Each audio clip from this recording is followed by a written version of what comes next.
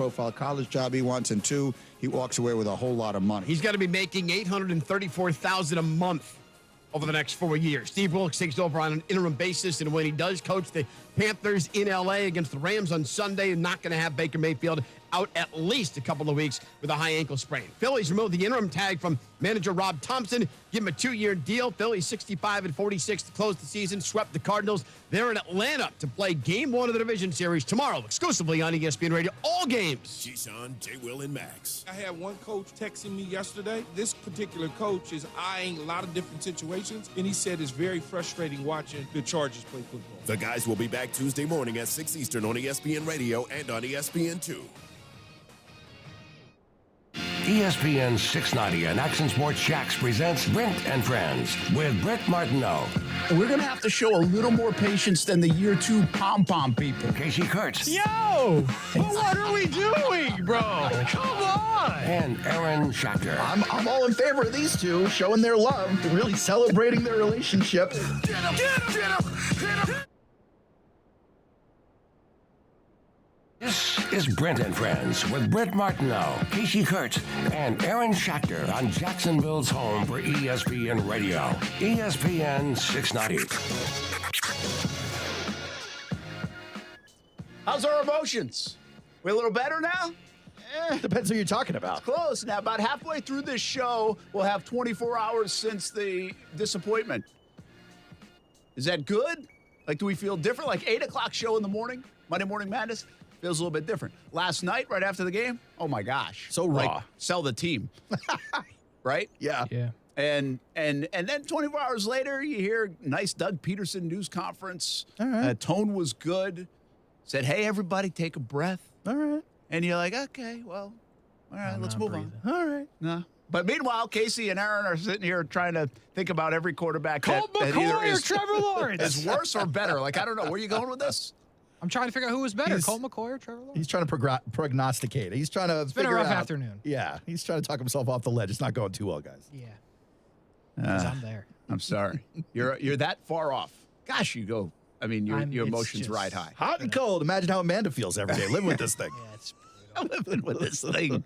All right, where are we though? Seriously, Sam on Bradford. Trevor. Because listen, I'm going to stay the course, Oh, all right. and I'm not jumping off the Trevor thing. a nice steady hand. I think you can be critical, and we will be critical. I think there have been some terrible mistakes. I think he has lost them the football games in a league where the quarterback does win or lose, and it's on him a lot, even though everybody will say inside a building it's not. It's more to it, and I get that. I agree with that. You talk to enough people, and you can see that. But in the world we live in, there's two known commodities. One, the quarterback, it makes all the difference, and it's all him or it's not. And the other thing is, it doesn't matter what you do for most of the game. All that matters is the play that's going to end up on SportsCenter, Good Morning Football, the highlight package that makes you win or lose the game. And that's what people care about from the outside world. So, I get it. It's not as good as it needs to be. It hopefully is going to get better. I'd like to see him better in the clutch situations. I'd like to see none of these bonehead mistakes. But I'm also a big believer in the talent of Trevor Lawrence and what Doug Pederson can do with him. And so I'm not off the train by any means, although I'd like to see it get moving. Where are you, Aaron? I still think this kid's got a ton of green pastures in front of him. A lot of open roads still yet to drive. When you look at these games this year, I guess it's easier for me because I'm not so emotionally invested in Trevor's success as maybe a Kasey would be. But I think there's at least excuses for why things have gone poorly thus far when they've gone poorly, with the exception of a few questionable things from the last game. At least you saw in the Philly game, you're like, all right, it was the weather. At least in the Washington game, you're like, all right, first game of the year, everyone's kind of getting it together. But there was a brief period of time, I tried to remind Kasey earlier. Didn't work. Where the whole world was like, oh, the Jaguars are a top 5 team in the NFL. You can't then go, Trevor isn't working out. It's just, it's just the kinks out. Kasey? Very emotional. Listen, we're not giving up, right? We're still okay. I've been thinking about it since we did the show this morning, which I wasn't this beat up about. But now I'm like, He's in your head. They really set him It's off. in my head, man. And Yeah, man. like, again, I'm not giving up. Do you think Trevor knows how much you think about him during the day? I hope so, right? Because it's constantly like I'm playing FIFA and I'm thinking about this. That's guy. the other part of this funny thing to me, especially when it comes to pro athletes, and they're like, it's all noise on the outside. I try to keep that out of my purview. I keep it off the radar. But at some point, you have to acknowledge you can literally ruin an entire city's day with you having a bad day. Oh, it's amazing. It's crazy. It really is amazing. Yeah. Right? I mean, the ebbs and flows. And people say it to me all the time. It's like, man, when they win, this city feels, you can tell, like you can almost feel it. Yeah. And when they lose, you can almost feel it. And now everybody goes back to the beach and the beer and everything else. But you can still feel it. There is a difference. And like I was just talking to, it's funny, I was talking to Steph about it a short time ago. And I just, if you really want to simplify it, if he doesn't make the mistake on 2nd and 1, which he knows is like, you could tell his reaction right after. He knew it was like, what am I doing? Yeah. Right kind of mistake. Yeah. And if he doesn't make it, and let's just say they score in another way and they go up 13-6, on that drive because he kept it alive or they run it or whatever, how it get in. But they go 13-6. Well, there's a really good chance Davis Mills down by a touchdown, then throws a pick or something like that. I mean, that's the way the game probably could have gone or would have gone, and the Jags win 13-6, or the Jags even get another score, or things start All snowballing. of that is very possible. By that one play, like it just changed everything. And the other part of it is it changes your Monday because you're talking about, okay, Trevor and the Jags, they weren't unbelievable. They left a lot out there. We can say, but they won, and they're 3-2. And now they're not 2-3. Like, it changes, to your point, it changes everything. Like, everything. And then I said to Steph, I was like, you believe, like, he just turned 23 and he's got to wear all that? That's the other part of it. He's making $40 million, so people aren't going to feel bad. But what does the money have to do with your, mental because people wear don't and feel bad. tear? I know. I get people don't feel bad, but, the fact remains he was still 18 5 years ago. I know. He's still a child. I do think that, but that's why I thought Doug was so good. And I'm not going to assume everybody heard it, but if you get a chance to go back and listen to Doug today, I thought when asked about that, you can tell there's a little panic in the River City over Trevor. He's not delivering fast enough. He's not delivering the way people hoped. To the hype, He's not making the clutch plays. Like, he just hasn't. He's made some losing plays in the last couple of weeks that cost him football games. And he hasn't done enough in terms of equity to push that aside. I say this all the time. I say it to Kasey a lot. Lamar Jackson makes some of the worst throws you'll ever see. But he has so much equity built up in the highlight reel play and some of the wins that he had early on and an MVP that it's okay. It's okay. Justin Herbert started so fast. Joe Burrow now 2 years in started so fast. So you get equity built up even when you play poorly. I mean, listen, Aaron Rodgers was terrible at the end of the game the other day. If Trevor Lawrence does that at the end of the game, we're like, how's a 6'6" quarterback had batted down passes on 3rd and 2 and 4th and 2? Aaron Rodgers is like, man, the rest of that team sucks. Right? Like, that's what happens.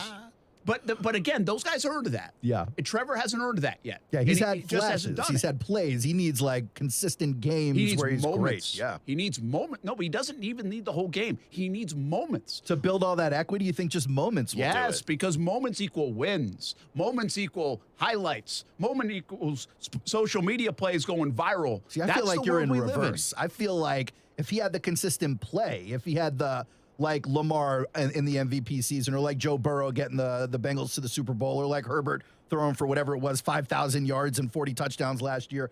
If you have a consistent line of play, then when you have these games where you got 5 turnovers or you throw 2 or 3 interceptions, you're like, we know he's better than that. We can be patient. I don't see it when he's not proving it long term. Yeah, he's got a little roller coaster action going on, especially right now, right? I mean, 2 good games, 2 bad games. The early one was kind of more bad than good, the plays you remember. But I still think you hide the warts with wins and big moment plays in sports today. That's what you do. That's why in baseball, nobody cares about striking out anymore. As long as you hit the home run. That's fair. Right? That's the world we live in. Yeah. And that's the world we consume our sports in. And he's not there right now because he is not making enough big plays. So I thought Doug was terrific from a parental standpoint today. It was almost like, hey, we have to do a better job. And Doug, by the way, I don't think has done much wrong. Again, we did this morning. I've done it on social media for the last 24 hours. We can talk about the run. That's fine. You don't have to, we can debate about that. That's okay. That's part of it. But I just think Doug has handled this thing and put this team in position to win. Yet today he took the onus and said, hey, we got to be better. We can't allow him to be in these situations. He took some of the heat off Trevor, and I thought he was fantastic today with the tone. And I even tweeted, I said, he was basically like, let's take a breath, okay? This isn't going to happen overnight. We may have kind of teased you guys a bit in the first 3 weeks with what this could be, but it ain't happening overnight. And how many times, if you watch that news conference, how many times in the last 2 weeks have I said, Doug, every news conference will say, yeah, but it took 2 years with Carson. Yeah, but it took 2 years with Jalen Hurts. Yeah, but it took 2 years with this guy. And Kasey gave some examples today where there's been some inconsistencies, even in other people that put up better numbers. But the bottom line is the body of work of the good quarterbacks usually comes with consistency, their best play. And Doug keeps referring to it. So right now I'm buying Doug. And I'm buying Doug's ability to work with the QB. And I'm buying Doug's ability to see. The reason he took the job is because he sees stuff. Yeah. And he said today, he's been pretty transparent with people for the most part. And he said today, he's like, listen, he's got the stuff. We've got to get the stuff to work in the right way. So what does that mean to you? Is that play calling? Is that just putting him in a position to win with other positions on the field? Like, what does that mean ultimately when you wipe away the vague coach speak? We hope he figures it out. It's a little bit of, I think it's a little bit of that, Kasey. I was thinking of this today between shows because I was thinking of Trevor too, like you. Nice. Most of the day. And I'm just wondering, this is where it's hard for people that watch the game, people that even talk about the game like us. Versus who play people it. who play it. Yeah. I would love to know, let's just take the 4 plays around midfield at the end. You get the ETN drop. You've got the overthrow down the right side, like kind of in that honey hole area. I think it was to Ingram. It was. Mm-hmm. You have a batted ball down at third down. And then you have another one, Ingram. And he talked his way through. If you listen to the postgame, he talked through that one where he could have dumped it off the ETN. But if you look at Twitter and you look at an all-22, there's Zay Jones on the left side. So what I would like somebody to do is take us through those 4 plays and tell us what the progressions are. Like, where is this play designed to go? And so what is he missing? Because I think you can take the all-22 on every quarterback and be like, well, why didn't he throw it here? Yeah. Why didn't he throw it here? Like, that's very easy to do from the eye in the sky. Sure, hindsight. But if the play is set up to go over here, 1, 2, and then maybe like Zay Jones is his 3rd or 4th progression, and maybe he should have got there. But that's what I'd like to know. Like, or is he supposed to do this? Is he supposed to diagnose? I saw somebody else put out, I think it was Demetrius, who covers the Jags for the Florida Times Union, put out a 2nd and goal play where James Robinson is off in the flat.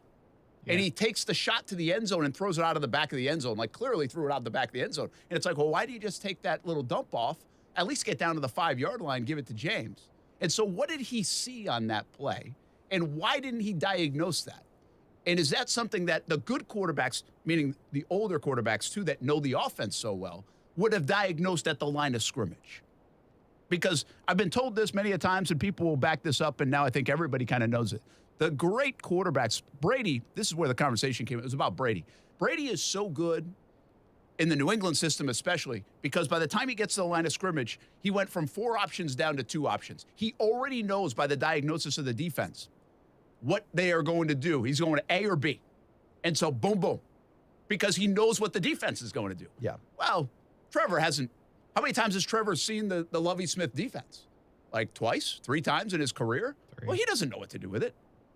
And so everybody's saying today, and I think they're right, and Doug kind of said this, he's got to take the underneath. He's got to take the underneath. What he did so well against Indianapolis in that Gus Bradley defense, which I think he has a little bit more experience playing against over these last couple of years now. Well, he's had success. Or has more success or comfort with playing against it, is he just took the underneath. Well, for some reason, he was tempted to take the longer plays downfield, and he wants to do that. Yeah. He wants to go make a play, and he didn't take the underneath. Hey, man, just take the underneath.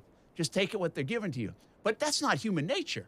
Like, if Kasey's going to go bet tonight, he wants to play. He is. He wants – listen, he's not just taking the straight-up game. No. He wants to bet the parlay because the parlay's sexier. Sure. The parlay's bigger. Yeah, the parlay risk is pays bigger. off. Yeah. Well, Trevor's got a little bit in that. He wants to take the parlay down the field instead of the check down. Yes. That he's got that in him. Kasey, you mentioned confidence against the Colts. You think confident, or you mentioned success. Yeah, yeah. Do you think that is a confidence thing? You think if he had more confidence, this would be an easier thing for him? Or you just think because he's just happened to win against them, he knows what to do to make that happen? I think in a weird way, he's won against them twice, and he feels like he can do no wrong against them, right? I mean, the game, and to be honest, if you ask him, and I remember from the presser, they should have beat the Colts that time he fumbled it in Indianapolis. Yeah. So, like, that's the team that, in my mind, when Trevor Lawrence is playing the Colts, he's like, oh, yeah, no problem. We got it under control, because really he can't say that about any other team. Yeah, to me, it sounds like you're talking about confidence with him. I just don't think that's an issue for him. Maybe it is. I don't know the guy. It just doesn't seem like he's that guy. I don't think it's confidence, but I'm going to bring something up that he said last year. This struck me again yesterday, and because he said it. He's like, I thought I let a few rip, right? And what he's talking about there is I just used my talent and just said, screw this. I don't care. Boom, right? Well, last year, remember he said it a couple of times, like, I just got to let it rip. I got to go play. Because I'm thinking too much is what he's basically saying. I'm being slowed down by my process, and I'm scared to do this, or I don't know if I trust this, and so he would, as the season went on, and they were losing, he's like, I just got to go play. And he did that at moments. He couldn't do it consistently. Well, you've heard me talk a lot about Trevor, about what he trusts, his confidence level, what he knows. And some of that's confidence or trust in himself to know the right play, and some of that's trust in receivers that now have dropped 12 passes over the last 2 weeks for him. Yeah, they haven't helped. Or an offensive line that gave up 20 pressures in week 1 and gave up, I think I saw 14 or something yesterday, though I didn't think the offensive line was bad. I'm just saying, anything that kind of starts to go wrong a little bit, does he lose his trust a little? Because he hasn't built up, once again, enough equity in that. And so I just think this is kind of like, it's almost like just a human nature kind of display that Trevor puts on sometimes. His want to go make the big play, his want to make a play so badly that he presses in the 2nd and 1 situation instead of, dude, just throw it out of the back of the end zone. You've known that since you were 8 years old in Pop Warner. Like, just who cares about making a play on 2nd down? Make it on 3rd down. And so I think there's a lot going on right there with Trevor that he's just got to, let it rip. Go play. Just go play backyard football. When Trevor plays backyard football, he is so talented that usually it works out pretty well. And I think he's got too much thinking going. And especially when the red zone. But I saw that with the offense yesterday. There's a catch in that game, and I want to say it was Marvin Jones, or maybe it's Ingram. From the press box view, it's on the far side. I think late in the game, like as they're trying to march down. And it's almost like you can – remember the catch Ingram made against Philly where he caught it over like in the seam? Yeah. And we kind of said like – he just like looked that ball in so much because everybody was dropping passes. Well, I saw that again yesterday with whoever I'm talking about in this instance. They were like, boom, make sure I catch it. Like it's in their head a little bit that we're not making plays. I mean, Dan Arnold, my guy, went down and made a terrific grab. And then he has one, boom, right here inside the 10-yard line, and it almost goes off his face mask. Yeah. It was like, what is this? ETN, terrific game. But on 1st down from midfield in that late game situation, boom, stone hands. I think we're also seeing on a consistent basis, like Trevor sometimes needs to take a little spice off that ball.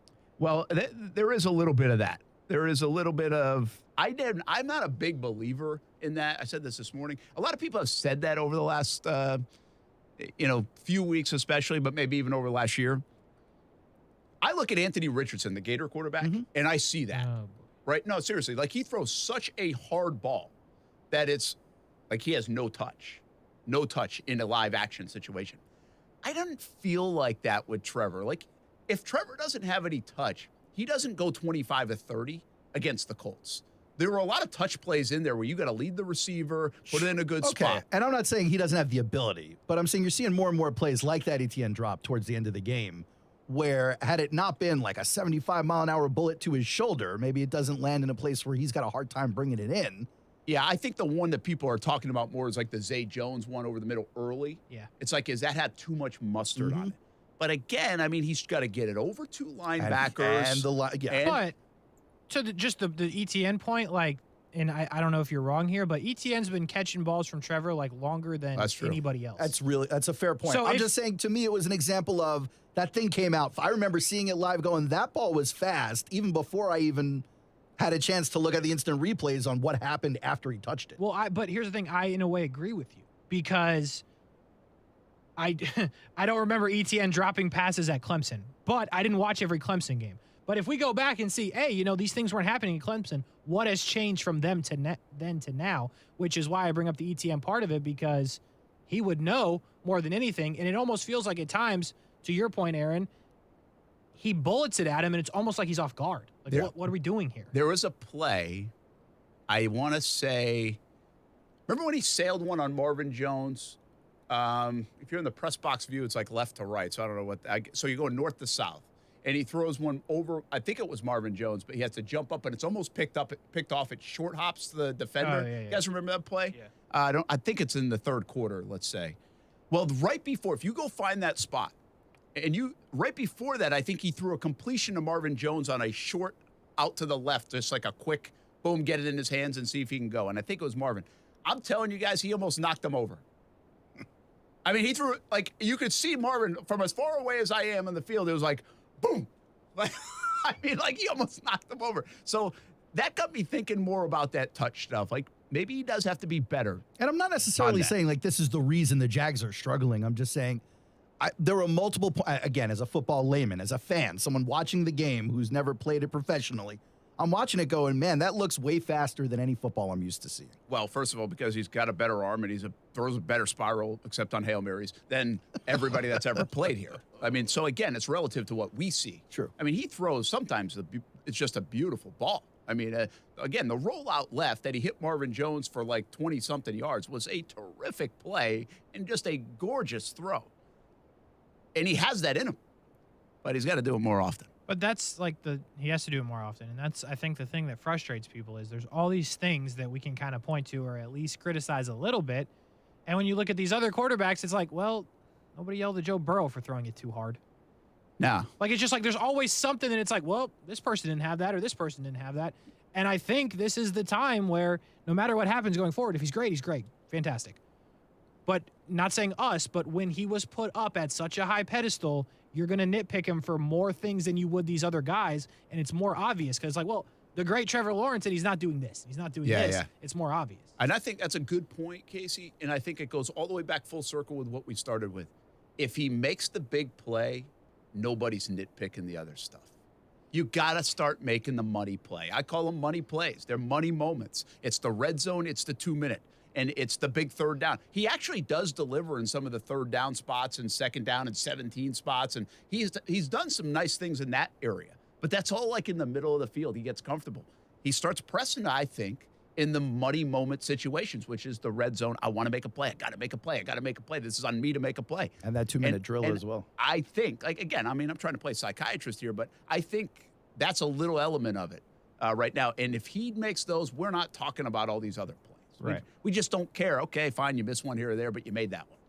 But you got to make the big plays in this league. You got to make the big plays in sports in general at any level. And he just hasn't done that yet. And will he do it? He's going to have to prove that so he can earn some of that equity when he does falter, to what we were saying earlier. All right, let's take a break. Hey, no Maurice Jones-Drew today on Monday. He's flying back from London. So no mojo. We'll have Rasheen Mathis at 4 o'clock. And we still haven't got over the Tyson Campbell turn the head thing, right? Because, like, I don't know why everybody just doesn't throw it up against Tyson Campbell. Yeah. I mean, we're not going to ask Rasheen. Rasheen's already given us, like, a tutorial on all the things. He's just going to have to get better at it. But we'll talk more about this defense. I didn't think the defense was as dominant as the performance and stats showed. It didn't feel that way. But they certainly did their job to get a win. We'll have that coming up at 4 o'clock. But more Jags talk and NFL talk on ESPN 690. Brent and Friends rolls on right after this.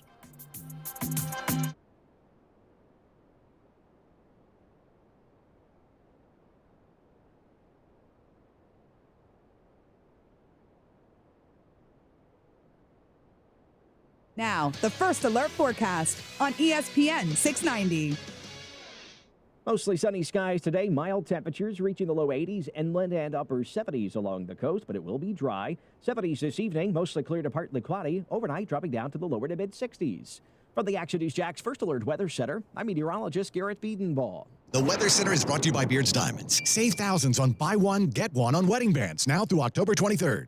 Hi, this is Keith Gurr, president of American Window Products. We are Jacksonville's oldest replacement window company. We have been providing excellent service for over 38 years and still have an A+ rating. At American Window Products, we have helped over 36,000 homeowners, and we don't use subcontractors. Right now, we're offering a free installation on 6 or more windows, as well as a free energy package. Go to AmericanWindowProducts.com and click for an estimate. That's AmericanWindowProducts.com. American Window Products, we are the window professionals.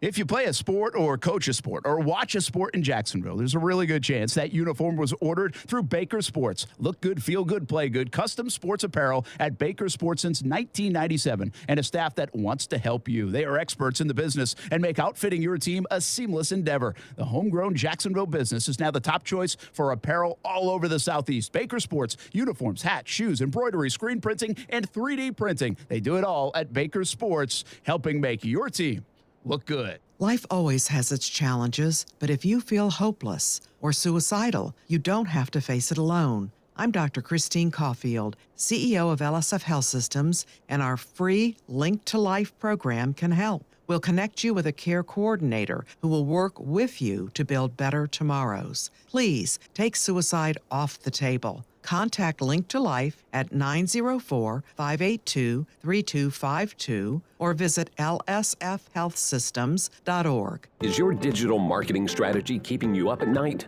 Do you have more questions than answers? CMG Local Solutions can help you take all the guesswork out of digital marketing. Let CMG Local Solutions create the best marketing plan for your global, regional, or local business. CMG Local Solutions has the right tools to fit your business's marketing needs. Learn more at cmglocalsolutions.com/Jacksonville. That's cmglocalsolutions.com/Jacksonville.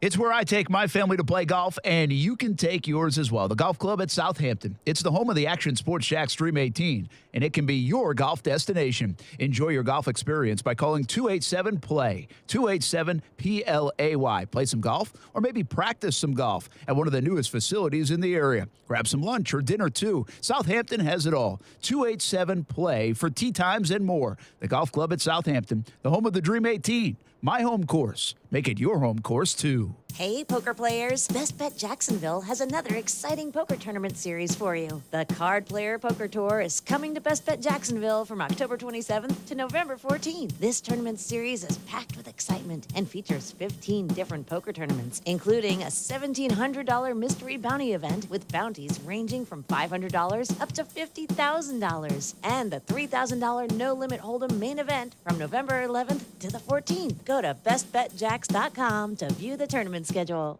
Anywhere fans go to cheer on their team, there are behind-the-scenes MVPs ensuring everything is game day ready. We see you, Joe, fixing seats so every fan can enjoy every game.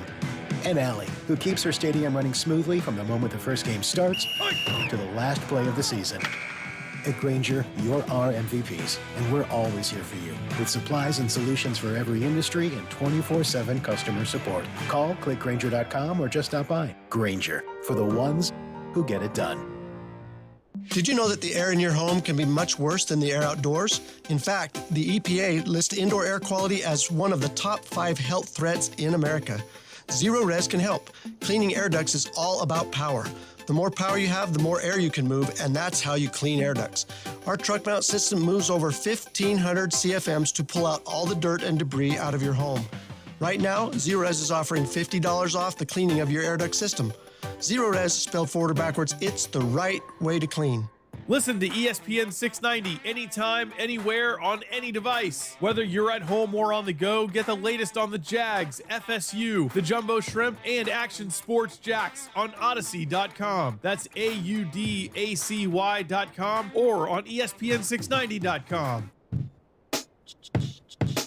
At the end of the day, we have plays, that we feel great about that put us in a position to succeed against that, and just missed too many opportunities. Early in the game, I think I was forcing a few downfield, and instead of just taking the underneath throws that they were giving us, and then I think I settled in, late in that first quarter, especially late in the second quarter. But like I said, we just didn't finish drives. We kept stalling out. We had a couple. I think we didn't convert on a 4th down early in the game, and then we didn't convert on a 4th and half a yard later in the game. That was right at midfield. Those are huge plays. We got to convert some of those. So there's a lot of stuff that we got to do better, but that's definitely one. That is Trevor Lawrence. 4 big plays in the game. 4th down to me and 3, 4th down and 1. Obviously, Trevor pick and Trayvon big play. And later in that drive, they gave up 3rd and 11. They gave up the big Pierce run. So it was piggybacked. I mean, again, the defense was good. But the defense in that moment gave up, well, a boneheaded play, a 3rd and 11 play, and a 20-yard run that broke 452 tackles. That's going to be shown forever. Forever. In Derrick Henry style. Yeah, my man was moving. Moving and grooving. He's a good running back, man. Everybody gets a hand, but nobody gets the touch. Did you see there was a stat, I think that he had 17 forced missed tackles. Nice. I didn't even know they did that. Wow. But somebody said 17 forced missed tackles. Not on a play, but overall. No, I mean, still, that's a huge number. Last week, they missed 18 tackles. Should we question as the defense, can they handle the physicality like the way they should? Because I actually thought they did a good job on them. Like, they didn't jump out at me, but they got pushed around by the Eagles. The Eagles were really good. It was almost like I tipped my hat to them. Yeah, from a physical standpoint. We talked a lot about that offensive line the following But now you get a guy like Pierce who was doing it a lot on his own. Like, he was just turning the legs. I mean, I kind of now I'm starting to wonder what the Derrick Henry stuff could look like. And maybe this, I don't know, is this defense like built to stop a physical run game? They're going to be all right. They're going to be all right? You think so? Yeah. Yeah, because they can fly around and stuff, you know, and they can make plays. We know that. They can play fast. But when you play fast and there's a difference between playing fast and playing super physical. No, I agree with that. And a lot of times the physical teams can't play fast. And I think I'd rather have a fast team than a physical team in this day and age. Yeah, I'd be more worried if it was the offensive line, right? Philadelphia, we were worried about the offensive line, not so much Miles Sanders. He made some plays. Good for him. We move on. Dameon Pierce made some guys miss. Shout out to him. But, I mean, did they lose because they gave up the touchdown to him? Technically. But if they would have held Dameon Pierce to 1 touchdown and 13 points, you feel like you should be able to win that game. So, and I know that there's like a little bit of a storyline there, but I don't think the Titans' offensive line is going to push them around. The Colts' offensive line proven that they didn't last time, so I'm not necessarily worried about that as it currently stands. Although, ask me after Saquon, though. Oh, well, that's true. Saquon, too. Hey, he didn't have a Saquon day yesterday, but he was still dangerous. That's going to be a tough game for them. Yeah, it's going to be that guy's doing a great job coaching. Brian Daboll, yeah. Doing a great job. And I think Doug's doing a really good job. I think, like I said, I'm going to keep saying it. I think Doug's 4-1 as the coach. I think his players have let him down. Yeah, I think he's put him in position to win 4 games. And I'm going to take the Eagles game out of it. But he's put that team in a position to win. Doesn't it seem like there are more bad teams who have turned it around this year than any other year we've ever seen? It's really tremendous. I mean, there's a lot. And it doesn't feel, I guess the rest of the league, just there's nobody jumping away. Or maybe it's just the gap is closed. I mean, you have the team like the Jets, and you've got Seattle doing what they're doing, even in loss competitive. The Lions are a little disappointing what they did in New England. Dude, because even the Bears are better than what we all thought they were going to be. Yeah, competitive, even though they're not good. Like, Houston's not good. We know it. They're competitive. But they're competitive. And I just said it, man. I was like, they can't beat the Texans. And I just don't get it. And I'm understanding the same conversation goes on in Indianapolis when they come down to play the Jags. So I get that part. But I have gone to every one of these games against the Houston Texans. And there is nothing. I mean, J.J. Watt used to single-handedly beat the Jags. Yeah. Deshaun Watson was good. He was never like, he probably had one game or there, but it was never like, oh my gosh, Deshaun. Phillip Rivers owned the Jags. He owned them for a stretch. Deshaun Watson, it wasn't like that. J.J. Watt owned the Jags. I mean, but there's plenty of times without J.J. Watt, and they still can't beat him. They can't beat him. It's 9 in a row, man. Yeah. Yeah, it's a large streak, and I think 9 games doesn't accurately paint how painful this streak has been. I'd like to actually take you back and really go deep into these numbers, if you don't mind. Thank you. I'm dreaming Let's go again. back to 2017, where the biggest song on the radio, Post Malone's Rock Stars, you hear in the background. The biggest TV show, I know you guys don't watch TV, but The Walking Dead was still popular. Yeah. That's a big dumpster fire as well these days, huh? Top movie, the last Star Wars movie. Hey, all right. People really didn't like that movie. I happen to like that movie. It was a good action movie. Now it sucks. Cash Me Outside was the top meme. How about that? How about that? December 17th, 2017, 4 years, 9 months, 24 days, Brent. 57 months, 24 days, or more granularly.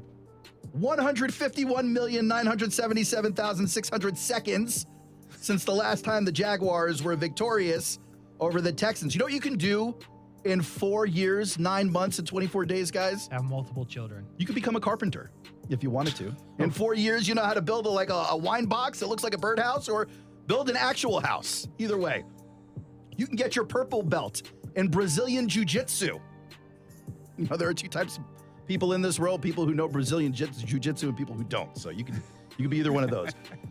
You could also have a conversation about how deep the ocean is with a 3-year-old you conceived today. That's what I'm talking about with the kids. Yeah. You could learn some fluent Mandarin Chinese. Not only is it the most spoken language in the world, but how cool to impress your friends at dinner when you order wonton soup in Mandarin. By the way, the word for wonton in Mandarin is wonton, so thank you. Take that with you. Current streak is 9 games dating back to 2017, but prior to both wins in 2017. Wait till you hear this number. I know the number. They had actually lost the previous 6. And then before that, there were another 2 wins by the Jaguars. But before those 2 wins, they had lost another 5 in a row. So if we go back to January the 11th, from 2011, the freaking Jags are 4-20 against the Texans. That is, by the way, the curse of J.J. Watt. Because they could have picked Watt that year. They picked Gabbert. Oh, they paid for it. It's like he's the freaking babe. Who? The babe. The Bambino. The guy Shotel Ohtani is doing an impression. At least JJ Watt wasn't overrated. You know what I'm saying? Like JJ Watt was actually good compared to this overrated now. This guy with the candy. Overrated. That's amazing. A long stretch. 4-20 since 2011. Again. Who owns who like that? Again, well, the Patriots owned everybody in the division, but at least they were the Patriots. Yes, at least they were a dynasty. Like when the Indianapolis Colts, when they had Peyton Manning, he might have owned people like that. This is not them, bro. We're talking like Matt Schaub. We're talking like T.J. Yates. Was that guy's name? Ryan Fitzpatrick, probably like 3 different times over 6-7 years. He's a good quarterback. David Carr, maybe? Nah, not Carr. He goes way back before. Really? Yeah. Still, so I think Carr's like the middle of the 2000s. Might be their first quarterback. You're close to it. Sage Rosenfels, maybe? He might have been early on. Brian Hoyer? Hoyer's definitely in there. Did Brock Osweiler start for a while? Yes. Ryan Mallett maybe got a couple of snaps in there. Might have lost to Ryan Mallett. Matt Leinart sighting, holding the clipboard on the sidelines. These people all suck. I mean, they all beat the Jaguars. Somebody should go back and do the quarterbacks that the Colts and the Texans have had that have beaten the Jags. It would be embarrassing. It'd be nasty. Here's the thing that's got to drive Jags fan crazy about today, though. Forget about the streak for a second. You look at points for and points against, cumulatively, right? Jags are pretty good. Jaguars sitting at 111 points for, 80 points against. The team directly above them, who none of us really agree is better than the Jaguars, the Colts. 69 points for in 5 games. Trash. This team stinks. 94 points against. The Jags basically have 40 more points and have allowed like 15 to 20 less. Don't get your hopes up. They just don't. They still kind of. It's a good stat, but don't get your hopes up. You just got to figure out how to win. Like, and Tennessee is a great example of this yesterday. I mean, Tennessee, they're about to just lose the game. Like, did you see the Tennessee long pass before the Derrick Henry touchdown? I mean, Tannehill, he's got a guy just about draped all over him. It's about to be a fumble, and he just gets it off. And then they end up taking the lead. But then they got 1st and goal at like the 1, didn't they, or 2? Yes. Late in that game? Yes, they were on the 1. And they throw a pick. I mean, Carson. They threw it 3 straight times. He almost got picked the first and the second time. They only had like 15 seconds to go, though. Run the ball. I don't know if you can run the ball there. You can run the ball. That's what Mojo would say. But, run the ball. Actually, so Mojo, I told you this, right? I said this morning on Monday Morning Madness to Kasey. Mojo texted me this morning at 4:28 a.m. Yeah, this morning. And ironically, I was like on my way to a midnight pee break. Oh, wow. Right? Yep, sure. Casey, that's some old man stuff, Casey. I wasn't there fully. You said, like I wasn't there hanging out, but I'll take your word. So me and Brent might have been wishing on the same star had we looked up in the sky. So he said, hey, I'm traveling back to the States today, so I won't be able to come on today. And so I just gave him a thumbs up. And he said, "You're up early." And he said, "But you can say that I said in capital letters, run the ball." Run the ball. Yep. Glenn in the chat's got a good question. It solves everything. Glenn wants to know how come nobody's talking about Press Taylor during this whole thing. Do you Because think it's he's- a Press Taylor thing?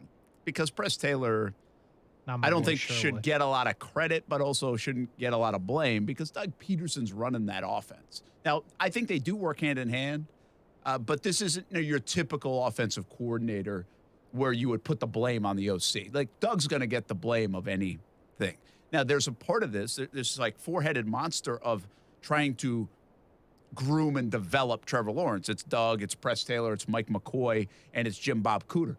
And so those guys are trying to develop it, and coach and talk. And that's what Doug talked about a lot today. Like, we got to do a better job here or there. I think he was taking the bullet a little bit, but I don't mind that. I think you have to do that. In the coaching ranks and at the quarterback level, you've got to take the bullet sometimes. So I think they rescued Trevor a little bit today, or tried to in that regard. But I don't think we can sit here and say, man, what's Press Taylor doing? Like, first of all, I'm not questioning their play calling very much. It's okay if everybody else wants to and does, and I love having the debate. It's a good debate. It's a fair debate. But I just wouldn't put it on Press Taylor anyway. I think he's part of the conversations, but I don't think he's the decision maker on what they're running. So if you're going to, if there's any criticism to Press Taylor right now, it would have to come from a developmental stage of Trevor. And I mean, the guys are 5 games into having Trevor. Like, I think that would be unfair too to say Mike McCoy and Press Taylor and Doug and Jim Bob Cooter aren't doing a good job. I mean, they did get him to play his 2 best games of his NFL career. That's true. So, all right, let's keep talking about it. I know you have some red zone stats too. The red zone is an issue for the Jags, and this is not a new issue. This should not be surprising. My curiosity is, can you fix it? When you have a trending thing, can you flip that script during a season, or are you just always going to be bad in a certain area for an entire season? Yeah. And that's my curiosity. We'll talk more about the red zone and these late game situations that Trevor has to be better at coming up on Brent and Friends on ESPN 690.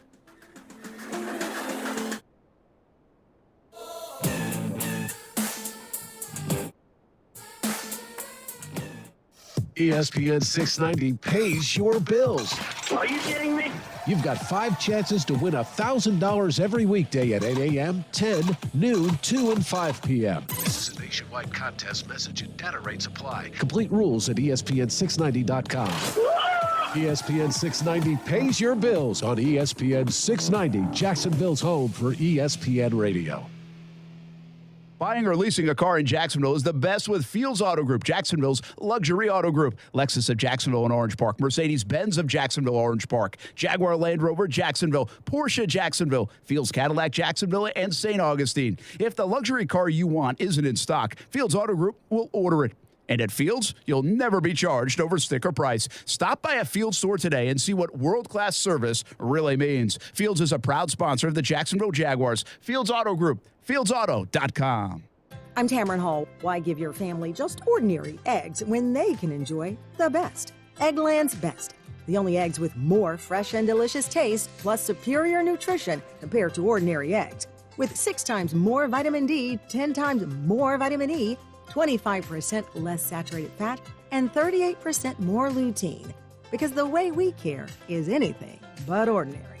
Only Eggland's Best. Better taste, better nutrition, better eggs. Gah, I'm so stressed. Our business is growing. We've got people all over now. Ooma.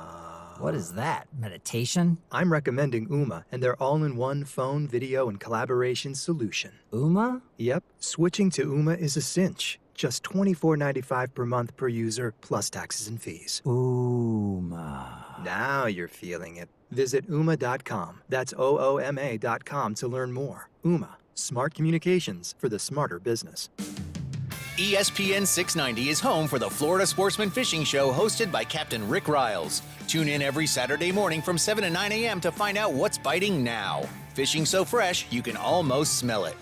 If you're a veteran looking for direction, purpose, and community in civilian life, we've got your back. Warrior Week at Camp Southern Ground will give you the tools and training you need to thrive in life after military service, all at no cost to you. Get started today at campsouthernground.org. Without the ones like you, who work tirelessly to keep things running, everything would suddenly stop. Hospitals, factories, schools, and power plants, they all depend on you. No matter the weather, emergency, or time of day, you're the ones who get it done.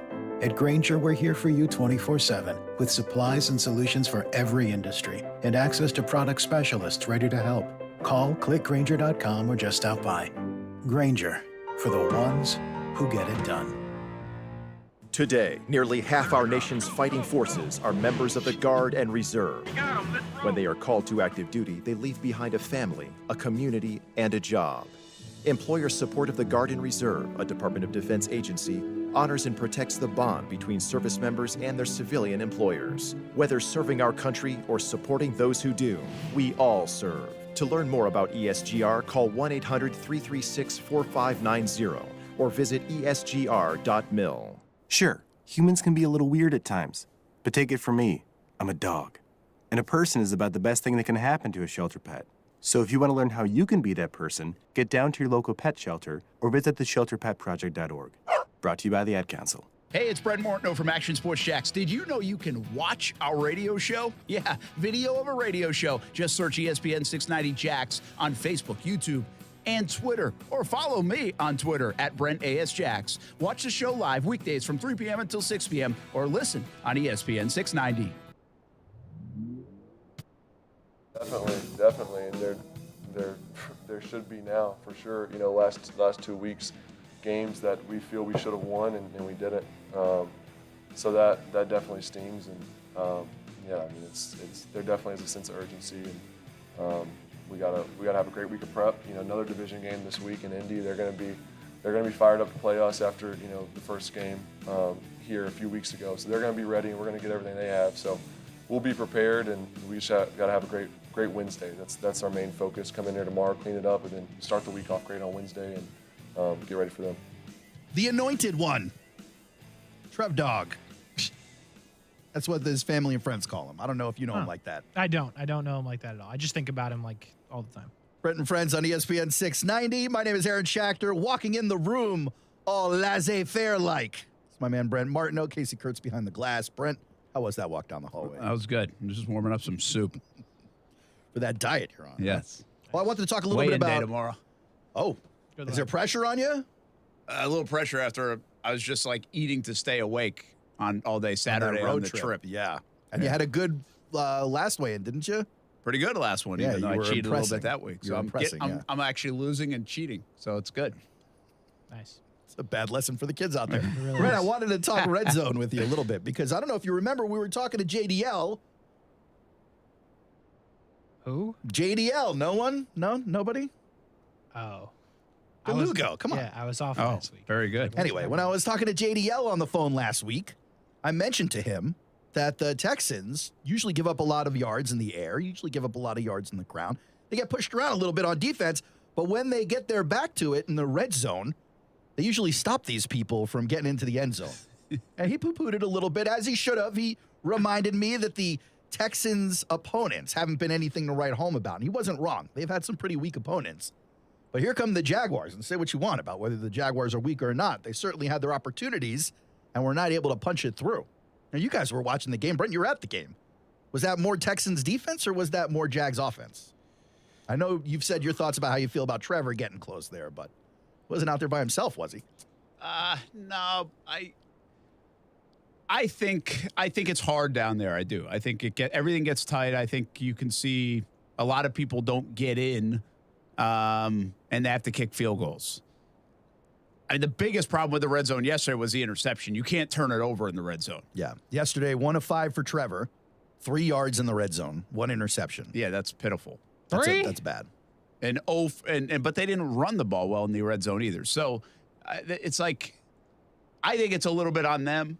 I think their short yardage stuff is interesting.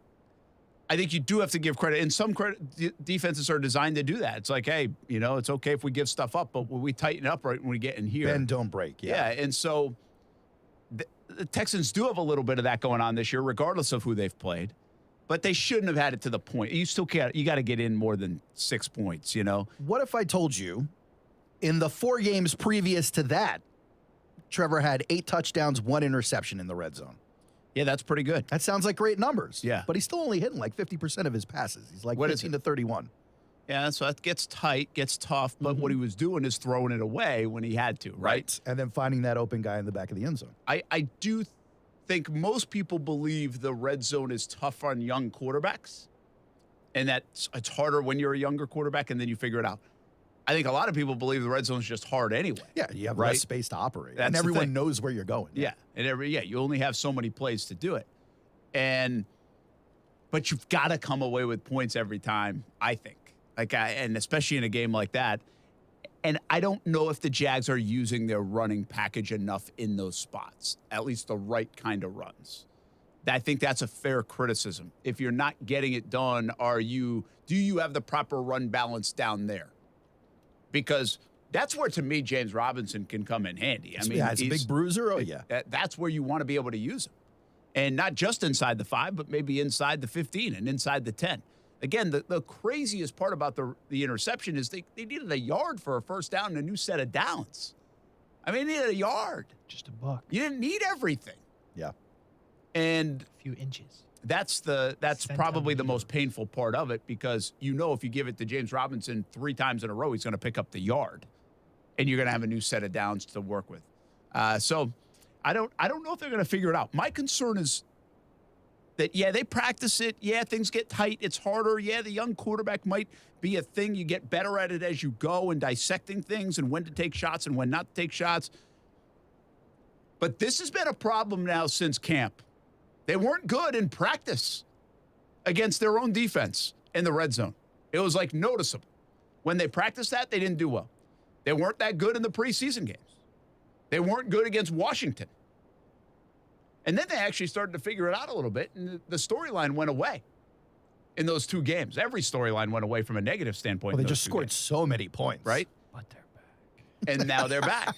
This one's showing its head again. And when you lose a tight game and you only score 6 points, everybody's going to talk about the red zone. They went 0 for 3 in the red zone. They went 0 for 3 on 4th downs. Money downs. That's my point. It's like those are the money situations. You have got to cash in there. And the Jags need to – I think the Jags have cashed in on 4th down this year. Like, their rate is probably pretty good. They made some plays. It wasn't yesterday. No. But their short yardage stuff, like the 4th and 1, you have James Robinson in the game. I think Trevor made the right read to give it to him instead of keep it, because the edge was spying and eyeing and read it well on the 4th and 1. Then you just couldn't get the push. But we all sit here and wonder, why isn't that a QB sneak? And why are you starting from the shotgun? Yeah. Like, why is that? Do the little Patrick Mahomes thing where they bring the tight end over and he runs it. Just get old man Hurts over there and run the football. Nobody's stopping that, man. I mean, Come on. Run the wishbone from there. Do something. Philly, do something. We need a yard. Where do you think the team ranks on 4th down conversions in the league, if you had to guess?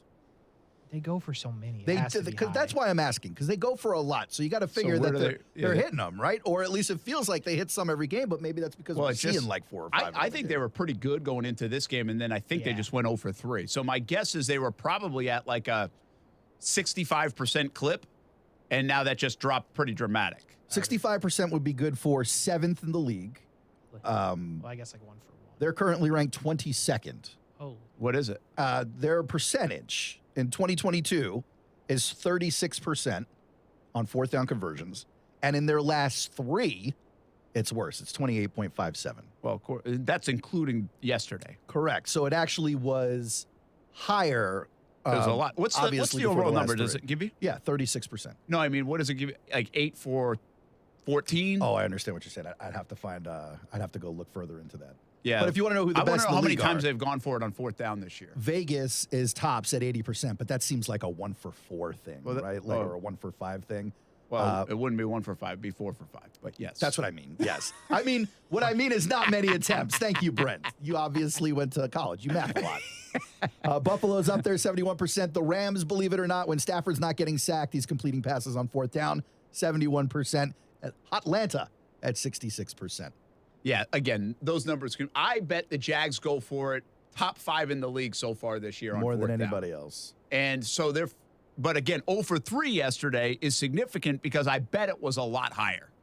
And it might be something like they're 8 for 14. Well, that wouldn't be it because there's bad math. Well, they're more like 6 for 16 or something like that. Ready? My point. Hold on. Wait. Before you say it, my point was for the year it's 36%, but in their last 3, it's 28%. So it was actually a lot higher. And that last 3 has really started to bring it down. Yeah. According to StatMuse. It's a good side. I like that site. All right, so we feel good about it. Yes. You're not going to feel good about this. They are 4 for 11. They've only gone for it 11, huh? It feels like they went for it 11 times in just the Philly game. Okay, so for an example then, so they were before yesterday, they were 4 for 8. Yeah. So they're 50%, which is probably a pretty good rate. Again, compared to the rest of the league, not really, but yes. I mean, 50% probably puts them in the middle of the pack. And if they finish the season at 50% with the amount they take, that's a good year. Doing fourth that's downs. probably pretty good. That's probably the goal, actually, if you're going to go for it on fourth down to get to 50%. But yesterday skews it in a bad direction. By the way, the Raiders 4 for 5. So good math. That was good math. Or 1/2. Aaron, what happened to one? What? It wasn't 1 for 5. It's 20%. I was just trying to find what 20% was. And just any guesses on who's gone for it the most? There's 2 teams that are far and away gone for it the most. I'm going to go with the Bears as the most. I'm going to go Baltimore. Neither are right. Oh, Baltimore would have been a good guess, though. At 8 for 18, the Detroit Lions. Wow. And gambling. They've been late. They've been down late. 11 for 17 is the Arizona Cardinals. Look at that. My man MVP, Kyler Murray. Spike the ball, Kyler. You don't got to point out everybody's mistakes, guys. Dive, Kyler. Study, Kyler. Rasheen Mathis scheduled to join us 4 o'clock hour. Brent and friends on ESPN 690. We keep talking about the Jags. Talk about the rest of the NFL as well. We won't get into Indianapolis much until middle of the week. Jags are now 2-3 after the loss to Houston.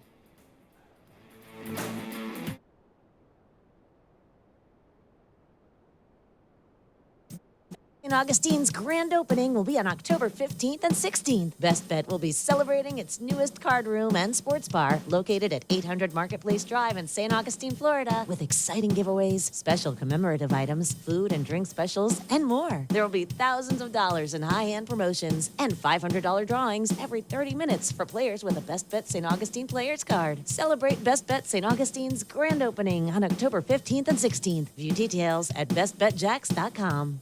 Firefighters, paramedics, police officers, they take care of us, and at AMCO, we're proud to take care of them. For over 60 years, we've repaired and maintained the most critical public service vehicles. As an essential business, we work on every kind of car repair with flexible financing and extra safety precautions. Essential, reliable, trusted. That's the men and women who are there for us, and it's our honor to be there for them. AA MCO. Money tight? We can finance almost anybody. Find the AMCO transmissions nearest you at amcojacksonville.com. It's peak season at Fanatics and we are hiring. Come work for a great local company you already love. Starting pay is $16 per hour. All Fanatics new hires start with 20 hours of unpaid time off, a 40% employee discount, and can contribute to their 401k. Based on company needs, new hires have a chance to be permanent employees with more benefits after peak season. All you have to do to apply is text FAN to 89743. That's FAN to 89743. Did you write that down? Apply by texting FAN to 89743. Fanatics is an equal opportunity employer. Are you kidding me? Gas prices are up again? Somebody has to do something. Well, someone did. That's why I use Upside. Upside? What's that? It's a free app that pays you back real money for every gallon of gas or diesel you buy. I just earned 25 cents back on every gallon of this tank. So the Upside app is free and you actually get cash back every time you use it? No strings attached? Yep, it's awesome. Check it out. It only takes a couple of minutes to sign up. Upside users have already earned nearly $300 million. Start putting money back into your wallet with a free app from Upside. To cash out your Upside cash, just transfer to your bank account, PayPal, or a gift card. With gas prices at nearly 18% higher than last fall, it's big news and big money. And right now, when you spend at least $10 on your first fill-up, we'll give you at least $5 back. Download the free Upside app and get cash back on every gallon of gas. Use promo code CAR50. That's promo code CAR50. Remember, use promo code CAR50 and get cash back on every gallon of gas. Cashback's not available in gas in New Jersey and Wisconsin. Broadcasting live from the Anajar and Levine studios. Anajar and Levine Accident Attorneys. Call 1-800-747-FREE. That's 1-800-747-3733. WOKV Jacksonville. Listen live everywhere you go on ESPN690.com. ESPN690, a Cox Media Group station. Action Sports Jacks. Watch, listen, subscribe. You can watch us on CBS 47 and Fox 30. You can listen right here on ESPN 690. And you can subscribe to our YouTube and podcast, Action Sports Jacks on ESPN 690. Action Sports Jacks. Watch, listen, subscribe. To the Carolina Panthers with a 1-4 record this season, blown out yesterday at home. Rule was 11-27 in his tenure, which didn't even last a full 3 years. After he left Baylor, he signed a 7-year, $62 million contract, which he will get paid handsomely. Assistant Steve Wilkes will take over on an interim basis, and he's not going to have Baker Mayfield at quarterback this week, or at least for the next couple of weeks. Mayfield has a high ankle sprain. New into SportsCenter, Washington Commanders head coach Ron Rivera, whose team is 1-4 in the NFC East, while there's a 5-0 team and 2 4-1 teams. This was Ron Rivera moments ago at his press conference today. Why do you think the teams in the division are farther ahead at this point? Quarterback. I'm sorry? Quarterback. Okay. Washington, 1-4. More coming up with Kenny and Carlin. That quarterback, by the way, he's referring to is Carson Wentz. Baseball's League Division Series all get underway tomorrow. Game 1. Up first will be the Phillies and the Braves. Coverage starts 12:30 p.m. Eastern Time. Phillies remove the interim tag from manager Rob Thompson. Give him a 2-year deal. ESPN Radio, your exclusive home of Major League Baseball's postseason. Keyshawn, J. Will, and Max. I had one coach texting me yesterday. This particular coach is eyeing a lot of different situations, and he said it's very frustrating watching the Chargers play football. The guys will be back Tuesday morning at 6 Eastern on ESPN Radio and on ESPN2. ESPN 690 and Action Sports Jacks presents Brent and Friends with Brent Martineau. We're going to have to show a little more patience than the year 2 pom-pom people. Kasey Kurtz. Yo!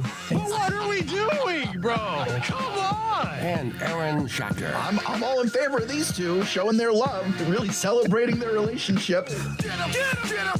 Get him! Get him! This is Brent and Friends with Brent Martineau, Kasey Kurtz, and Aaron Schachter on Jacksonville's home for ESPN Radio, ESPN 690.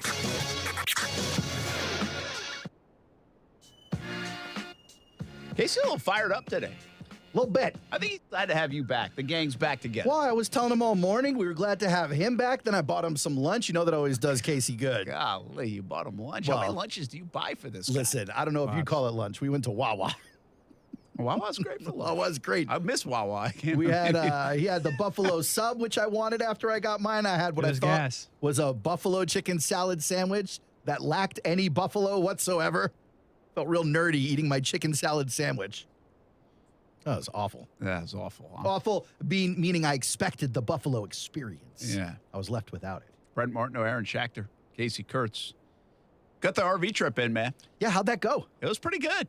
Was the RV cool? Was the experience cool? It was great. The whole thing. Sleeping, it was all right? I was sleeping for them. Yeah. I was actually proud of myself. Like, I used to be able to. Yeah. Seriously, when I was a bit younger, I could go like 3 hours sleep and 3 hours sleep and 3 hours sleep and 3 hours. It didn't matter. But then like recently, I would say in the last like 5 years, if I get like a back-to-back 3-4 hour sleep kind of day, yeah, I feel it a couple days later. Well, yeah, because you're old now. Yeah, you do feel. You just feel it more. Like I'm just being honest with myself. No, like it's for real. You really end up like putting in pain. But I knew I was driving overnight. To make this thing. We left at midnight. Yeah. After the high school. Both, Brent.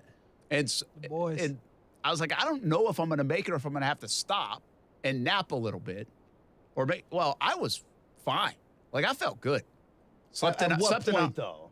The last 5 miles, I started to like, okay. But I'm like, at 5 miles to go, I could make it. But it was really about the last 5 miles. And the sun was coming up at that time, so we're good. We got there like 7 in the morning. Do you have tricks when you start fading? Like you lower down all the windows, you start slapping yourself in the face. But you know what my trick was? And of course, I'm on like this diet.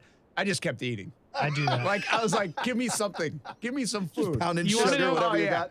You know what a good one is? I don't know if you guys use this one. Turn the AC down as cold as it gets. You'll be freeze, like you'll be shivering. Oh, so I actually go opposite of that only because I realize how non-intuitive it is for warm. Sometimes puts people to sleep, but I get so uncomfortable in the heat that I turn the heat up and I can't stand it. I get so mad. You really are a strange guy. You're different. Built different. Everybody else would fall asleep in the heat. I can't. I'll go crazy. I'll fall asleep in the cool. I'll sleep like in the fridge if I can. We're getting Rasheen Mathis on, but to finish the story, so we go camp. You know, I got an hour when we first got there. At like 1 o'clock, I'm like, I got to stop watching the kids playing ball. I got to go. Like, you got to get another. Yeah. I got to doze off, or I'm going to be bad on Sunday for the game. Yeah, like in all the coverage we got. So I got a half hour in. I'm like, I can't sleep. Like I was fine. I wasn't even really tired. So we drive back. I hit the Florida-Georgia line. Yeah. And it hit. Mm-hmm. And I'm like, and this is like 12:30. And that's a dangerous place for it to hit because they will throw tickets at you right and left over there. Yeah, of course. You're not throwing a ticket at me in an RV going 65 the whole damn way, all right? Well, if you're asleep, they're going to be. just burning it at 65. I mean, it's, I'm not, I said that to Steph. I was like, I'm driving like 14 hours, and I know I'm not getting a ticket. You're driving like you got 700 tons of marijuana in the trunk. You're just out here trying desperately not to get pulled over. I never knew that was why they had the We Are the Millers stuff with the RV, but there we go. but anyway, so I pulled over for a nap like at the Visitors Center in Florida, like 20 miles away from home. Everyone's just waiting for you to finish your nap. I took a 10-minute nap. Oh, all right. And then I got here. It was good. Well done, Mark. All right, yeah. So we got it. We made it, and we're here. Let's bring in Rasheen Mathis. Sorry, Rashean, you had to hear the RV story. But let's see. You're lucky we didn't make him sit through my kid's party story. Yeah, that will come a little bit later on. Rasheen Mathis on Mondays. Man, Rashean, that's just a bad loss, my friend. That was terrible for the Jags. Gosh, I didn't think they could lose that game, but they did. Yeah, it was a bad loss. This is one that we needed. We needed in the books. It's not the end-all, be-all again. We're still early. But we needed this. And there's a big difference between being 3-2 and 2-3. So we definitely needed this win. Yeah, that's a huge difference, I think, just to stay in front of the feel-good part of it, Aaron. But at what point do we stop going, it's still early? What week is that, you think, Rashean? Well, it just depends on where we stand. I think right now we're still in a good spot, right? Like, if you start dropping games after each other, a game, more than one game, then there's time to be concerned. But we're in the boat right now where we're still sniffing 500, and it only takes a couple wins for us to get over 500. So that's when when it's the opposite and we're a couple games away from 500, that's when we have to stop saying that it's still early. Okay. Rasheen Mathis with us here on Brent and Friends on ESPN 690, 4 o'clock hour on Mondays. And Rasheen, I feel like from the outside, this is a bit of a crossroads time. Not a full crossroads. I agree with you. Nobody's running away in the AFC South. So if they were to lose against Indy, it's not over. You could still get hot and fix things. But I just don't know if 3-game losing streak is good for the psyche of any team, but especially a young football team that 2 weeks ago thought they were pretty good. Because I sensed they were really mad yesterday after this loss. Like, we should not be losing to the Houston Texans the way they're built versus the way we're built. So can you feel that in the locker room? Like, hey, we can't lose 3 in a row now. I know it's a 1-game-at-a-time mentality, but you can't go on a 3-game losing streak if we want to do the things we want to do. Exactly. And this one hurt more than Philly. This is the one that you don't want to go back and you don't really want to go back to the stadium and watch this film. Yeah. Because there's a lot of missed opportunities. So this one here hurts a lot. So this is when, you're talking to yourself and you're talking to the team and the coaches are on you a little harder, and they deserve to be on you a little harder because this is a game we should have had handily. So I agree. You don't want to drop 3 in a row, but this is a tough loss. Yeah, no doubt. Rasheen Mathis with us. All right, let's attack the offense first. What's your level of concern with Trevor Lawrence? Like, how much are you seeing out there when you watch the game that's like, wow, this guy's not seeing this or not hitting this? Or is it just a few plays that he's not making the big enough play? Yeah, I would say that. I would say the latter. It's just a few plays. It was a few plays. I think early in the game, he overthrew a couple balls, but then he settled in and started making a couple some touch passes. But later on in that game, I think he still has to play the field. And, I'm going back to pretty much that last play of the game when he threw it, when I think he threw it down the sideline. And I think Marvin Jones and ETN was actually, I think it was ETN, Yeah, it maybe was. on the sideline. Yep. Yeah, they both were kind of pretty much open for that first down. So it's little things that you can nitpick at when you are in tight spaces in tight games when you shouldn't be in there. We shouldn't have been in that spot. So when you put yourself in that spot, now you have to perform yourself out of it. And he wasn't able to do that yesterday. Rasheen, you mentioned a little bit about him putting some touch on the ball. As someone who used to try and defend against passes and sometimes actually catch them on the defense, what do you think about the 32 of them? 32 of them, actually. What do you think about the way Trevor throws the ball to his receivers?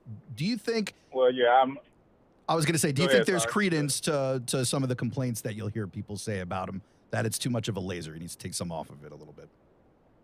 Well, first, it's not sometimes I used to catch him. I used to catch him a lot. Yeah, buddy. Let the record show. I'm joking. Love it.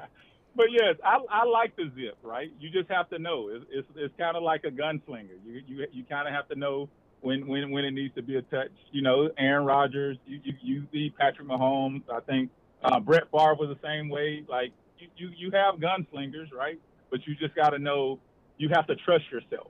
You have to trust yourself, and you. He's been playing the game long enough to where I think he does. It's just getting a little more comfortable in that pocket and understanding that he can make all the throws. And when you're able to make all the throws, you got to trust yourself even more. And I think Patrick Mahomes, not comparing him, but I think he does an amazing job of trusting his arm and his ability and what he feels and sees. And I think that's going to happen with Trevor eventually.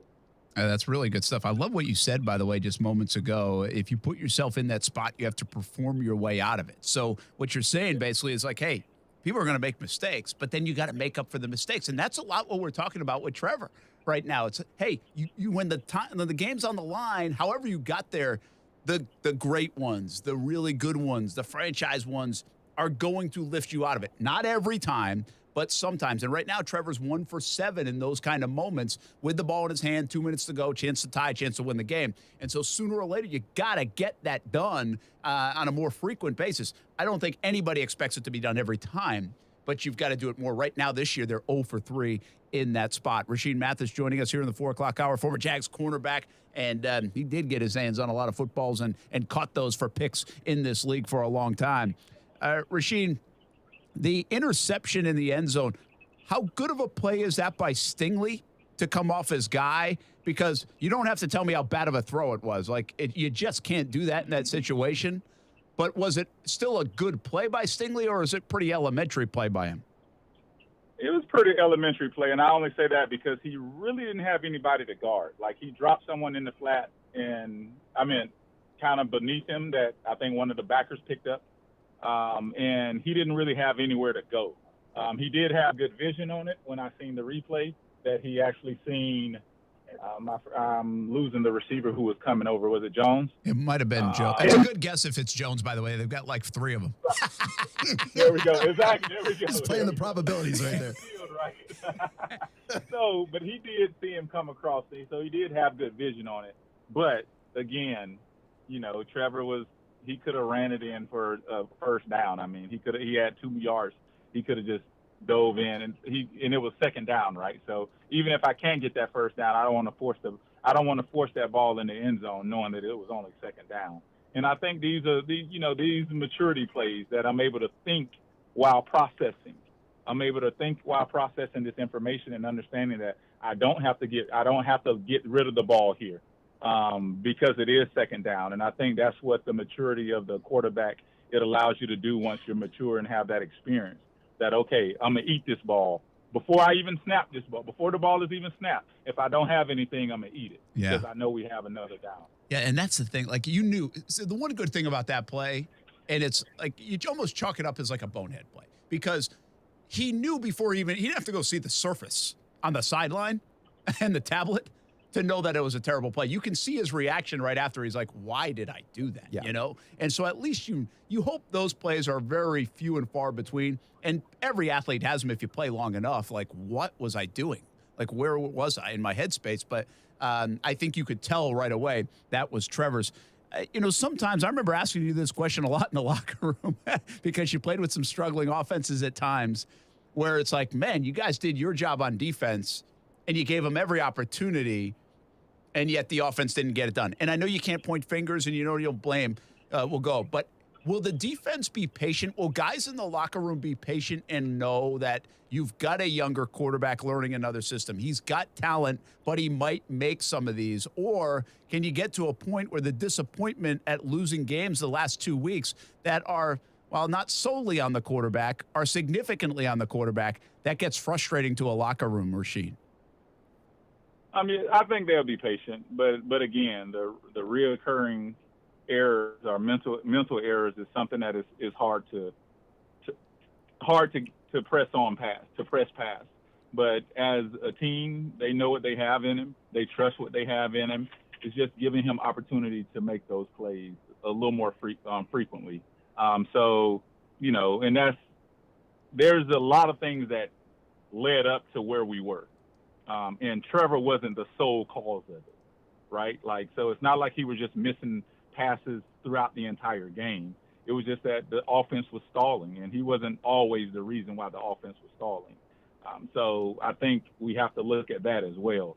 But as I said before, and as you mentioned last week, you know, when you get in those spots, you have to be able to perform out of them. You have to be able to perform yourself out of them and make plays to get your team out of them. And you mentioned last week as well, as you did earlier on today, that he hasn't been able to do that. And he hasn't been in good spots to do that because, you know, you want to be leading more than you're trailing, right? So if he's having to do that too much, that means something is going on with the team as a whole.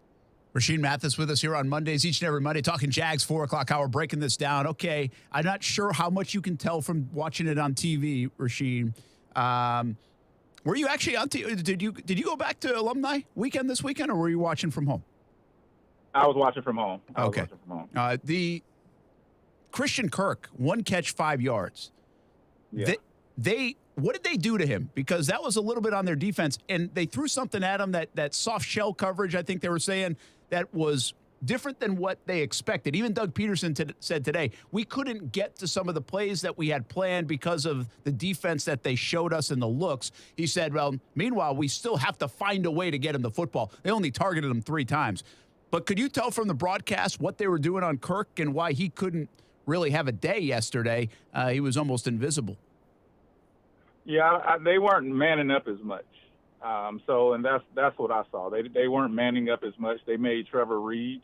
They were trying to make him read. So those little underneath passes, sometimes they were open, but most of the time they weren't. So he had to, and that's what you want to. I remember vividly with young quarterbacks. You know, anybody can tell when you're a man-to-man, but to depict what zone coverage you're in is tough for younger quarterbacks. So we will definitely run fire zone schemes to have different underneath coverages, different people dropping in those areas to just confuse them a little and make them second guess their throws. And I believe that's what Houston did yesterday. Yeah, they did a good job of taking him away, and he tried to force one in on 4th down. He had the 1 completion late for 5 yards, but that's part of this now. When you take that away, that's a safety blanket. Christian Kirk in the first 3 games was a little bit of a safety blanket for Trevor Lawrence. And I think Lovie Smith and that defense of Houston, they decided, you know, we're taking that blanket away, and you got to find another one. Now, Marvin Jones had a nice game. Yeah. Over 100 yards. Evan Ingram thought he had a nice game. I think it was 6 catches for 69 yards. Yeah. And so there were other ways, and Trevor can spread it out a little bit. But you still want that security blanket, right, Rashean? I mean, you know when quarterbacks want to get it to their guy in a big spot, and if you can take that away, advantage defense. It's definitely advantage defense, and I think they won that battle to try to make someone else beat you. So that every game you go in with a game plan. Okay, this guy can't beat us today, and if you win against that guy, you look back on it and say, okay, this is why we had a chance to win the ball game at the end of the game, or this is why we did win the game, or maybe this is why we didn't win the game because the guy who we didn't want to beat us, he beat us up and down the field. And Houston, they definitely did a great job on Kirk. All right, Rasheen Mathis with us. Hang on, we're going to take a break here on Brent and Friends on ESPN690 and talk about the defensive side. What did I didn't get the feel the defense was as dominant as the stats showed.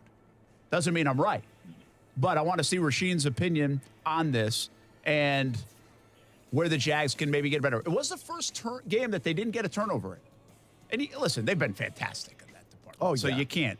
I'm not I think I'm nitpicking the defense a little bit, but I want to see what Rashean thinks about it. We'll do that when we come back. Brent and Friends on ESPN 690 here on a Monday. Thanks for checking in with us. Rasheen Mathis each and every Monday in the 4 o'clock hour.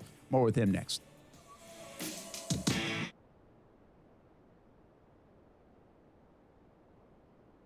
Now, the First Alert forecast on ESPN 690. Mostly sunny skies today, mild temperatures reaching the low 80s, inland and upper 70s along the coast, but it will be dry. 70s this evening, mostly clear to partly cloudy, overnight dropping down to the lower to mid 60s.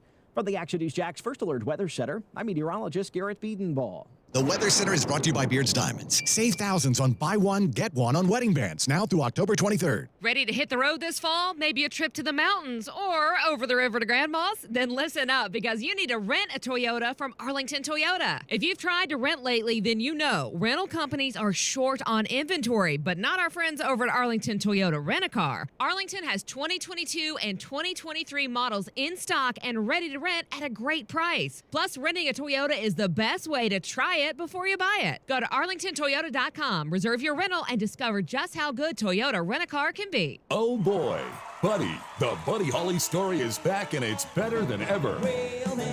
This show will have you dancing in the aisles. Don't miss Buddy. October 19th at the Florida Theater. Tickets on sale at floridatheater.com. For seniors, staying healthy can be complicated, but one of the easiest routes to good health is prevention.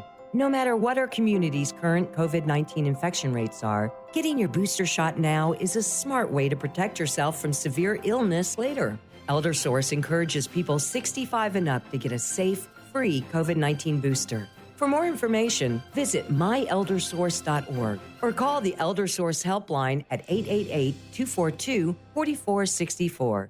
The fun part about being a longtime customer with CGC Water Treatment is you get to know the product, the people, and what they're all about. CGC Water Treatment is all about you, and they're grateful for their customers and the community. That's why CGC Water Treatment is celebrating you and me and hosting a Customer Appreciation Day. Saturday, October 15th, from 9 a.m. until 2 p.m., there will be special incentives on Connecticut systems. You can also trade in your existing equipment for discounts on newer equipment, as well as discounts on filters and salt. Hourly giveaways, including reverse osmosis systems, too. So come on out. Bring the kids to meet Jackson DeVille from 12 to 1. Enjoy free refreshments and music by Tony Mann. Call 888-CGC-4H20 for more details. That's 888-242-4426. 75 years in business doesn't happen by accident. The reason? The customers. You guys are the best. Join everyone at 2181 St. John's Bluff Road South here in Jacksonville. The folks at CGC Water Treatment are proud partners of the Jacksonville Jaguars and your local independent Connecticut dealer. Florida license number CFC 1428211. Never paint your house again. Hey Jay, at Rhino Shield we talk about protecting your home from the harsh Florida weather because we have seen what happens to those cracks when they get ignored. Stucco cracks are more than just superficial. Without repair, they can allow water to get into the walls, causing water damage, mold, and even wood rot. And Jay, some of our customers have been tied up in litigation for up to 4 years trying to be made whole again. Rhino Shield your home now before you have to go to litigation, and you'll never have to paint again. And after 22 years in business, our customers continue to trust us to protect and beautify their homes with the most scientifically advanced coating. With our help, you can have pride in your home again. Call us for 1 year same as cash, 25% off, and a 25-year warranty. Call 904-519-5055 or visit us at rhinoshieldjax.com. And remember, with Rhino Shield, you'll never have to paint again. Rhino Shield. Bank how and when you want to with Community First. Get free checking with rewards and free digital tools that make managing your money simple and life simply better. Add an account at justbeyourself.com. Community First Credit Union, federally insured by NCUA. Moments like watching my grandson steal second mean a lot to me. But after being diagnosed with metastatic breast cancer, or MBC, which is breast cancer that is spread to other parts of the body, they mean even more. I take Ibrance, palbociclib. Ibrance 125 milligram tablets with an aromatase inhibitor is for postmenopausal women or for men with HR-positive, HER2-negative NBC as the first hormonal-based therapy. Ask your doctor about Ibrance and visit Ibrance.com. Ibrance may cause low white blood cell counts that may lead to serious infections. Ibrance may cause severe inflammation of the lungs. Both of these can lead to death. Tell your doctor right away if you have new or worsening symptoms, including trouble breathing, shortness of breath, cough, or chest pain. Before taking Ibrance, tell your doctor if you have fever, chills, or other signs of infection, liver or kidney problems, are or plan to become pregnant, or are breastfeeding. Common side effects include low red blood cell and low platelet counts, infections, tiredness, nausea, sore mouth, abnormalities in liver blood tests, diarrhea, hair thinning or loss, vomiting, rash, and loss of appetite.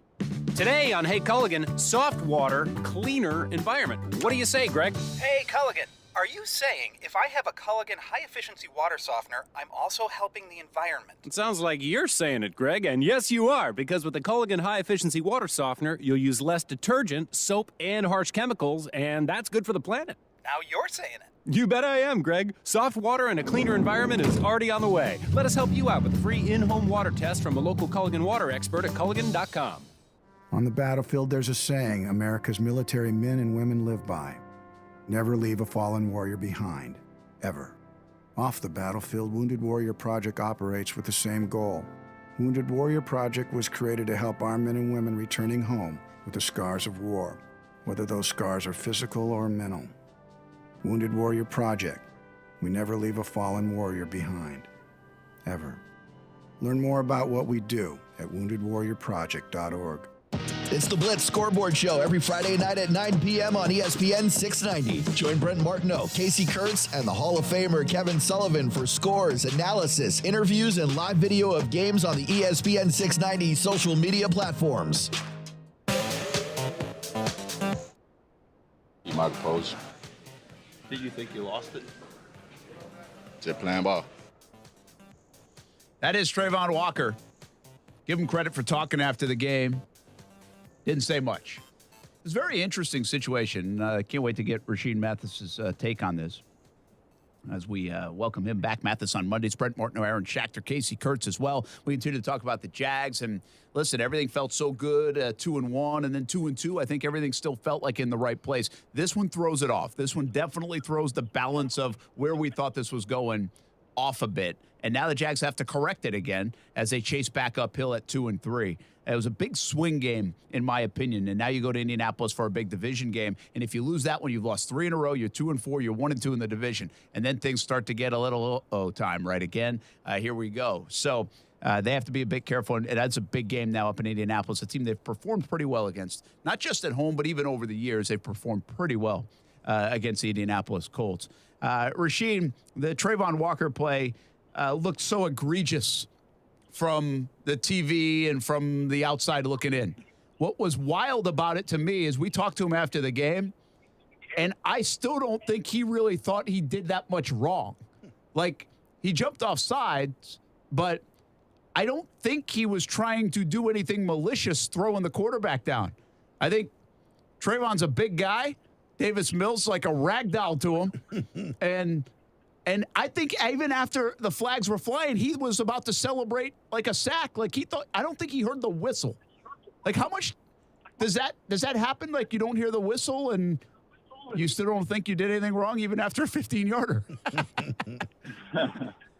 Yeah, it was an interesting play because I tried to dissect it as a Jaguars fan, being like, oh, wait, I don't think he heard the whistle. Right? But I think as the years have progressed in how we protect the quarterback in the NFL now, we kind of know as a defender that if you sling him down, there's going to be a rough in the passer call. This is I think how Doug and Caldwell, I think I saw both of them speak with him right after he got on the sideline, because he came out for one, not even a play maybe. He came out and then came right back in because I think base defense was called. Yeah. They patted him on his head, and this is when you take care of your youngster, but this is also when you sit down with him in the meeting room and let him know that this definitely can't happen again, right? So I'm gonna take care of you on the sideline because this is your first offense. But this definitely can't happen again because this could have been the play that cost us the game. Yeah, and I think you can certainly make the case it was. I mean, it's 3rd and 20. Even if it's 3rd and 15, you feel okay if you jump off sides. But Rasheen Mathis, the wild thing about this for me is I don't think we've seen any kind of personality from Trayvon Walker to showcase that he's going to do some boneheaded things and dumb plays or and like an after the whistle kind of play.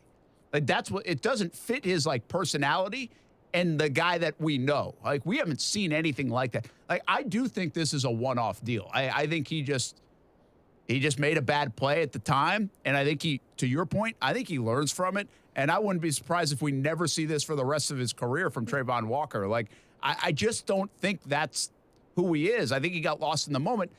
But I also wonder if there's a little frustration there for him because he has 1 sack and 1 interception. And they both came at the beginning of the year in the first game. Could you sense any frustration potentially with the young player?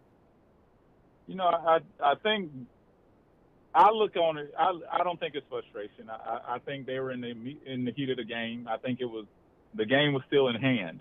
You know, if we were down by 2 or 3 scores and 4 minutes left in the fourth quarter, then I would have said that was a bonehead, frustrating play, right?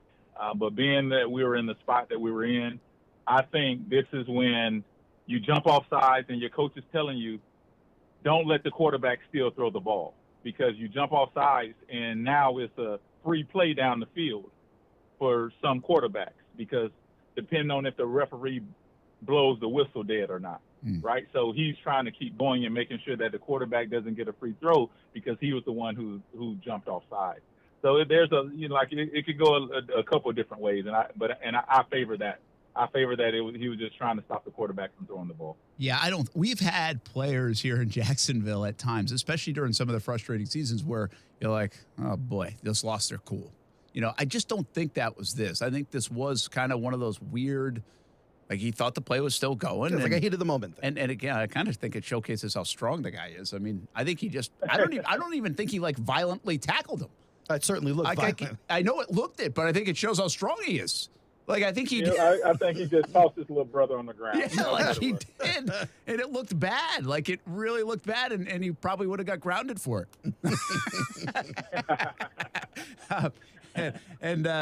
You know, Doug has done a good job in these coaching moments, too. And I was wondering how he'd handle that. It was interesting. He came off the sideline, did go back in because they went to that base defense. But in the conversations, there were a lot of conversations in the locker room yesterday after the game with guys like Josh Allen and Foye Oluokun. Like, are you going to tell him? What can you tell him? I just don't think this is one of the deals you have to tell him. I think he's a smart enough football player. I think he's actually a high IQ football player. And I do think it was a very costly mistake. And it was very symbolic to lose that game when Trevor makes a boneheaded throw in the end zone and Trayvon Walker makes a boneheaded play, Aaron. I mean, these are the 2 number 1 overall picks. They are going to try to turn this organization with those 2 guys as centerpiece guys. They already have helped them a little bit this year. They're going to help them much more down the road, I think, and I believe that. But they kind of cost them yesterday, those 2 young guys. And then interesting to me, we've now had a couple of these instances where another coach, maybe less disciplined, would go in on somebody and really blow their top. Like, have we seen Doug raise his voice at all this season? He's not really that. He's not that guy, right? No, he's not that. Now, that film study probably was a little difficult for the defense, maybe. Even Mike Caldwell, that's not his personality. So, I think these guys are grown men, and I think this is but it doesn't preclude other coaches from going in on players, the grown men argument. But I understand. I mean, they wanted to get a grown man as a coach, and they did that. They didn't feel like they were treated as grown men last year. Yeah, that's for real. And so I think there's just some mistakes that you make in life and in sports that you don't need to be told what you did wrong. Like, it's pretty damn obvious. and that's one of them. And this goes to show, like you said, Trevor maybe have lost the game for him, and now Trayvon as well. Like, it's going to teach these young guys that, you are our future. So we go as you go.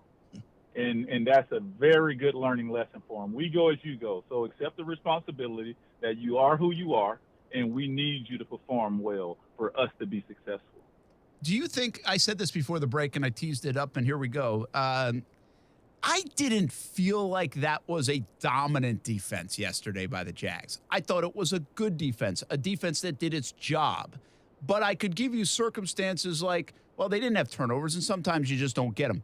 But I go back to right after the interception, Rasheen. They got the ball at the 2-yard line. And I think on that possession, it's like 3rd and 6 or 3rd and 5, and they run the ball for a first down. If the Jags make the stop there, the Jags offense is getting the ball back again with a chance in almost field goal range, probably. So I just thought Houston, for their ineptitude on offense, which they just don't have a lot of good players on offense, I thought they were able to flip the field multiple times. They were able to drive just enough to make it a long field for the Jaguars. And again, I am not pinning this loss on the defense. They did enough. 13 points is enough. But I just didn't sense it was as dominant as maybe the stats looked. I wanted to get your take, and you don't have to agree with me here. I'm just curious on what you saw. Well, you make an interesting point. There's a couple spots in the game that, well, before I say that, I will say they did do well. They played well enough to win the game. So yes, I give them. They didn't go up against a dominant offense. They didn't dominate the game, but they did play good enough to win the game. So I would tip my hat off for them not laying an egg when they should have dominated an offense or played very well against the offense. And I think they played good enough to win the game. But you made an interesting point of like that 3rd down, 3rd and 6, and I think it was a draw. It could have been a draw, a delayed play that he did, that Pierce did get that first down on. Those are the plays that the defense will look back on.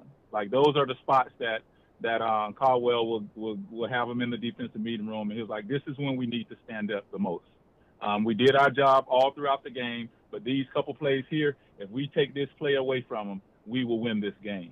I know we do. I'm not saying we lost the game, but if we make these plays here, we put our offense, an offense that was struggling to get things going, we put them in a better spot.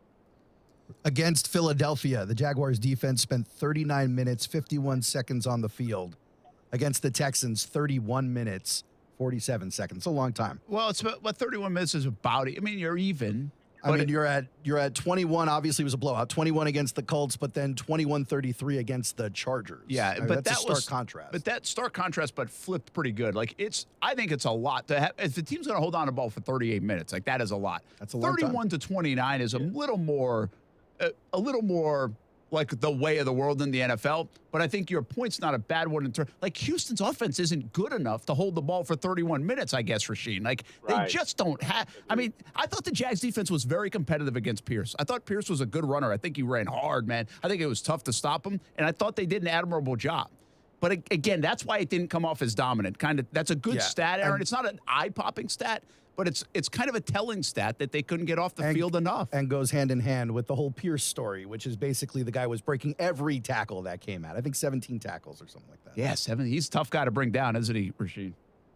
Yeah, I saw him running, and my jaw dropped a couple times, meaning, like, it's not like we were whiffing on tackles. He just ran the ball hard. So you have to give credit where credit is due. He earned his keep. He earned his keep yesterday, and I respect him for doing so. But like you said, that time differential it is a telling stat. It's not the end all be all, but it is a telling stat that the Houston Texans wasn't dominant enough to keep the ball for that long. So I agree with that. Do you see anything on their defense that concerns you? We saw another play by Tyson Campbell. We bring this up every week. They threw it. I mean, there's nothing eye-popping to me. I feel like Foye Oluokun in the middle is playing excellent. He's starting to really feel it, I feel like, in this defense.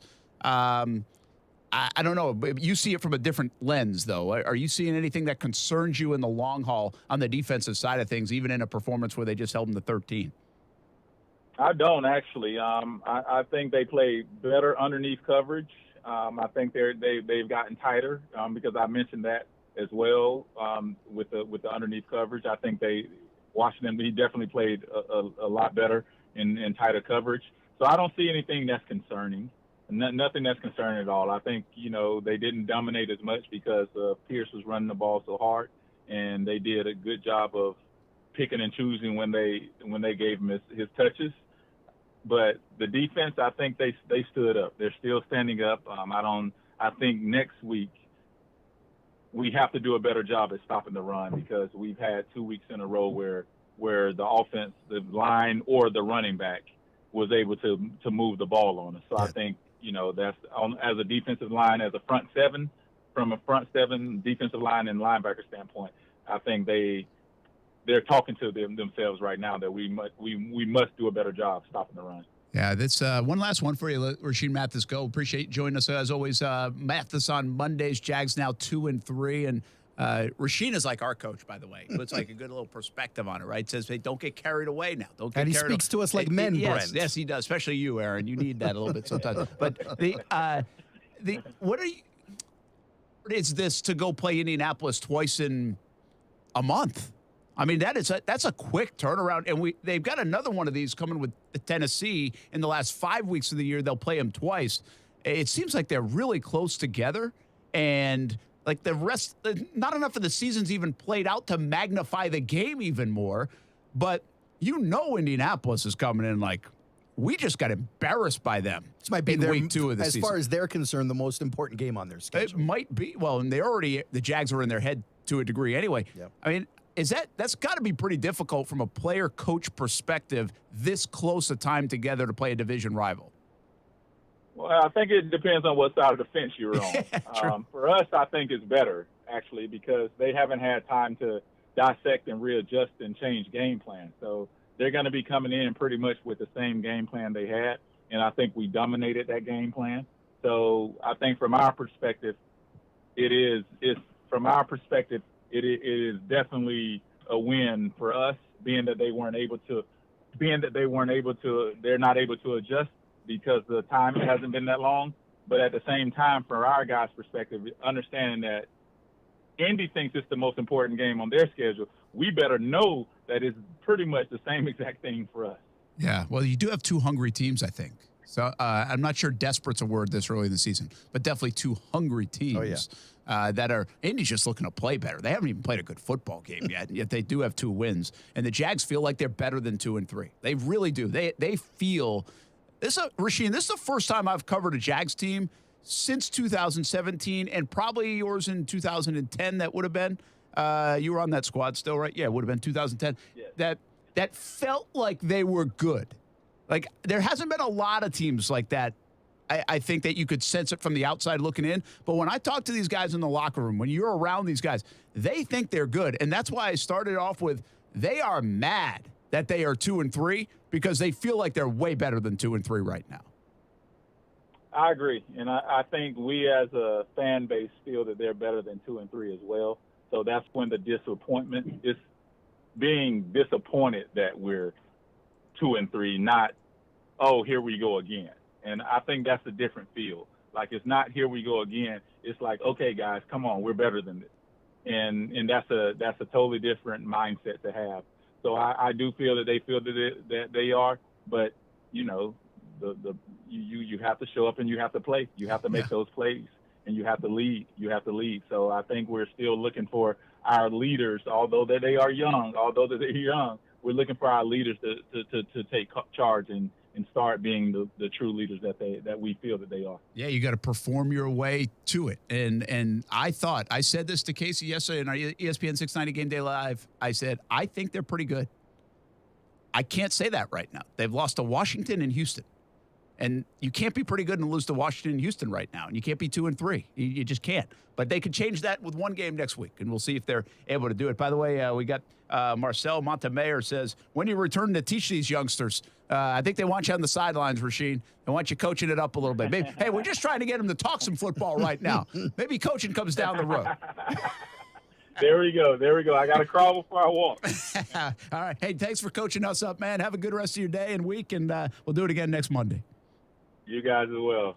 Great talking to you. All right. That's Rasheen Mathis. Joins us each and every Monday here on the show. He'd be a darn good coach. But if to Marcel there, to answer your question, he's opening up a D-bats. He's coaching baseball. Yeah, so he is giving mind. back, man. He is coaching. He's using that expertise, but he loves baseball.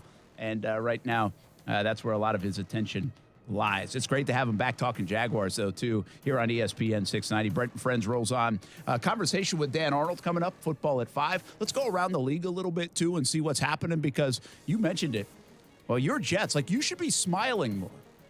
I would be if the Mets didn't just throw away the whole season this weekend. That's fine. It's amazing. The Jets are 3-2, yet the Mets can still ruin your day. They haven't hit since like June. Yeah, well. And they're not going to till April or No, March. they're not. The Rays haven't either. We were commiserating. But you got a smile on your face. Like you look over here like, he's oh, so, happy. He's so Look at happy this. about it. Hey, listen. Shut up, Brent. All our teams are playing golf now, fellas. They're all playing golf. Yeah. We'll be back on ESPN690.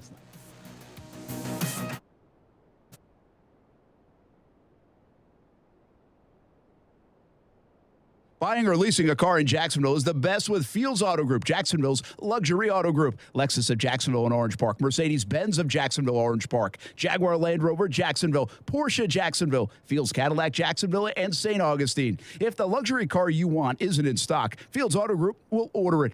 And at Fields, you'll never be charged over sticker price. Stop by a Fields store today and see what world-class service really means. Fields is a proud sponsor of the Jacksonville Jaguars. Fields Auto Group, fieldsauto.com. Hi, this is Keith Gurr, president of American Window Products. We are Jacksonville's oldest replacement window company. We have been providing excellent service for over 38 years and still have an A+ rating. At American Window Products, we have helped over 36,000 homeowners, and we don't use subcontractors. Right now, we're offering a free installation on 6 or more windows, as well as a free energy package. Go to AmericanWindowProducts.com and click for an estimate. That's AmericanWindowProducts.com. American Window Products, we are the window professionals.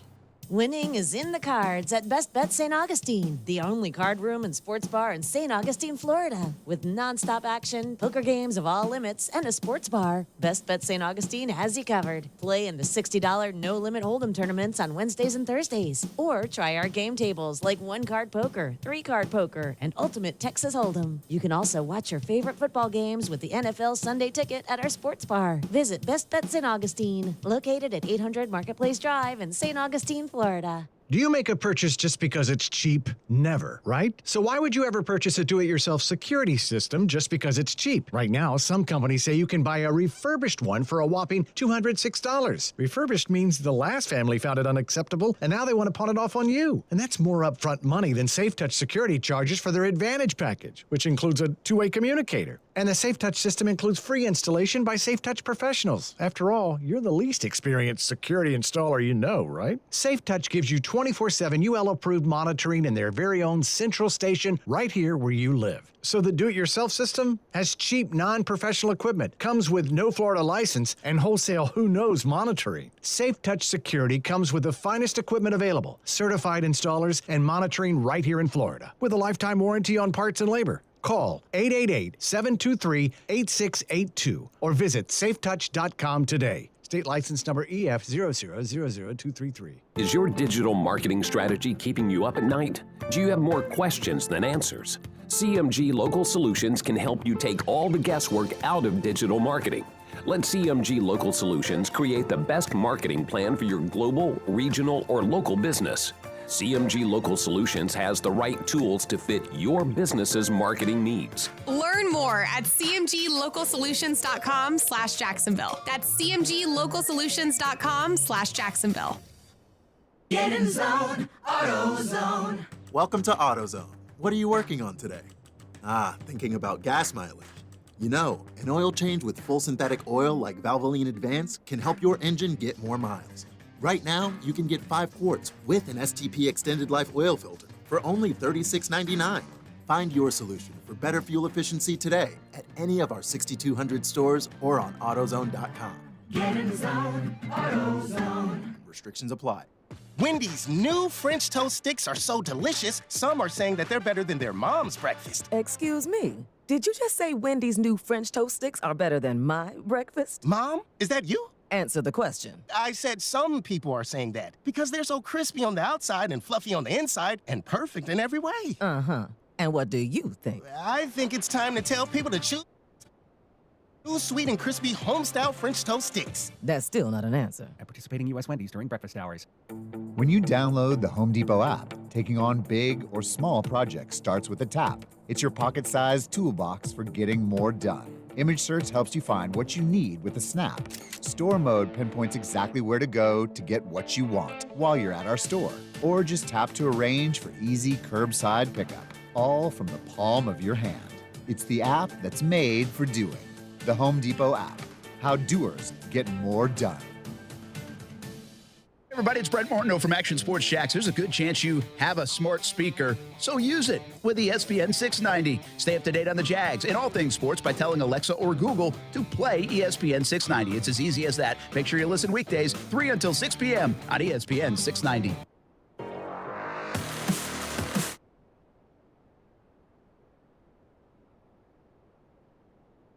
Oh, the NFL's crazy, isn't it? Crazy league. Never does what you think it's going to do. It doesn't. And that's why we really shouldn't be surprised. Like, we knew this. I think we tried to warn people. The Jags are 2-1, but what's it going to look like in a month? Right? You don't know. But there's hope because, well, they gave you some reason to hope, the optimism. Yeah. And we could even say, okay, they're 2-2. Look at the schedule, right? I did this whole thing on Friday. Yep. Are the Jags getting a little fortunate? Well, they are. They didn't answer the bell. Said you have to take advantage of the fortune. That's right. They didn't do it. And so now they're up against it. And now in a month stretch where you could have seen them winning every game, they were probably going to be favorites in every game if they continued to win. Now, how many are they going to win? Well, now you wonder if they're taking 1 or 2 out of the next 3, much less 3 if they that we were play like talking about. that, who are they beating? Yeah, not many. But the Colts takes on a different field just because of what happened. And then the Broncos, obviously, Russ just got an injection in his shoulder last week or something like that. So obviously he's dealing with something, but you look at that's an efficient offense, whether they're scoring a lot or not. That's a good defense, doesn't give up a lot of points. It might be a little harder than you anticipate. All right, what gets you? The Giants are 2 coaches of the year candidates, by the way. Mm-hmm. Right? Brian Dable. And Nathaniel Hackett. and Mike McCarthy. Yeah. Mike McCarthy. I don't necessarily believe Nick in Sirianni. Mike I mean, McCarthy. Sirianni, obvious. Sirianni right? might be the guy. But isn't that crazy? But the NFC East in general, who saw that coming? They're the best division in football. Who saw that coming? Nobody. So that's how weird the league is. Just weird. So are the Giants for real? I didn't believe so 4 days ago. I told you on the air. I was like, nope, frauds. BS. No. I don't know, man. They look like they can win games. Obviously, they're beating teams like the Packers. Daniel Jones has 3 comeback wins this year.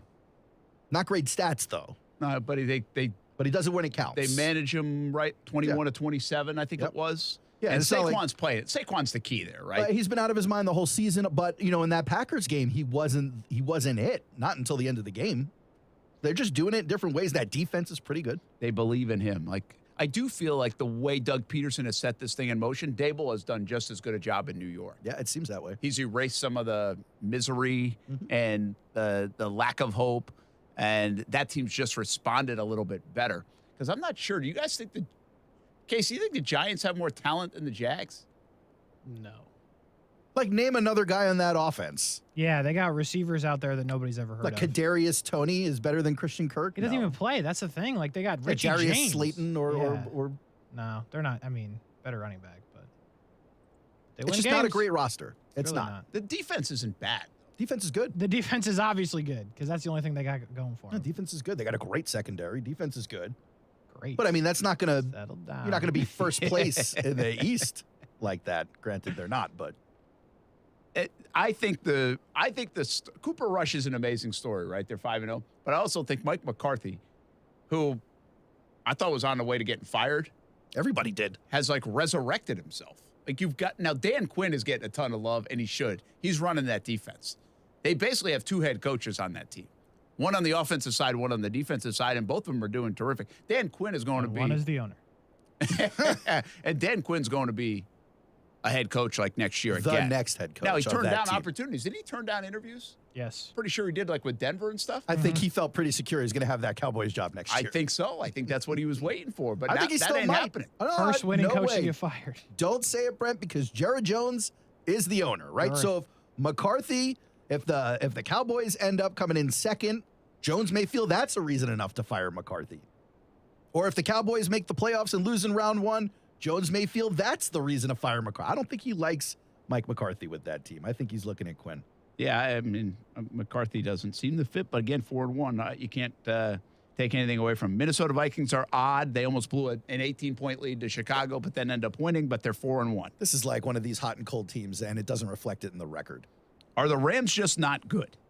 I think the Rams could be good if they had more than 2.5 seconds to get Matthew Stafford to get the ball out of his hands. I think they're bad. Chargers are back.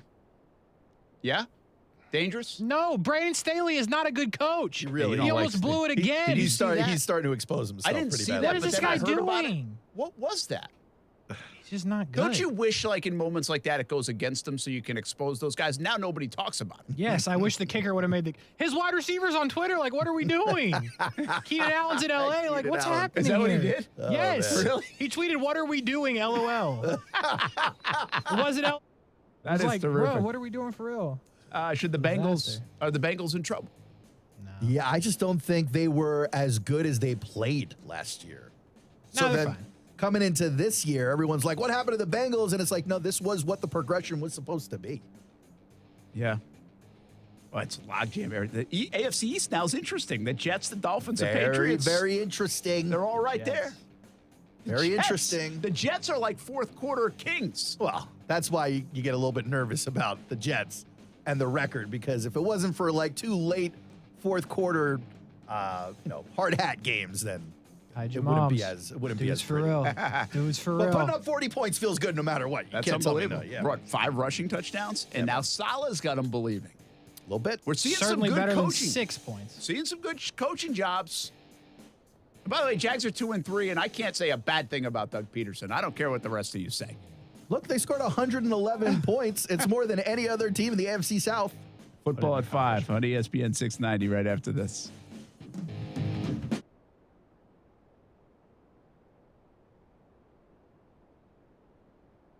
If you play a sport or coach a sport or watch a sport in Jacksonville, there's a really good chance that uniform was ordered through Baker Sports. Look good, feel good, play good. Custom sports apparel at Baker Sports since 1997, and a staff that wants to help you. They are experts in the business and make outfitting your team a seamless endeavor. The homegrown Jacksonville business is now the top choice for apparel all over the Southeast. Baker Sports, uniforms, hats, shoes, embroidery, screen printing, and 3D printing. They do it all at Baker Sports, helping make your team look good. Hey, does your car still only play CDs? No Bluetooth? No CarPlay? You got an old car, my friend. You know what's better than an old car? A less old car. Get a car or truck that's new to you with a great used car loan from 1-to-1 Financial, Jacksonville's hometown credit union. Get pre-approved for a loan and shop at any dealership in town. Get a low rate and get rid of that old car today. Apply online at 1to1fcu.org. Federally insured by NCUA. Ready to swoop in the fall of 2022? The UNF Ospreys are ready with a lot of momentum on campus. New improvements at UNF Arena with basketball season right around the corner and tickets already on sale. The fall schedule underway in volleyball and men's and women's soccer, also men's and women's cross country. Get the latest news, schedules, results, and information on tickets for all things Ospreys at unfospreys.com. Join the Osprey Club, attend a game or a match. Be a part of the momentum at the University of North Florida right now at unfospreys.com. What defines a hero? Dedication, loyalty, courage. Every day at AMCO, we serve heroes. For over 60 years, we've repaired and maintained the most critical public service vehicles. From complex transmissions to simple brake jobs with flexible financing and the extra safety precautions we need.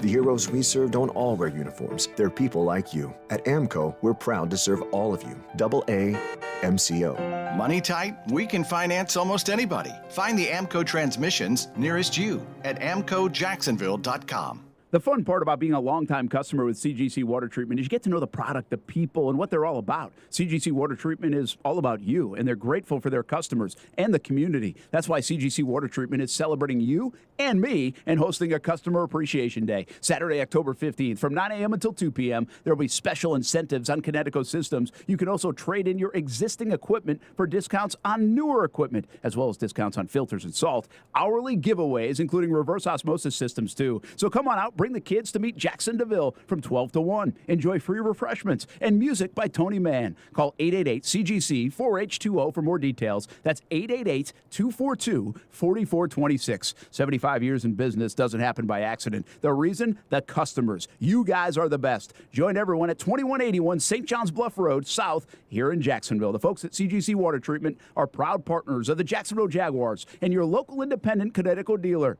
Florida license number CFC 1428211. Okay, 3 more climbers, 7 loggers. Ted's sustainably sourced logging company is growing a new branch. What about truck driver contracts? Which means a new HR manager will be the first hire to fall. Then we'll need to staff up the warehouse. Indeed can help him hire great people fast. I need Indeed. Indeed, you do. You can schedule and conduct virtual interviews all from your employer dashboard. Visit Indeed.com/credit and get $75 towards your first sponsored job. Terms and conditions apply. With one of the best savings rates in America, banking with Capital One is the easiest decision in the history of decisions. Even easier than choosing Slash to be in your band. Next up for lead guitar. You're in. Cool. Yep, even easier than that. And with no fees or minimums on checking and savings accounts, is it even a decision? That's banking reimagined. What's in your wallet? Terms apply. See CapitalOne.com/bank for details. Capital One N.A. member FDIC. Broadcasting live from the Anajar and Levine studios. Anajar and Levine Accident Attorneys. Call 1-800-747-FREE. That's 1-800-747-3733. WOKV Jacksonville. Listen live everywhere you go on ESPN690.com. ESPN690, a Cox Media Group station. Kevin went to the Carolina Panthers this morning, fired head coach Matt Rule 33 months after they pried him away from Baylor in college football. And I say pride, I mean giving him a 7-year, $62 million contract. Matt Rule didn't even make it 3 full years. 1-4 this season. ESPN's Mike Greenberg, like most of us, saw this one coming. That is not a surprise to me. I actually wondered whether Matt Rule would get fired this week or not. The team's awful. They're lifeless. They're totally uninteresting. 11-27 in his 3 years. He leaves Carolina with 4 years left on a 7-year contract. So they did him 2 favors. 1, he can go get the highest profile college job he wants, and 2, he walks away with a whole lot of money. He'll make $864,000 a month until the contract's paid up. Steve Wilkes will take over on an interim basis. Baker Mayfield not going to play for at least a couple of weeks. He has a high ankle sprain. When it comes to coaches Sunday in L.A. against the Rams, Steve Wilkes will get the job. It'll be the 6th coach when Baker does play that he's played under in 5 years. Major League Baseball, the Phillies lift the interim tag from manager Rob Thompson, give him a 2-year deal. Phillies and Braves start quadruple header coverage of the division series tomorrow, 12:30 Eastern. Keyshawn, J. Will, and Max. I had one coach texting me yesterday. This particular coach is eyeing a lot of different situations, and he said it's very frustrating watching the Chargers play football. The guys will be back Tuesday morning at 6 Eastern on ESPN Radio and on ESPN2. Now, your chance to win $1,000 as ESPN 690 pays your bills. Fueled by Celsius Essential Energy. Essential Energy. Live fit. Are you ready to go? 3, 2, 1. Text the word skirt to the number 70123 before 15 past the hour. That's SKIRT. Your next chance to win is tomorrow morning at 8. This is a nationwide contest. Message and data rates apply. Get the complete rules now at ESPN690.com. ESPN 690 and Action Sports Shacks presents Brent and Friends with Brent Martineau. And we're going to have to show a little more patience than the year 2 pom-pom people. Kasey Kurtz. Yo! What are we doing, bro? Come on! And Aaron Schachter. I'm all in favor of these two showing their love, really celebrating their relationship. Get him! Get him! Get him! Get him! This is Brent and Friends with Brent Martineau, Kasey Kurtz, and Aaron Schachter on Jacksonville's home for ESPN Radio, ESPN 690.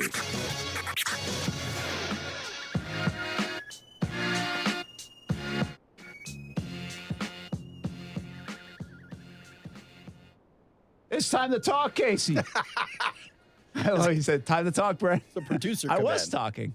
Yeah, just not to Olivia. just not to the microphone. I was trying to put together Jags Report Live, man. I hate to tell you, bro, that's not my concern. I'm trying to put this show together. Busiest man in media, you got to let him work. I thought you were working on overtime with Kurtz and Middleton. Oh, I'm done with that. Oh. What you mean? Ready to go. Yeah. He produced that when he was supposed to be producing this show. Exactly. He's got all the time in the world from 3 to 6 to get overtime ready. It's true. Hate to tell you, it's true. We know. It was so funny. I'm talking to Kasey about what he missed out on last week. I'm just sharing with him. I missed the guy. I'm storytelling. And he looks at me and he goes, yeah, you do my job way better than I do my job sometimes. Talking about producing this show. I did say that. Well, that's good, man. Yeah. Did you like his phone call? Did you listen to that part? He didn't listen. He doesn't care about bits. Phone call. We were was talking good, about man. booking guests. He's a guest booker. We were talking about booking guests, right? I've had a hell of a time booking guests today for Jags Report Live. I'll Did just you tell guys call me? I'm so confused. No. I didn't listen to it. Brent Martineau, Aaron Schachter, Kasey Kurtz. We'll catch them up later. Yeah. Brent and Friends, football at 5, ESPN 690. We do have Jags Report live tonight at Sneakers. That's fun. And we've had figure out who's going to be on it? Or? Yes, finally. It's been a little, sometimes you just run into some things. Sure. And no fault of anybody's own, but sometimes. Not really. Sometimes. Sometimes it's a fault. I don't want to paint the picture, though, like the Jags lost, and so nobody's coming on. I gotcha. That's not what's happening. Okay.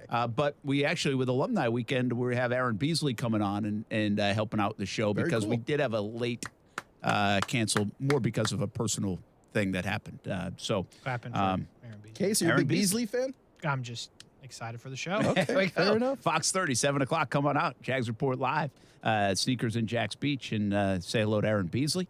And he'll be around. It was a nice Alumni Weekend. Getting lost in all the shuffle. Tony Baselli retired number 71. Shad Khan announced that. I said this yesterday. I started yesterday's ESPN 690 Game Day Live. The Jags can ruin a celebration on the field like anything. Nobody else. It's unbelievable. The whole week was like celebratory. Oh, yeah. And I'm not pinning it on just this team or this whatever. It's no individual. It's just like, you know it happens. Yeah. You know it's going to happen. They've got everything. They got this homecoming team in town. I mean, that's what this game was. Got the worst team in the NFL in town. You got the ring ceremony for Tony Baselli. You've got over 50 alumni in town. You're feeling good at 2-2. Chance to go to 3-2. Stay in first place. And they lose. Yeah.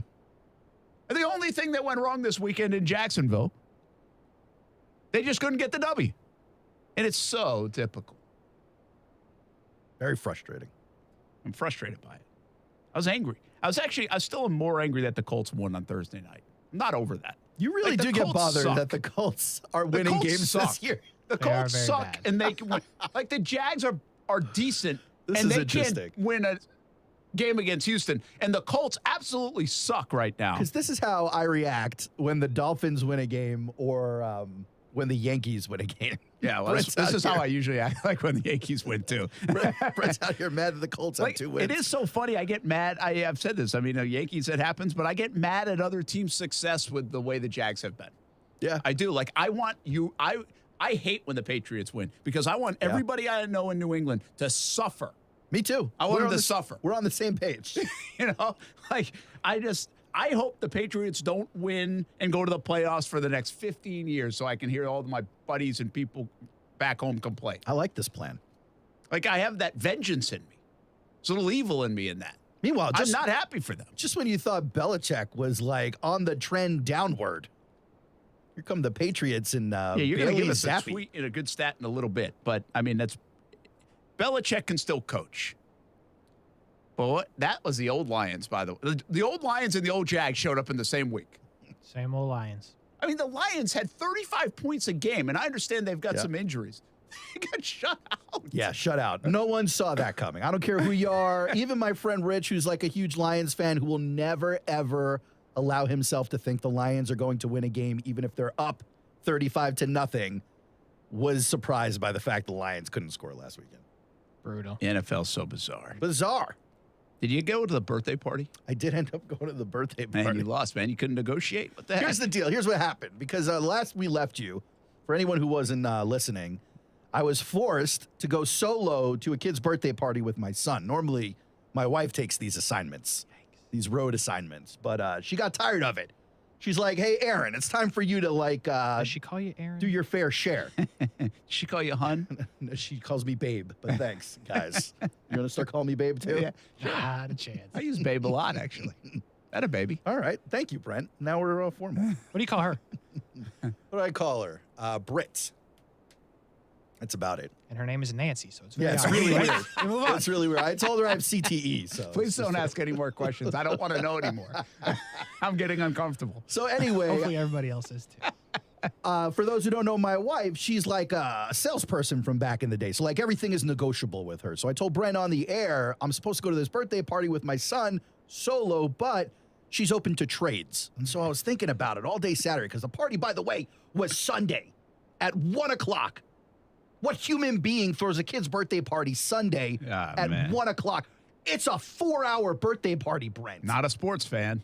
4 hours. Kasey, this isn't a thing. No, bro. Sane parents throw 2 to 3 hour birthday parties. At least you didn't have to watch the Jags. And no offense to these parents, because they were very nice people. And I ended up talking to them. Now I realize I'm on the radio talking to people publicly. Let me dial it back a little bit for a second. Matt, don't dial it back. This is what happens, folks. 4 If we hours. know you, you are signed off on material for the show.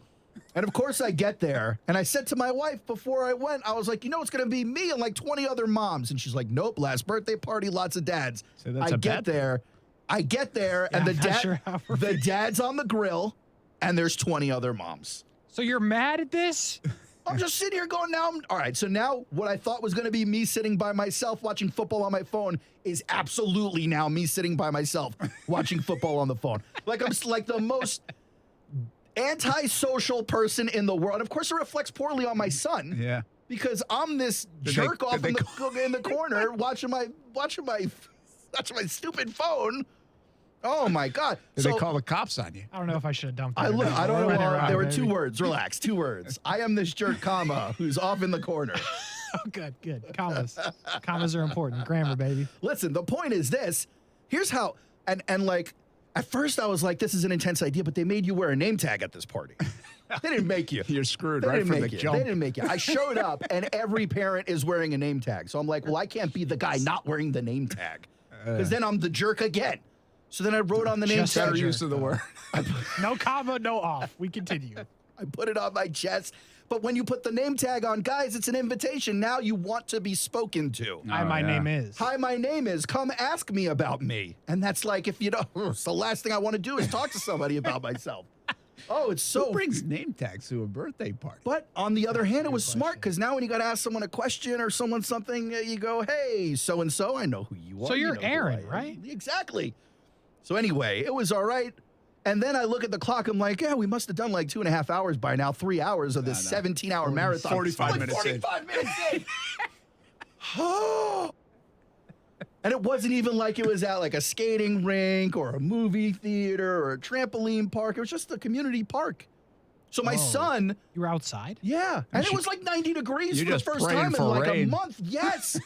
And so my son is there. And by the way, again, I'm sorry for listening, but like, unfortunately for the birthday boy, no one was really playing with him that much. Like a couple of kids were, but the other kids were into like running around real fast and running into the woods in this park unsupervised by adults. And like the birthday boy is just kind of hanging out by the presents and the cake and playing with the toys. He's the kid trying not to get kidnapped. I felt a little bad about that. But at the same time, looking at my son's like, I'm having a blast because I'm at the park, not even at a birthday party. Yeah. I'm just running around with all my friends. Thanks for the play date, Dad.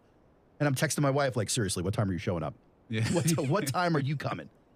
You're the world's greatest dad now. Yeah, well, only for that day. You took him to Only top for golf that on day. Saturday, We basketball, did. and a party, man, at the park. We had a big weekend. And he had basketball Saturday morning. I think he just said that. Yeah. How did that go? They won the game. Floating? Gliding, not floating. Gliding. Double digits. He had a steal and a score on one play. That was great. Quadruple single, baby. Let's go.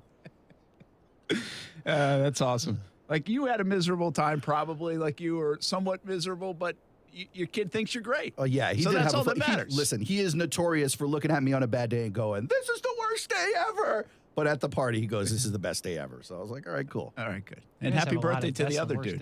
Yeah, happy birthday to the other kid whose name I don't want to say, but I felt bad. Yeah, I wouldn't say it either. Happy birthday, Dad. What'd you get there? What was the gift you came with? All right, you want the real deal? Yeah, forgot. Ideally. On the way there, we stopped at CVS, and I picked up a birthday card. That's right. Everybody does that. And I picked up these air rockets. You stomp on.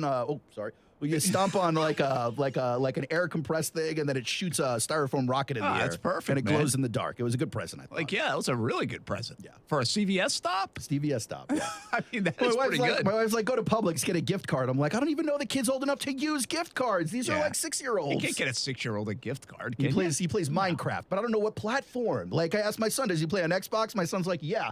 And I was like, have you heard him say that, or are you just saying it? And he goes, I don't know. And I was like, I used to love when the kids at like 6, 7 years old would get like $20. I'd just take it. I didn't have to go to the ATM that day. Brent just stealing money from the kids. Oh, what the heck? They didn't know any better. Zoink! Right in the pocket.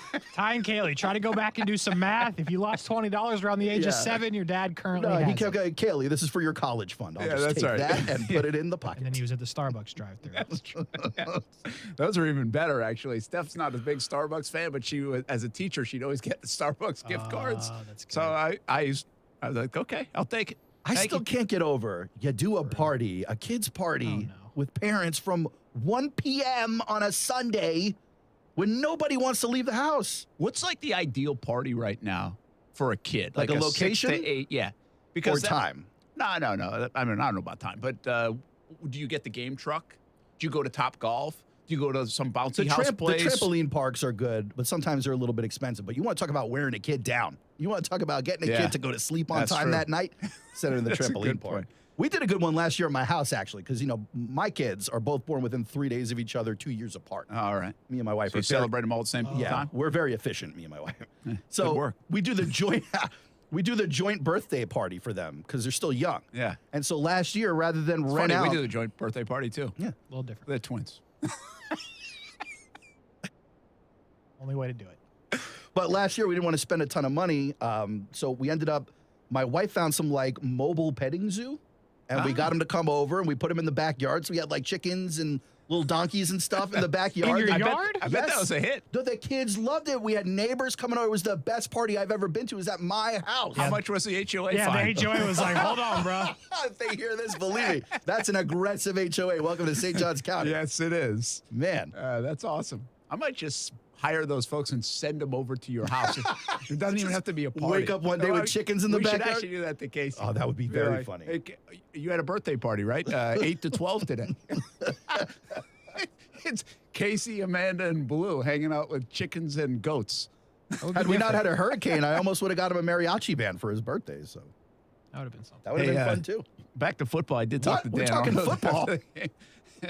Hey, the Jags lose. Let's talk birthday parties. The segment's almost over. I don't know. We got time for it.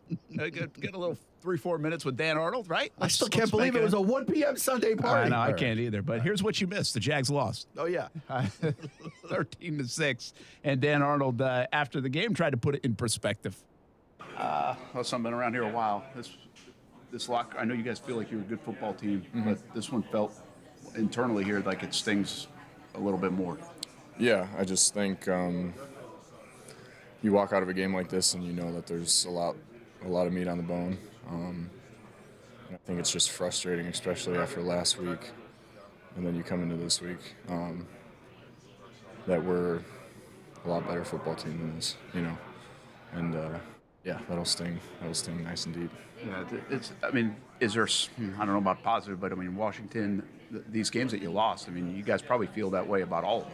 The stuff's there, right? Oh, yeah, absolutely. I think that's the frustrating part about the NFL is that there is a lot of talent. But when you see an opponent and you're like, oh, we got this, and we let it slip away. And I think that's a new feeling, compared to last year, where it's like, dang, we really got this, and we're just shooting ourselves in the foot, and there's no one else to blame except us. And that's when you walk into film, and it's a tough, pill to swallow, because you're like, it's nothing they did. They played physical, and they came ready to play us, which we knew coming in. Like, hey, these guys, they played some tough football. But you just look at the mistakes that we've made, and you just got to move on from them and learn from it. And it's a young football team still, and we're gonna get there. We'll be all right. Yeah, I was gonna say, do you sometimes know growing pains might come? You got Trevor, and you got a guy like Trayvon today who makes obviously a big play in the wrong way on defense. Is that part of it? Even though I know there's a lot of talent and you guys are pros, but does it happen? Right, and that's the toughest part. Is because it's like kids playing football, and you're never going to fault them for that. And yeah, those are the growing pains that you're going to get for sure. But really, it just comes down to just learning from them, watching this film, moving on. But then keeping that edge, especially for next week, because the Colts are going to come in. We're going to go there and they're going to smell blood and water. And they're going to be like, okay, these guys are, we beat them when we played them last, but they're going to smell that blood and water and they're going to come in physical as hell. And we're going to have to be ready, It's going to be a test for us this week of practice. Is like, okay, this is going to be a real gut check, One last one for you. You've been around it a lot. When you struggle in the red zone, and it has been there at times, even back to camp, does the script flip at some point? Can it? Or does it sometimes those trends continue and you're just not very good at it?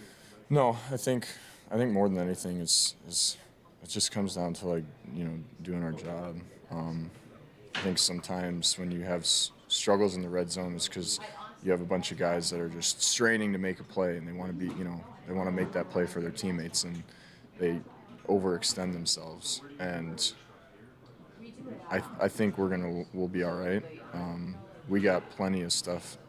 We barely had many plays in the red zone, to be honest. So, we got a lot of stuff that's going to be able to. We're going to help, and we're going to scheme up stuff for next week. But then at the end of the day, guys have just got to stay within themselves, and we're gonna be just fine. I know that, and you got guys, leaders on this team that are going to reel us back in.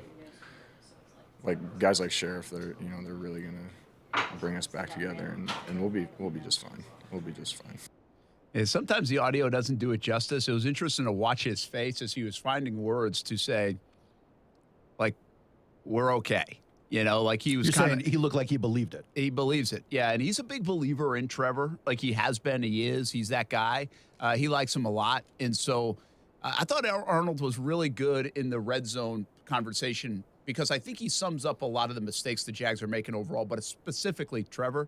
He just said it. He's like, we're straining to make a play, which means you're trying too hard. Yeah. You're pressing to make a play. And you just can't do it. That's a difficult balance. I think that is a tough balance in sports. But can you get comfortable enough, confident enough, trust everybody enough, and trust your own abilities enough where you're not doing that, especially in key moments? This team will have to figure that out, and I think that's what he's referring to. And he also kind of was like, wink, wink, we got a lot more in this playbook that you haven't seen yet. So wait until this season unravels. Did you hear that, Kasey? Yeah, but call the play. I know. I'll tell you what I like from get Dan the ball. I'll tell you what I like from Dan's quote is that he specifically named Sheriff as one of these guys who's gonna bring sanity into the room. And it's like, well, there's an example of someone who they just brought in, but already has the ears of the locker room. Yeah, I think they do have that. This is one thing when they redid this, they did a nice job. Balky and Pederson did a nice balance of veteran and youth. And so that's why I don't use, you can sit here and tell me all day that the Jags are the third youngest team in the league. Mm-hmm. It's a young man's game. It's a young league. And I believe that to be case, you have to go through the growing pains, and these are tough growing pains. It was tough yesterday for Trayvon Walker, tough for Trevor Lawrence, continues to be. So I get it. I think that's part of it. And I think that's what Doug is so good at right now. He's like, you kind of got to go through this. You got to live and learn. Mm-hmm. And you just have to experience it. It's not always going to be fun. But you've got Foye Oluokun, who feels much older than he probably even is. Sure. Dan Arnold's been around this thing. Dan Arnold's had some bad moments in the league and come on the other side of it. Dan Arnold's seen bad quarterback play, good quarterback play with Saints and Carolina, and now here. You have guys like Sheriff, who, again, he's still got plenty of good football in him, but he's a veteran guy. Yeah. The Jags have a nice balance of that, is my point. I mean, even Josh Allen has now become, in 4 years, he feels like he's been in the league for 10. He really does feel like the grandpa on the Jaguars defense. Yeah. Right now. So you have those guys, and I think that's important. I think that's a good thing, and I think that will help the Jags in this time. I think it's a good thing the Jags were so, ticked off, mad, angry, that they use it to motivate. I thought we'd see a little bit more of that coming off the Philly game, if I'm being honest, though. And we didn't get the result with it. So there's a balance between ticked off, sense of urgency. You like that. But again, can you relax enough to just play the game and let your talent take over? Yeah. Jags have to figure out that balance somewhere to be able to do it. All right, Football at 5 continues. We've got some tweets, some interesting things coming out of the weekend. Also want to touch on Florida State. Oh, my goodness, Florida State. I mean, do we have a problem with Mike Norvell? I like Mike Norvell. It's just you, Brent. No. On the show. You have a problem with him? No, I'm just saying. Right. I like Mike Norvell. Okay. I like him. So it's on the show, between the three of us, it's just you. Okay. I have a problem twice this year now with Mike Norvell. We'll be back on ESPN 690.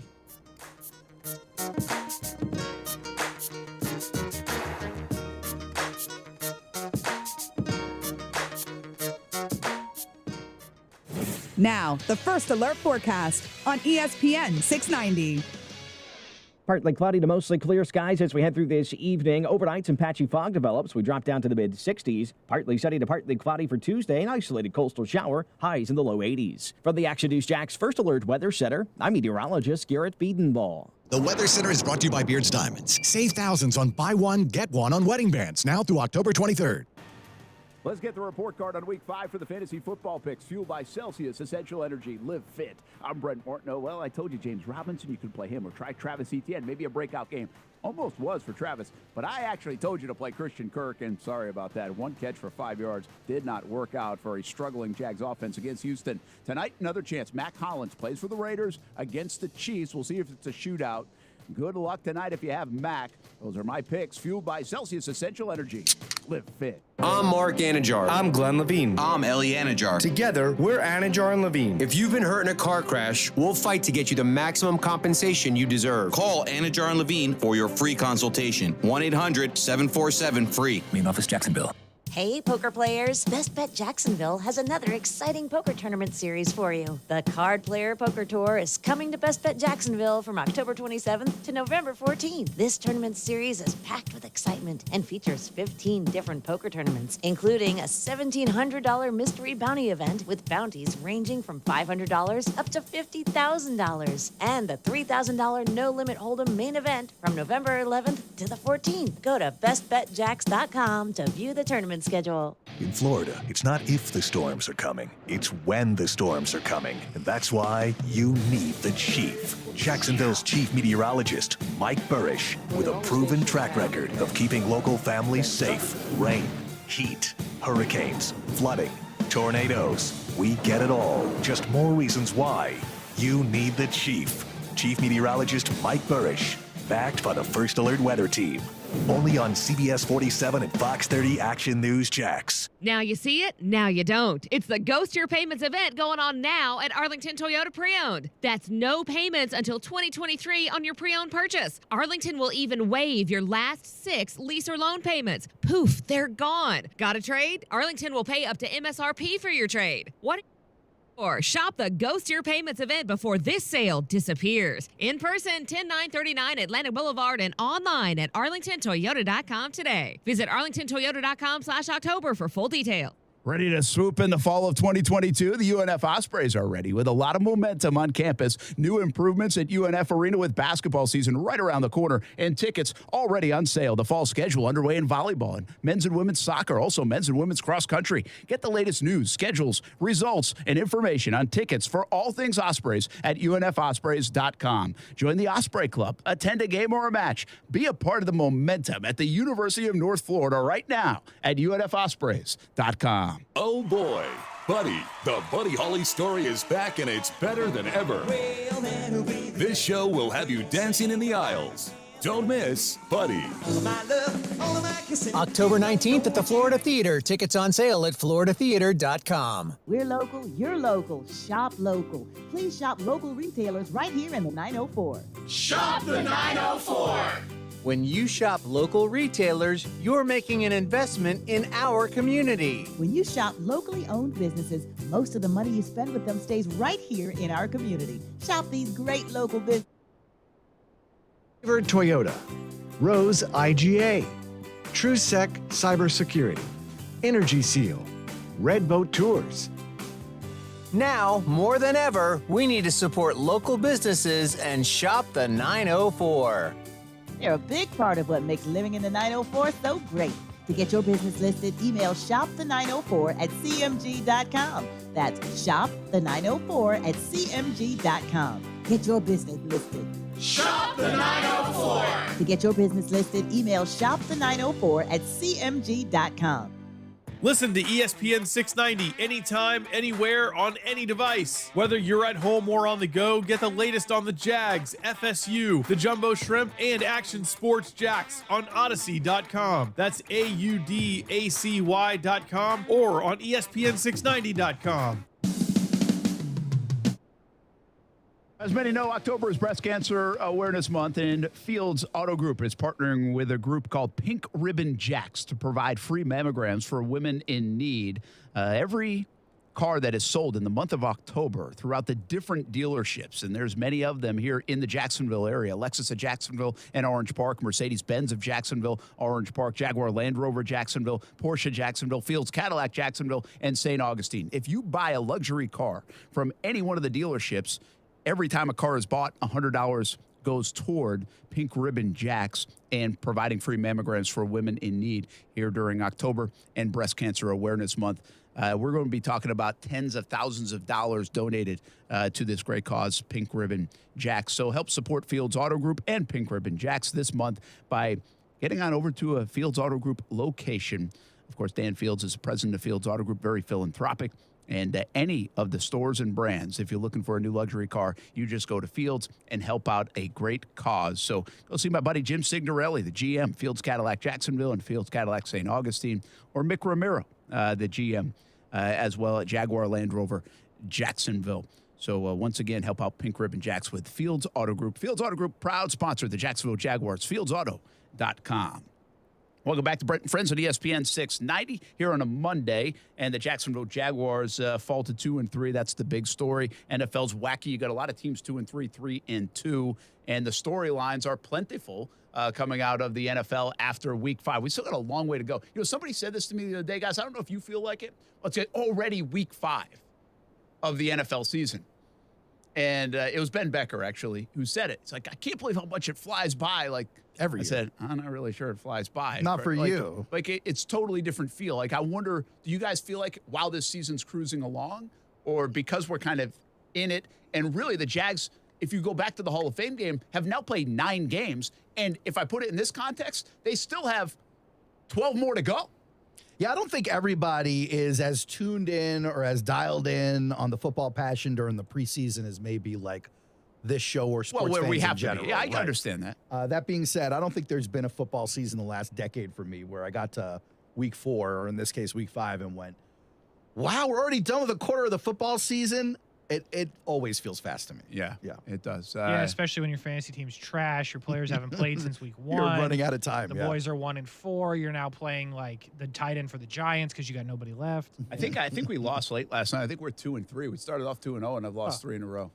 Nice. You lost. Listen, following the citywide trend. We're building toward the long run. You lost. I mean, sure, we're fine. You lost, Brent. Did you play? Did I play you? Oh, you did. Really? Oh yeah, you got smacked. You got smacked. Oh, you got. Oh, I'm pulling up. Don't do that. Didn't we have I was up with Justin Tucker and Andrews left. Is that right? No, not even slightly. I have Andrews. No. You had Andrews and Tucker left. Oh, yeah. And I was up by 5. Oh, Andrews did score a touchdown. So, yeah, he maybe did beat me by like 20 at the end of the day. Tucker's actually featured in our first tweet we're going to get. Oh, that's a good segue. 160 to, don't change the camera, 160 to 126. I stopped this man. Wow. So those guys scored 40 points last night? That's not how focus works. Come on. So they scored 40 combined.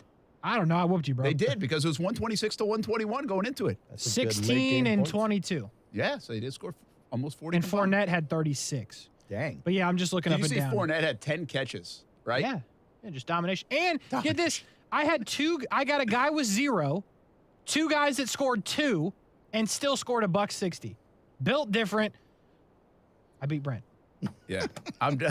By the way, I'm 2-3, just like the Jags. Just like me. I like the Jags' chances of more success than my fantasy team. Yeah, your boys are trash. Your fantasy team presses a little bit in the red zone. We have like no running backs. I'm down running backs. I think a lot of people are feeling the pain in running back Kyle right Pitts now. has done nothing. Excuses. Nothing. What's happening with Kyle Pitts? I haven't had Keenan Allen. Okay. Yeah, that hurts. I got Najee Harris. Hey, you got a good tweet, though, out of I him. picked Najee Harris in the first round. Oh, that's bad GMing. And I beat you. You might have picked him in like the first 5 picks. Did you not? Pick 4. Pick 4, yeah. All right, what you got on the tweets? Call me Trembo. We know Keenan Allen had a good tweet. Yeah, that was a funny tweet.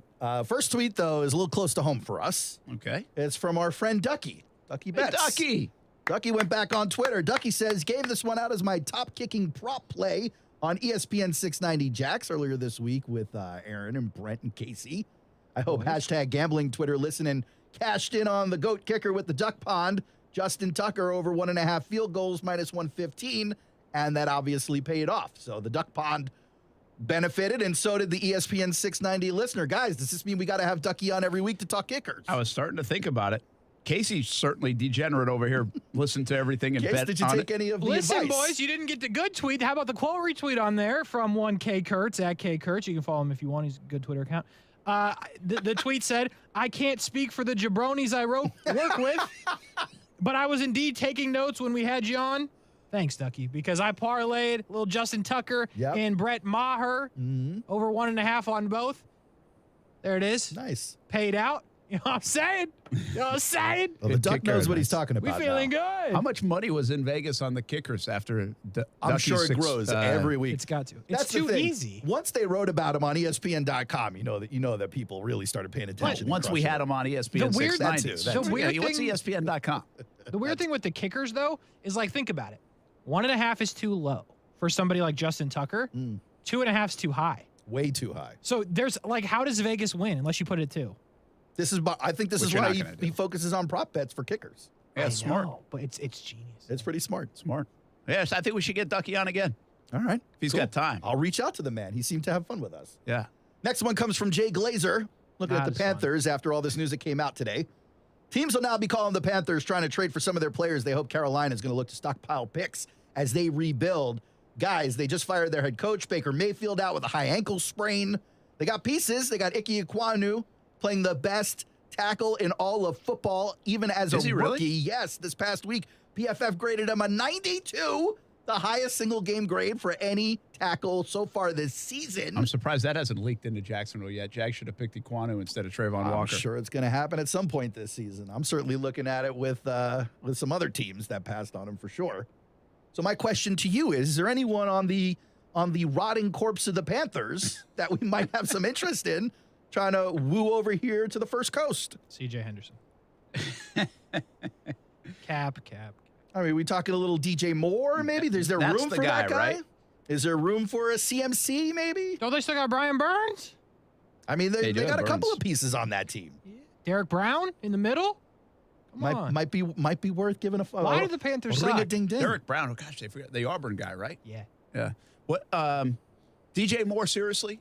See, I'm not You as just big. don't have room for him. I'm Where are not you as putting him? big as the a lot of people think the Jags need a top flight receiver.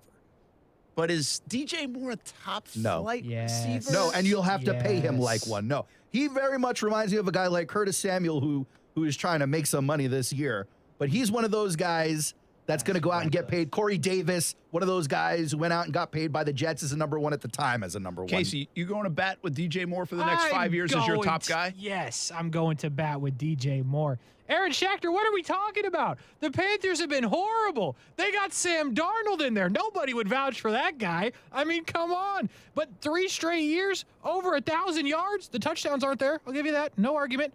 3 straight years, over 1,000 yards? Yeah. From all these bum quarterbacks? Well, let me ask you, what's who else is he interesting- throwing to on that team?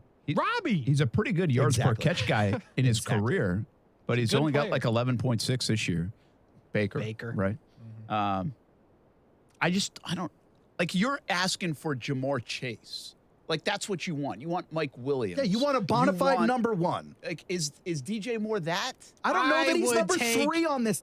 You are out of your mind. I would take DJ Moore 10 times over than Mike Williams. What? Yes. All right, someone please call the paramedics. Call him. You know the number Casey 911, has baby. overdosed on LS. Something is happening right now. DJ Moore is good. Something broke Casey this weekend on that road trip. You are wildin', bro. The DJ Moore disrespect is insane. No, listen, I'm not saying it's not bad. There's a difference Talking between Shaq, good and being can he be like that dude, right? Or that guy. He's being that is guy. Is he that I dude know- or that guy? Which one is he? He's both. He's him. Give me some number. Give me. You want some DJ Moore grades? Yeah. This year, Pro Football Focus This has him at a year. 68. He has Baker. Oh, Receiving. He's got 66.6. This is has your number one? Baker Mayfield. The Panthers, they just fired their coach 5 weeks in. Obviously, it's a disaster there. Last year, overall, 76.9. So, I mean, not terrible. He ain't a number one.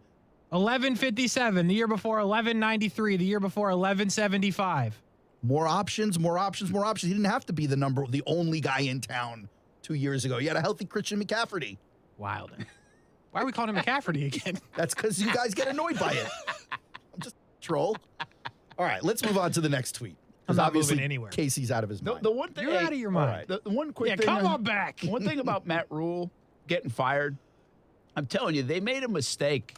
With DJ Moore? No, they made a mistake by not going to get a quarterback during his time. Like they go the retread route. No, there's Sam Darnold and the Baker Mayfields. They chased Deshaun Watson. They were like, hey, Deshaun, we got masseuses in Carolina as well.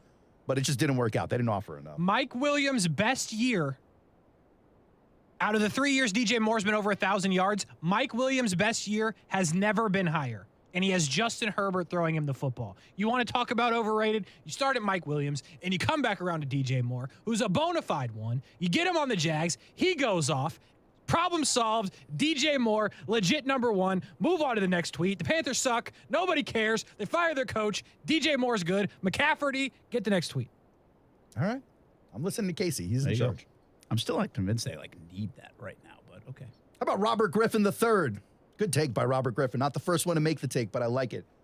He goes, players' contracts need to be guaranteed like the coaches. Matt Rule, he's owed more than $40 million from the Panthers after they fired him 3 years into a 7-year deal. Horrible deal, by the way, for the Panthers. They're paying him not to coach. Players put their bodies and minds on the line, deserved guaranteed deals. Guys, do you think Robert Griffin has a point here? Should all football contracts be guaranteed? Yeah. Probably wouldn't be the first sport. Not. Like, I'm not a big fan of the guaranteed contract in all sports. I mean, I'm not a big fan of guaranteed contract in coaching. Like, I just think it's amazing that these guys can walk away with this kind of money when they don't do the job. Like, you didn't do a good job. And the only way out is if you get fired for cause or something. Yeah. That's the only way out. Like, maybe in the urban situation. What about some kind of hybrid of a guarantee? Like, well, that's what I wouldn't mind. Like, I think it's such a violent. Again, I'm always in the players' corner in the NFL. I just think to guarantee $235 million to Deshaun Watson or $230 is ridiculous when you don't even. Like, you hadn't played in now over a year and a half by the time he gets on the field. Yeah, and you really don't know what you're going to get when he comes back, and you don't know if there's any more problems down the road that he might. And you just put $230 million guaranteed, which sets your team back for a long time. Oh, yeah. If that's the case. Like, I don't really think those things, it's great for the player, and they're playing a violent game. I like what you said. If you, like, maybe there's a way to, I don't know, stack it up where it's like if you play 1 year of the contract, 2 year of the contract, 3 year of the contract, you know, and performance-based where you get a measure of guarantee. So you're making something for the investment. But walking away, like the NBA and Major League Baseball and these deals that, like, are just absurd. But they're obviously making it, right? Yep. And so we're going to get to a point, I think, where they are guaranteed. And I'll be cool with it because of the way the landscape is in sports. Probably the NFL guys deserve more money than anybody else for what they're putting their bodies through. And based on what they're making for their league. And it's so cutthroat. It seems way more cutthroat because it's not guaranteed money, right? Guys don't get the chance as much. Dude, cut day is like a thing. It's a big thing. And so I think because they're making so much money in the NFL, sooner or later we're probably going to get there. And maybe Deshaun Watson's contract was a trend toward that. So I don't disagree with the concept. But the dream job in life, when you go to college, kids, your dream job should be to be a coach and get fired. That should be the American dream. Yeah, making that paycheck. Be a coach, get there, get a big deal, get fired. Yeah. And by the way, do it smartly and get fired within the first few years. Quickly. What's he walking in with $42 million left on his deal for the next 4 years to sit on the beach? To have fun. You know he won't. You know he's going to find a job somewhere. Why, though? Like, I know he will. I agree with you. He will. He's going to be like a young guy. Nebraska's He's working coach. age. He's going to be Nebraska's coach for like $100 million. Yeah. And then he'll get fired again. And then take all that money with him. This guy's built different. His bank Are you account surprised is. the rule thing didn't work out? No. I am. I thought that was going to work. I wanted the Jets to get this guy when he was available. Really? Yeah. Well, instead of Adam Gase, of course. Yeah. No, literally, it was like Rule or Adam Gase or McCarthy. And I hated McCarthy. I didn't really love Gase. I was like, oh, Rule's the not Dolphins guy. Let's go. I'm surprised it went so bad so quick. Yeah, that was kind of shocking. But then, the team had no quarterback. It was kind of dismantled. You got an owner who looks to be like, I don't know, to me, one of the worst owners in football. Like, no patience whatsoever, extremely demanding of everybody in the organization with having no experience with football and extremely hands-on. It's like all of the worst aspects of what an owner could be. And all they were able to do is get one top-flight receiver. Not under David Tepper. DJ Moore. Not while Tepper was the owner. That was before Tepper. Still on the team. Has Derek Brown played well for them? I remember looking up the stats originally, and there's not that many stats to go off of, so I'm assuming he's just stuffing the run because there's no stats. Yeah, because J.C. Horn has played really well for them.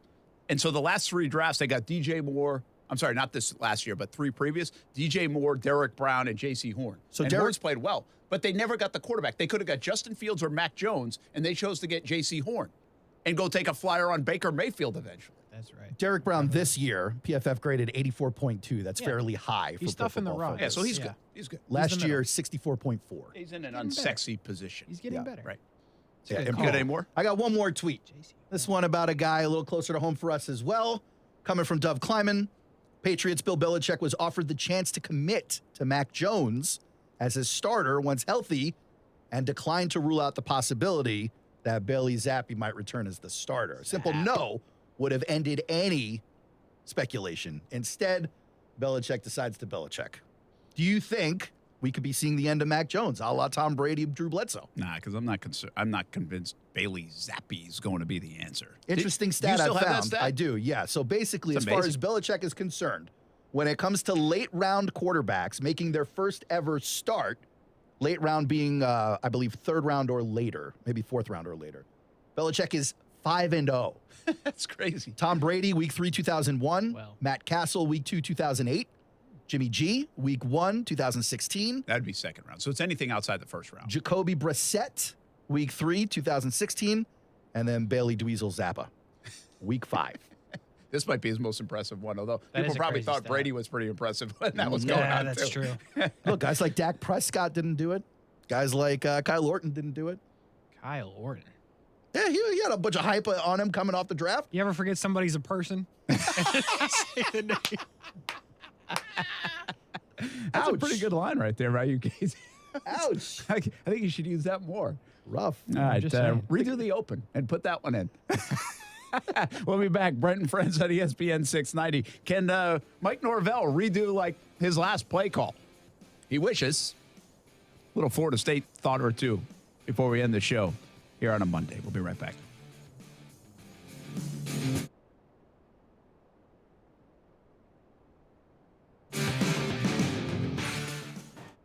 Let's get the report card on Week 5 for the fantasy football picks, fueled by Celsius Essential Energy. Live fit. I'm Brent Martineau. Well, I told you James Robinson, you could play him or try Travis Etienne. Maybe a breakout game. Almost was for Travis, but I actually told you to play Christian Kirk, and sorry about that. 1 catch for 5 yards did not work out for a struggling Jags offense against Houston. Tonight, another chance. Mac Hollins plays for the Raiders against the Chiefs. We'll see if it's a shootout. Good luck tonight if you have Mac. Those are my picks, fueled by Celsius Essential Energy. Live fit. You're the one who protects the flock, and that requires an eye for detail. Because when safety and well-being are on the line, it's the details that can save lives. Even when no one else is watching, you see everything. Grainger gets you, and we're here for you, and all the ones who get it done with a wide range of safety products and solutions, plus board-certified safety consultants here to answer your questions. Call, click Grainger.com, or just stop by. Grainger, for the ones who get it done. Do you make a purchase just because it's cheap? Never, right? So why would you ever purchase a do-it-yourself security system just because it's cheap? Right now, some companies say you can buy a refurbished one for a whopping $206. Refurbished means the last family found it unacceptable, and now they want to pawn it off on you. And that's more upfront money than SafeTouch security charges for their Advantage package, which includes a two-way communicator. And the SafeTouch system includes free installation by SafeTouch professionals. After all, you're the least experienced security installer you know, right? SafeTouch gives you 24/7 UL-approved monitoring in their very own central station right here where you live. So the do-it-yourself system has cheap, non-professional equipment, comes with no Florida license, and wholesale who-knows monitoring. SafeTouch Security comes with the finest equipment available, certified installers, and monitoring right here in Florida, with a lifetime warranty on parts and labor. Call 888-723-8682 or visit safetouch.com today. State license number EF0000233. Firefighters, paramedics, police officers. They take care of us, and at AMCO, we're proud to take care of them. For over 60 years, we've repaired and maintained the most critical public service vehicles. As an essential business, we work on every kind of car repair with flexible financing and extra safety precautions. Essential, reliable, trusted. That's the men and women who are there for us, and it's our honor to be there for them. AA MCO. Money tight? We can finance almost anybody. Find the AMCO transmissions nearest you at amcojacksonville.com. Gah! I'm so stressed. Our business is growing. We've got people all over now. Ooma. What is that? Meditation? I'm recommending Ooma and their all-in-one phone, video, and collaboration solution. Ooma? Yep. Switching to Ooma is a cinch. Just $24.95 per month per user, plus taxes and fees. Ooma. Now you're feeling it. Visit Ooma.com. That's OOMA.com to learn more. Ooma. Smart communications for the smarter business. Here at Total Wine & More, you'll love what you find this Halloween. Me thirsty. Oh, hey, Frankenstein. Did you enjoy that Cabernet? Oh, good. Want margarita? Well, all the villagers are raving about this tequila. Ooh. And we have it at the lowest price. Economical.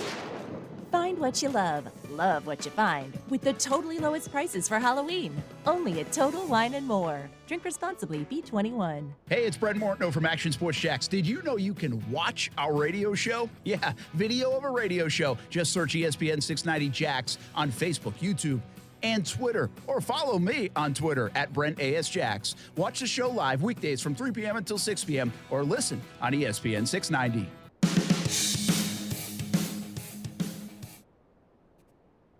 Mike Norvell has a little Trevor Lawrence in him. Oh, my goodness.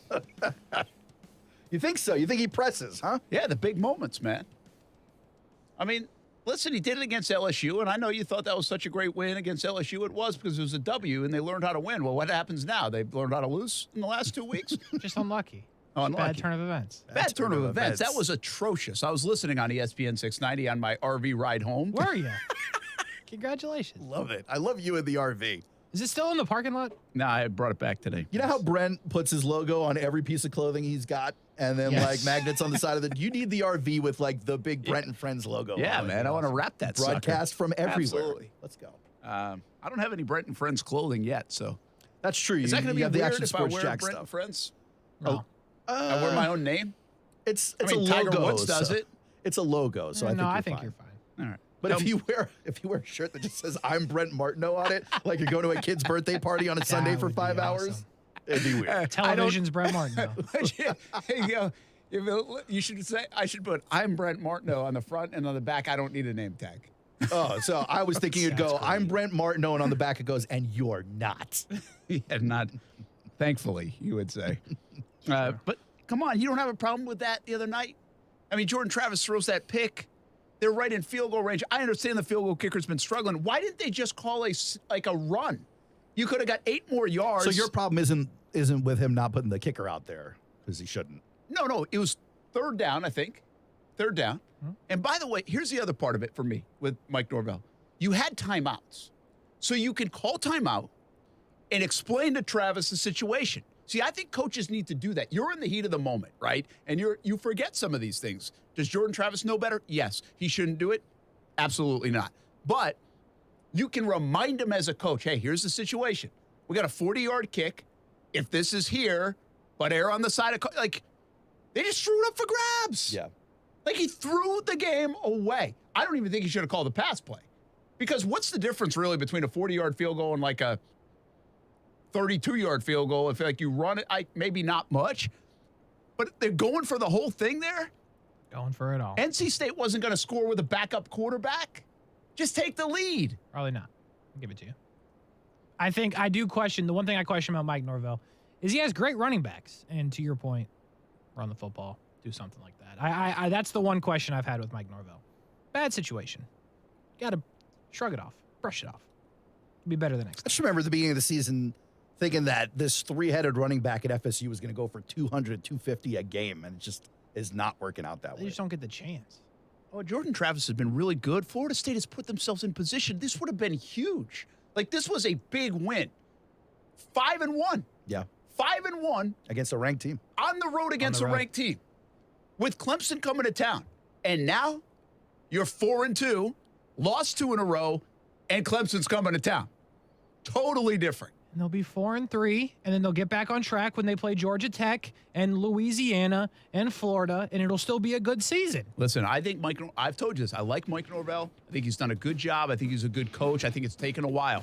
But he's got to be better in those moments. Like, there's been moments that are directly on him. You can always question coaching, but I'm talking like eye-popping moments. Like, what in the world just happened? He had a Trevor 2nd-and-1 end zone pick moment from the sideline. It's hard to do. Got to be better. Yeah. Got to be better. Come on, Michael. Still think he's a good head coach. Still think that He's team's still the better guy. with him. Agreed. Yeah, I'm not ready to fire him. I'm just mad at him. You're just not talking anymore. That's actually accurate. Yeah, I don't think you want him fired. I just think you're not going to speak to him for Yeah. He probably doesn't care. He's like, who? Yeah. I'm Brent Martineau. Television's Brent Martineau. Mike. We'll see you on Come Jags on. Report live tonight, Fox 30, by the way. And we'll have Aaron Beasley with us out there at Sneakers in Jax Beach. Nice. Overtime with Kurtz and Middleton coming up next on ESPN 690. Have a good night, everybody.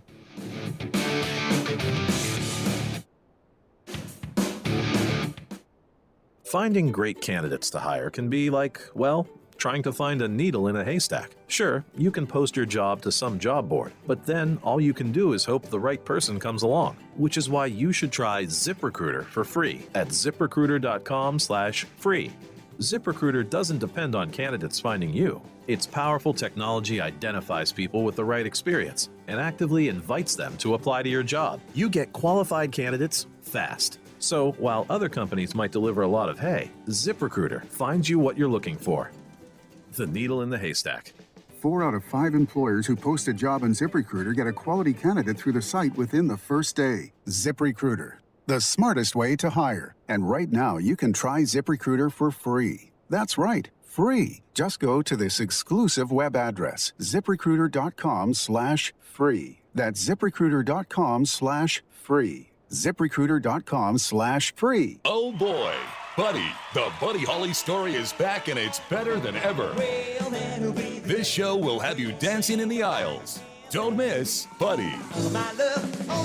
October 19th at the Florida Theater. Tickets on sale at floridatheater.com. Best Bet St. Augustine's grand opening will be on October 15th and 16th. Best Bet will be celebrating its newest card room and sports bar located at 800 Marketplace Drive in St. Augustine, Florida, with exciting giveaways, special commemorative items, food and drink specials, and more. There will be thousands of dollars in high-end promotions and $500 drawings every 30 minutes for players with a Best Bet St. Augustine Players Card. Celebrate Best Bet St. Augustine's grand opening on October 15th and 16th. View details at bestbetjax.com. On the go, you own it. At Community First Credit Union, you can own it all. There's nobody quite like you, so be yourself and bank your way at Community First. Get free checking with rewards, your paycheck deposited a day early, and other benefits like Zelle. An easy way to pay family and friends for complete control of your money. Go ahead, own it. Add an account at justbeyourself.com. Community First Credit Union. Just be yourself. Federally insured by NCUA. Terms and conditions apply. Are you ready for a scary good deal? Then get to Arlington Toyota for the Ghost Your Payments event and watch your payments like a ghost disappear. How about no payments until 2023 on your new Toyota purchase? Arlington will even waive your last 6 lease or loan payments. Got a trade? Arlington will pay up to MSRP for your trade. You'll also get no maintenance costs for 4 years. It's the Ghost Your Payments event going on now at Arlington Toyota, 10939 Atlantic Boulevard, and online at arlingtontoyota.com. Visit arlingtontoyota.com/October for full details. ESPN690 is home for the Florida Sportsman Fishing Show hosted by Captain Rick Riles. Tune in every Saturday morning from 7 to 9 a.m. to find out what's biting now. Fishing so fresh, you can almost smell it. Do you make a purchase just because it's cheap? Never, right? So why would you ever purchase a do-it-yourself security system just because it's cheap? Right now, some companies say you can buy a refurbished one for a whopping $206. Refurbished means the last family found it unacceptable, and now they want to pawn it off on you. And that's more upfront money than SafeTouch security charges for their Advantage package, which includes a two-way communicator. And the SafeTouch system includes free installation by SafeTouch professionals. After all, you're the least experienced security installer you know, right? SafeTouch gives you 24/7 UL-approved monitoring in their very own central station right here where you live. So the do-it-yourself system has cheap, non-professional equipment, comes with no Florida license, and wholesale who-knows monitoring. SafeTouch Security comes with the finest equipment available, certified installers, and monitoring right here in Florida, with a lifetime warranty on parts and labor. Call 888-723-8682 or visit safetouch.com today. State license number EF0000233. Finding great candidates to hire can be like, well, trying to find a needle in a haystack, but not with ZipRecruiter. Its powerful technology actively finds and invites qualified candidates to apply to your job. So while other companies might deliver a lot of hay, ZipRecruiter finds you the needle in the haystack. See why 4 out of 5 employers who post a job on ZipRecruiter get a quality candidate within the first day. Try ZipRecruiter for free at ZipRecruiter.com/free. That's ZipRecruiter.com/free. Broadcasting live from the Anajar and Levine studios. Anajar and Levine Accident Attorneys. Call 1-800-747-FREE. That's 1-800-747-3733. WOKV Jacksonville. Listen live everywhere you go on ESPN690.com. ESPN690, a Cox Media Group station. This is Sports. I'm Kevin Winter. Matt Rule fired today as the head coach of the Carolina Panthers after a 1-4 start this season, blown out yesterday. And in 2+ years, a grand total of 11 wins and 27 losses. 38 games. That's it. That's after he left Baylor and signed a 7-year, $62 million contract. Assistant Steve Wilkes will take over on an interim basis. He will not have Baker Mayfield as his quarterback this week, or at least for the next couple of weeks. Mayfield suffered a high ankle sprain. P.J. Walker will get the start. New into SportsCenter over the last couple of hours, Washington Commanders head coach Ron Rivera. His team's 1-4. The rest of the NFC East has a 5-0 and 2 4-1 teams. This was Ron Rivera earlier at his press conference today. Why do you think the teams in the division are farther ahead at this point? Quarterback. I'm sorry, what? Quarterback. Okay. Talking about Carson Wentz. See how it goes on. Rivera did clarify and say other teams have had their quarterback longer. Baseball's League Division Series all start tomorrow. 4 game ones. Phillies and Braves are up first. Exclusive ESPN radio coverage begins 12:30 p.m. Eastern Time. ESPN Radio is presented by Progressive Insurance. Progressive Commercial Insurance can protect your small business with over 30 coverage options, an easy-to-use mobile app, personalized discounts, and more. Get a quote in as little as 6 minutes at Progressive. There's some throws today that discounts and coverage selections not available in all states or situations.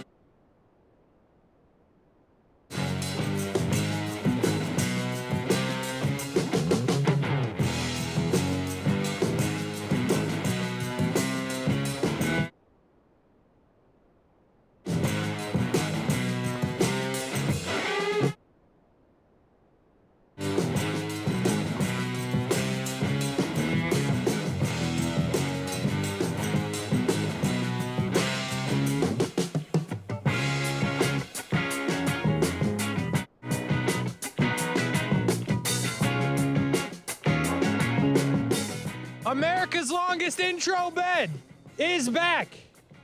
And I am back as well.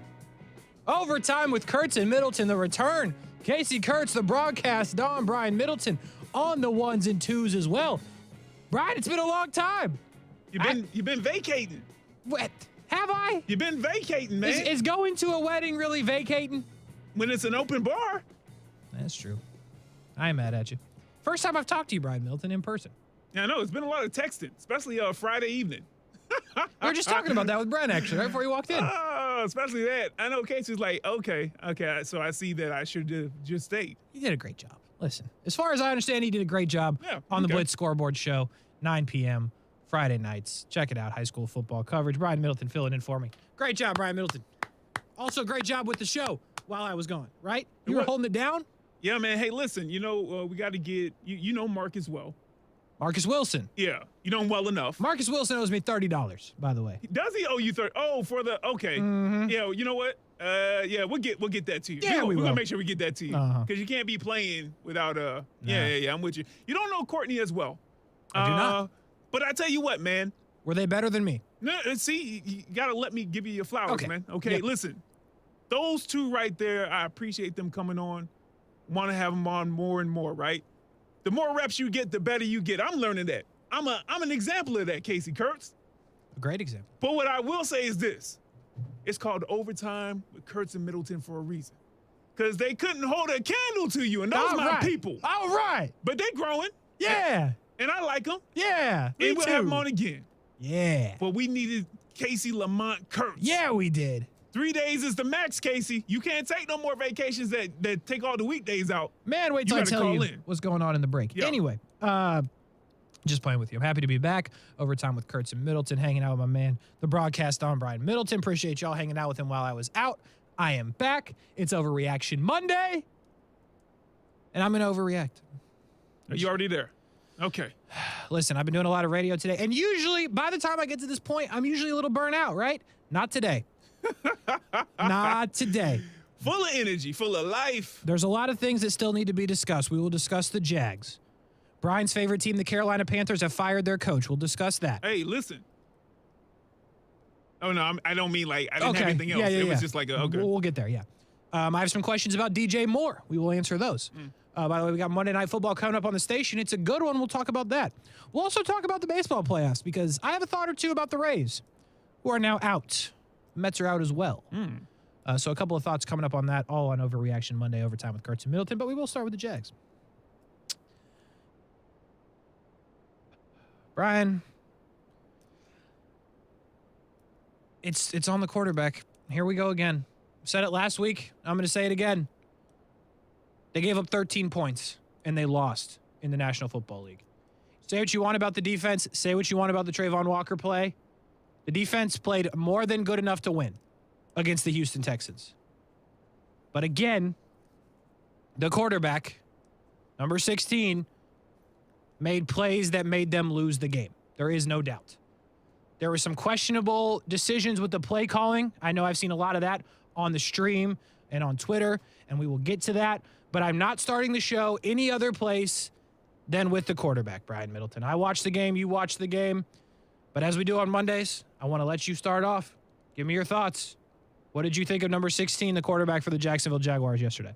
Okay. Watching it, I got to say there were more hold your breath moments than I think most would be comfortable with a guy that you pick number one overall and who has been lauded with all of the superlatives that I won't go through the litany of that list right now. But I will say this, and I think that this will be unpopular. And honestly, Kasey, I don't care. I find that people that make it, honestly, in this business or given their opinion, whether it be social media or more traditional types of media, they do one or two things. They're super pander bears. That's what do you call them? Pander bear. They pander to the public. They sway, they go the way that is popular opinion and people cheering on because they're tickling the people's ears. They're saying what they think that people want to hear. Or it's people that don't really give a bleep, like at all, enough to keep their job or keep their platform, but not enough to care if they're hurting people's feelings. They're going to tell them their truth. And usually they're not afraid to tell them the truth. Right? The actual truth, not just their truth. And that's where I'm going in. I'm on the second boat right here. It is such a lazy take. It's such a lazy opinion to come at this situation and be doubtful of what you have one in this team offensively and what you have in your quarterback. It's the easy thing to do. It's everybody's on the bandwagon, not because it's right, but because it feels good. Because their set point is set back in 2010, 2011, when Trevor was in 4th grade. Trevor's set point literally is a season and a quarter into his career. And the way that he looks at it, he's like, you know what? Okay, we'll count last season. I'm really a quarter into my career. And I know you keep picking out these certain plays where I may overshoot somebody, or I can't defend the 3rd quarter interception. I can't do that. But you may look at that situation. But just 2 weeks ago, you were like, here we go. This is the guy right here. People are so fickle. So if I'm looking at this game, I had a lot of hold your breath moments. But I think that where we're at as far as this actual process of this young team with a first year with the team head coach, I think we're 2-3. You guys got 4, Jags, we got 4 wins in 17-6, 33 tries over the past 2 years. We get that right. I'm trying to do the math. It's 17 games, and then it was 16 games. The 4 is the important part, and you're right about that. 4, you're halfway there in 5 tries, and honestly, you look at it and you're like, there's no reason why you probably, in each of these games, if things go different, if we don't shoot ourselves in the foot, minus the Philly game, but you can even say that with the Philly game, why we wouldn't already have that mark beat. But with this young team, as I said it, Kasey, you even said it before the season started. 6, 7, 8 wins, 9 wins. Yes, the bar kind of moved, but that's not a Jags problem per se. That's a fan problem. Now, fans, I like you. I don't want you to turn away. All right? I'm with you. It's frustrating to be 2nd and goal and Trevor just tosses that ball, and then you hear his explanation. And Derek Stingley's like, oh, cool. Yeah, he was like, hey, man, get me in the rookie of the year. I was open. You know what I'm saying? That's what Derek Stingley's saying. He was like, yeah, I catch every one of them if you throw it like that to me. I get the frustration. But the overreaction, even on an overreaction Monday, of so much doubt, you got to just take a whole step back. Get out of the micro view, take a macro view, take a deep breath, and realize you're not out of the AFC South race by a long shot. You're not out of the way too early playoff predictions, but you're not out of the playoff run by a long shot, regardless of how they looked against the Texans. This team is going to be all right. This team is going to be all right. Doug Pederson is the coach for this team. He's the right guy. Trevor Lawrence is the quarterback of the team, and he's the right guy. You can critique him. We're going to critique him more because I'm about to hand it back over to Kasey, and I know I'm about to laugh for the next 5 minutes. I got a whole page of stats. But after you get through that, feel what you're going to feel, and then on the other end of it, realize you've got the right guys in both of those roles, and that's what you need most importantly to be successful in this league consistently and for a long time. Kasey, Kurtz, the floor is yours. Overtime with Kurtz and Middleton. I do want to tell you this. Kayvon Chason is headed to IR. That just came out from the Jags. Not a ton of information on it because I just saw it. Aaron actually showed me before he left. But Kayvon Chason will be headed to the IR for the Jags. Wanted to get that out there for you as the news of the day. But going back to Trevor Lawrence, the one thing I've said since the beginning, and you can't even argue it, is he careless with the football? I've said it on a number of occasions. I said it after last year. I said it after the Washington game. I said it last week. And this week, I'm like, well, my point is continued to be proven. That was a horrible interception. There's no doubt about it, okay? But I'm not going to dwell on it because you know it if you're listening. I know it. He knows it. Brian knows it. People down the hallway know it because they're in the building and they've heard us say it 14 times today. So I'm not going to do that. I'm going to tell you the stats that I pulled up. And the part that annoys me is this. The inconsistency, which you know, and some of the excuses that we continue to give. All right? New system. Jags, it's always an excuse. Receivers. Like, I think there's so many excuses that we continue to give. And although I'm not giving up on them, don't get me wrong, I do think when you listen to some of these stats, you might say, at the bare minimum, that's interesting. Here's the stats. I pulled up some quarterbacks. Brian Middleton, Joe Burrow, former number 1 pick. Kyler Murray, former number 1 pick. I added Justin Herbert and Tua as well because that was a really good quarterback class. And then I added Baker Mayfield. And here's what I've established. When you look at these guys, through their first 22 games, as Trevor Lawrence has played so far. So nothing crazy, 22 games in for all these guys. Trevor Lawrence, Joe Burrow, Kyler Murray, Justin Herbert, Tua, and Baker Mayfield. The lowest completion percentage, Trevor Lawrence. The least amount of touchdowns thrown, Trevor Lawrence. The least amount of yards, Tua. So Trevor's second to last in that one. But still, Tua hasn't thrown the ball near as much. Touchdowns, Trevor Lawrence, last as well. So then I know what you're thinking. Trevor Lawrence, Urban Meyer, it was a disaster. Multiple head coaches, technically. Multiple offensive coordinators, right? Brent likes to bring that up. Different system, you got to adjust. How about Baker Mayfield? First 22 games, 3 head coaches, 2 offensive coordinators, still had a better completion percentage, still had more touchdowns, still had more yards. So we got to stop with those excuses because the generational talent, and I hate to say it now, but that guy, the can't miss guy, is now behind a Joe Burrow, behind a Kyler Murray, behind a Baker Mayfield. And we know how we feel about those guys. So you can't argue that the stats lie. By the way, I don't think wins and losses is really a quarterback stat. Like at times it is. It's a weird one for me. Where 5 wins probably ranks in that. So stats don't lie, Brian. And I'm not giving up on him. I'm just saying we can't ignore what we're seeing. We can't ignore the stats we're seeing. And I think the big problem here is how much was put on him, right? Generational, can't miss, all of those things. We're looking at this harder now. We're looking at this. We're not grading with a scale at this point. We're saying this guy should be better. And he just hasn't been. He's been outplayed by Davis Mills again. Think about that. Was he outplayed by Davis Mills? Davis Mills team won. Pull those stats. Now, hold on. Now you don't want him. Brian, I promise you don't want him, but I'll do it. No, you absolutely can because I saw it as pedestrian as can be. Like, when you say outplayed, like, calm that all the way down. Davis Mills took him down the field at the end. No. Don't do it. Now, hold on now. Now, hold on 1 minute. Now, we're going to chill out. Now, first of all, is the Urban Meyer year something that we can use or not? Any of those other quarterbacks go through anything like that? Mayfield. And before you say Baker Mayfield, what else did Baker have around him? Were they all young? Did they all have those kind of issues at key positions on top of having the issue at head coach? Was that the deal? See, you can the great thing about math, it is absolute until it's not.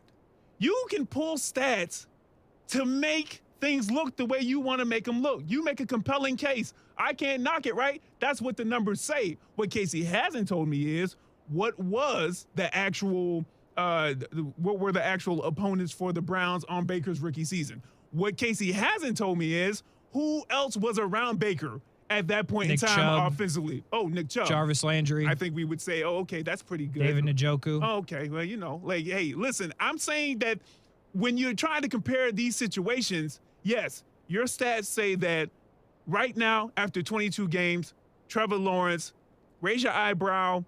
I don't know if he's going to be does he have quite the ceiling that we thought he all had coming out of Clemson? But the environments are still so different. Kasey, you play sports. The lack of continuity on top of the distraction. It's one thing to have coaches that get fired because it's not going well. It's one thing to do that. But coaches that have been at least around the NFL, they have some semblance of, okay, this is, I kind of know what I'm doing, even though I may be not good as a head coach. I'm going to get fired. Okay, but I have some semblance of at least getting a rookie in here. I can not just mess up their trajectory right off rip. This is a very special case with what happened last year. I'm sorry. Nobody that you named went through anything like what Trevor went through last year. So for people to try to correlate the two, you're missing the mark with me. Most people in Jacksonville, Kasey, agree with you wholeheartedly. I'm sure that people have been messaging on the stream or calling in since Monday Morning Madness with you and Brent and just on the same boat. But I'm telling you, I think that not what you broke down with the stats, but it's just an easy, lazy take to just be like, I don't know about Trevor. He should be better by now. Really, he should be. Some of y'all been in your job for 20 years. Still garbage. No knock. I love y'all. Okay? I've been garbage at a job too. So I'm talking to myself. But it's just so easy to say that about this guy. This kid is what, 22 now? He just had a birthday, right? 22? It's 22? Kasey, you're an elder to him. And you're 24. 23. 23, and you're 25. It's true. You feel what I'm saying? Mm-hmm. So, like, again, feel what you're going to feel. I'm with you. I'm not saying you can't critique Trevor because he needs to do better. But in the long game, what I would hate to happen is you run this guy up out of here after, I don't know what his contract, but it's probably 4 years. Maybe they pick up a player option or something like that. Or they don't. Let's say that it's still kind of building together, and next season is a little bit better, but hey, they're 8-9 or something like that. For some reason, he goes somewhere else. And then at age 26 through 36, it was Jacksonville. It wasn't Trevor, because all of a sudden he's finally coming into his own. You can be the number one generational talent to come out of anything and still be a late bloomer. I totally think that that's the case. I don't have any stats to back that up, but why not? Why couldn't you do that? Just take a breath, guys. After you get mad, Tuesday, I don't want to hear any of this, guys, okay? You got it on Overreaction Monday, talk your trash, but Tuesday, take a breath and be like, Doug Pederson is competent. He knows what he's doing. He's the right guy. And Trevor, if you want to say you're still seeing whether or not he's the right guy, that's fine. But there's no way someone should make the determination that he's not the guy at this point in time. And I'm not saying he's not the guy, and I'm not saying you run him out of town. But you're setting it up, though. I'm just telling you the stats. And by the way, I agree with your point that it might not have been as toxic for other of these quarterbacks that I just gave you stats for, right? I will agree with that. Joe Burrow tore his ACL. He came back and took his team to the Super Bowl. You can't tell me that's not adversity. That's adversity, Kasey, but look at the stuff that was in place around him. Not an offensive line, so, Not an offensive line. That's the argument I would make. I've been on an offensive line. But the year he tore his ACL, they were horrible. They were last in the division. They go to the Super Bowl the next year. And all they really added was Jamar Chase. On offense. Okay. Offensive line still bad. They had T. Higgins. He came in with Burrow. So you come back off a torn ACL. Mixing in the backfield. They did. Well, they kept mixing. He was there. But I'm saying that was a part of the ensemble that he could kind of lean on. And I'm not. And listen, I think those pieces are here right now. And to that point, they should be leaning on James Robinson and Travis Etienne, but that's just not what Doug does. Yeah, we'll get to that. We will get to that. That's but fair.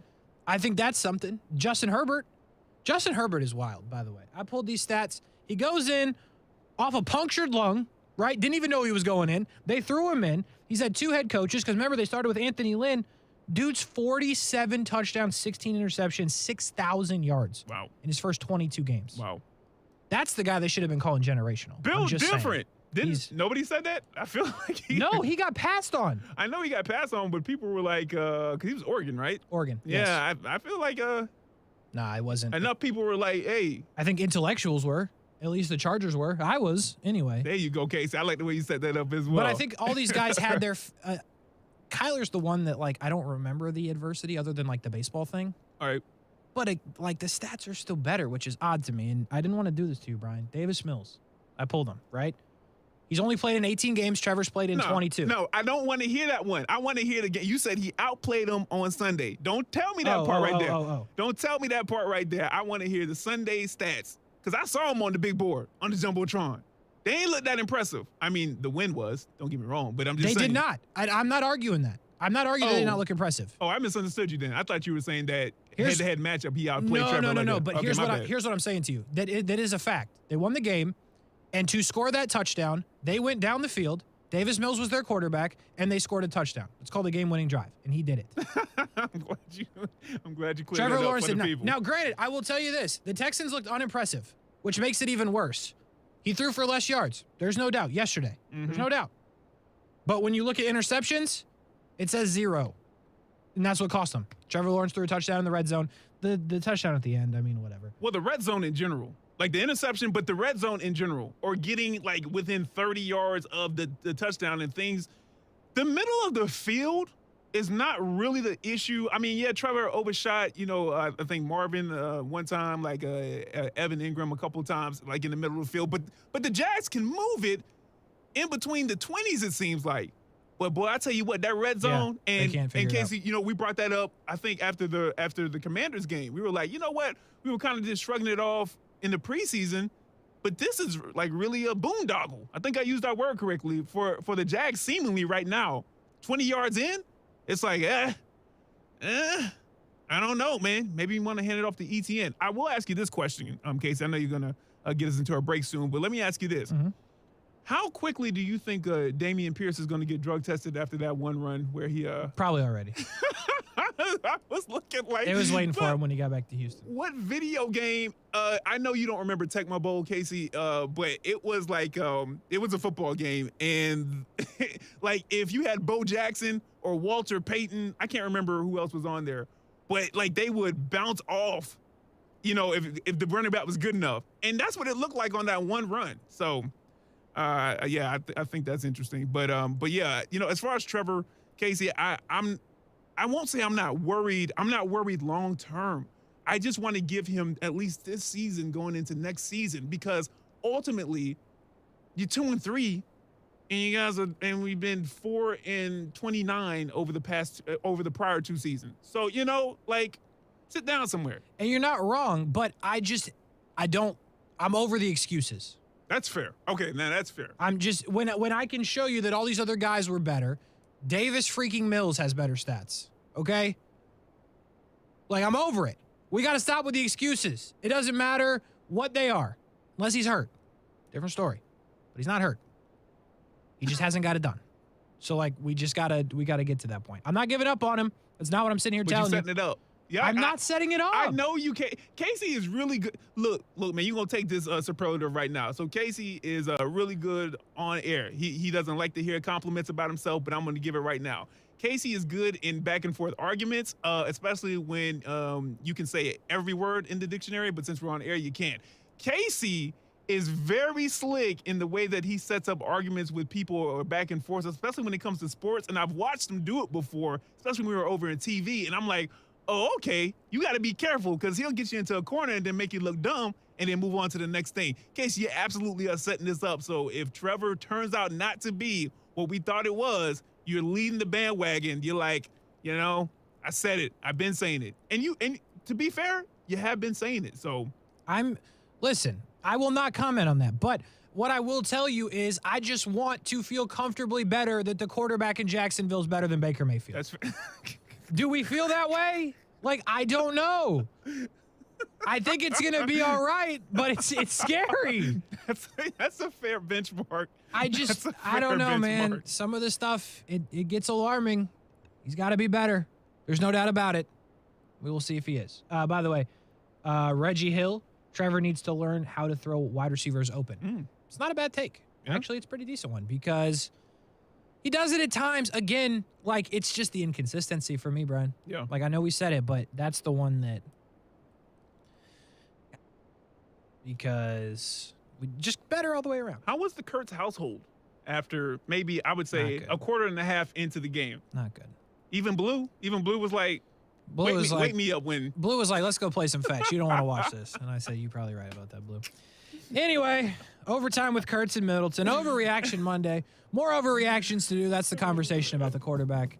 But we will continue the conversation all the way up until Monday Night Football, coming up at 7:30. Until then, Brian Middleton, Kasey Kurtz. Overtime with Kurtz and Middleton.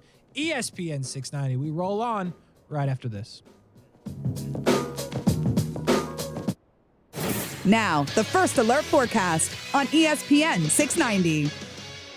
Partly cloudy to mostly clear skies as we head through this evening. Overnight, some patchy fog develops. We drop down to the mid-60s. Partly sunny to partly cloudy for Tuesday. An isolated coastal shower. Highs in the low 80s. From the Action News Jax First Alert Weather Center, I'm meteorologist Garrett Biedenball. The Weather Center is brought to you by Beards Diamonds. Save thousands on buy one, get one on wedding bands now through October 23rd.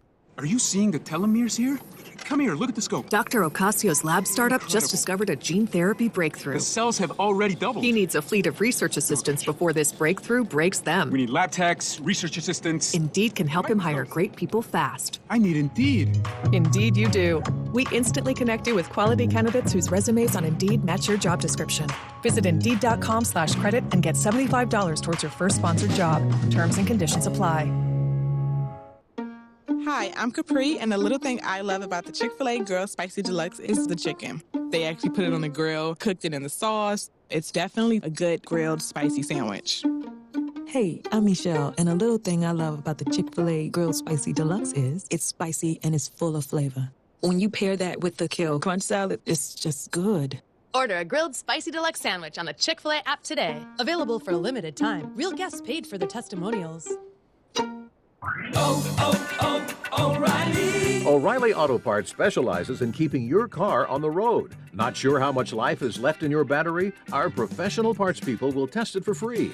If it does need to be replaced, we'll help you find just the right one to fit your car. Our Superstart batteries are built to handle even the toughest conditions. Visit O'Reilly Auto Parts today.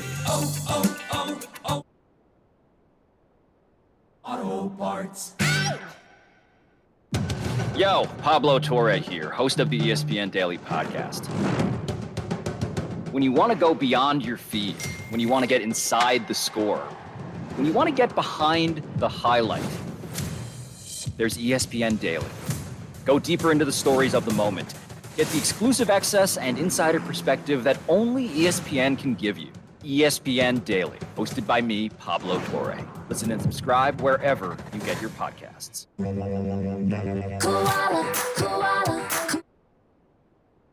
Hey, this is Bruce. And I'm Carrie. We're the owners of Koala Insulation. Fall is finally here, and hopefully so are milder temperatures. But don't wait to insulate your home. Take advantage of 20% savings off our summer rates and start saving on those utility bills now and all those hot summers to come. Give us a call and set up your free evaluation at 679-6282 or find us online at koalainsulation.com. What defines a hero? Dedication, loyalty, courage. Every day at AMCO, we serve heroes. For over 60 years, we've repaired and maintained the most critical public service vehicles. From complex transmissions to simple brake jobs with flexible financing and the extra safety precautions we need. The heroes we serve don't all wear uniforms. They're people like you. At AMCO, we're proud to serve all of you. AA MCO. Money tight? We can finance almost anybody. Find the AMCO transmissions nearest you at amcojacksonville.com. If you play a sport or coach a sport or watch a sport in Jacksonville, there's a really good chance that uniform was ordered through Baker Sports. Look good, feel good, play good. Custom sports apparel at Baker Sports since 1997 and a staff that wants to help you. They are experts in the business and make outfitting your team a seamless endeavor. The homegrown Jacksonville business is now the top choice for apparel all over the Southeast. Baker Sports, uniforms, hats, shoes, embroidery, screen printing, and 3D printing. They do it all at Baker Sports, helping make your team look good. Men, if you're struggling with erectile dysfunction or PE and frustrated taking pills that don't work, Prime Men's Medical Center offers breakthrough medical treatments that effectively treat your problem. 98% of patients experience immediate results during their first office visit. And for a limited time, your initial consultation and first treatment are completely free. Listen to a specialist in men's health. I'm Dr. Rubinsky. The physicians at Prime Men's Medical Center offer the most advanced treatments that eliminate ED and PE. Now men are lasting 30, 60, 90 minutes or longer, regardless of age or medical history. Guys, to eliminate your frustration in the bedroom, call Prime Men's Medical Center now to take advantage of this exclusive limited-time offer. Your initial consultation and first treatment are totally free, and you'll see instant results right in the office. Call now, 904-664-8214. 904-664-8214. That's 904-664-8214. Action Sports Jacks. Watch, listen, subscribe. You can watch us on CBS 47 and Fox 30. You can listen right here on ESPN 690. And you can subscribe to our YouTube and podcast, Action Sports Jacks on ESPN 690. Action Sports Jacks. Watch, listen, subscribe.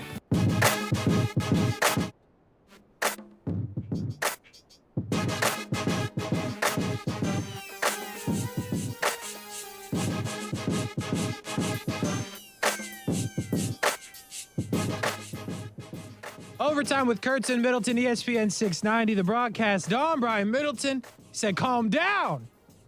Calm down about Trevor Lawrence. Actually, I said, get excited. Some of you been at your jobs for 20 years. And you did. You called people trash at their jobs. You ain't been good at it. That was wild, by the way. And people still paying you. But I ain't mad at y'all. I love y'all. That's true. Kind of. I appreciate that you called people trash at their job. By the way. I went to the Kasey Kurtz School of Roasting. You really did. catch up on the YouTube. I'm about to get roasted. Like, you ever like read some things and like you know you're getting roasted? I'm gonna read it on the air too. Listen, transparency is key. Team BYG, right? So I'm gonna read all that, but I gotta get to the top though. This is Irfan, right? Yeah, I feel good about it. I don't know. Irfan usually has his own picture up, but maybe. I think it is. Okay. Anyway, I'm just saying we're gonna regret it when he leaves, or we trade Baltimore for Lamar. Listen, you know. Oh yeah, that's Irfan. Yeah. Okay. I'm with it. Anyway, I don't want him to leave. I'm just saying, like, I'm not gonna go into it again. But anyway, Team BYG on YouTube. By the way, you can watch YouTube. YouTube, Facebook, Twitter, Twitch. Just search ESPN690. In your car, ESPN690 as well. Tune in, Odyssey, all kinds of places. We appreciate you wherever you're listening. Team BYG, this is definitely Overreaction Monday for y'all. You're right. Trevor's going to be fine. I hope you're right. He struggled the last 2 weeks and made crucial errors. Kids 22, not really an excuse. And most great QB takes. He said not really an excuse. I didn't put that on. No, I'm reading it with you. Then I Am Legend said, thank you, BYG. Come on. All right, Marcus. That's Marcus? I believe so. Marcus is the one that doesn't like Josh Allen? He don't. It's a crazy thing, ain't it?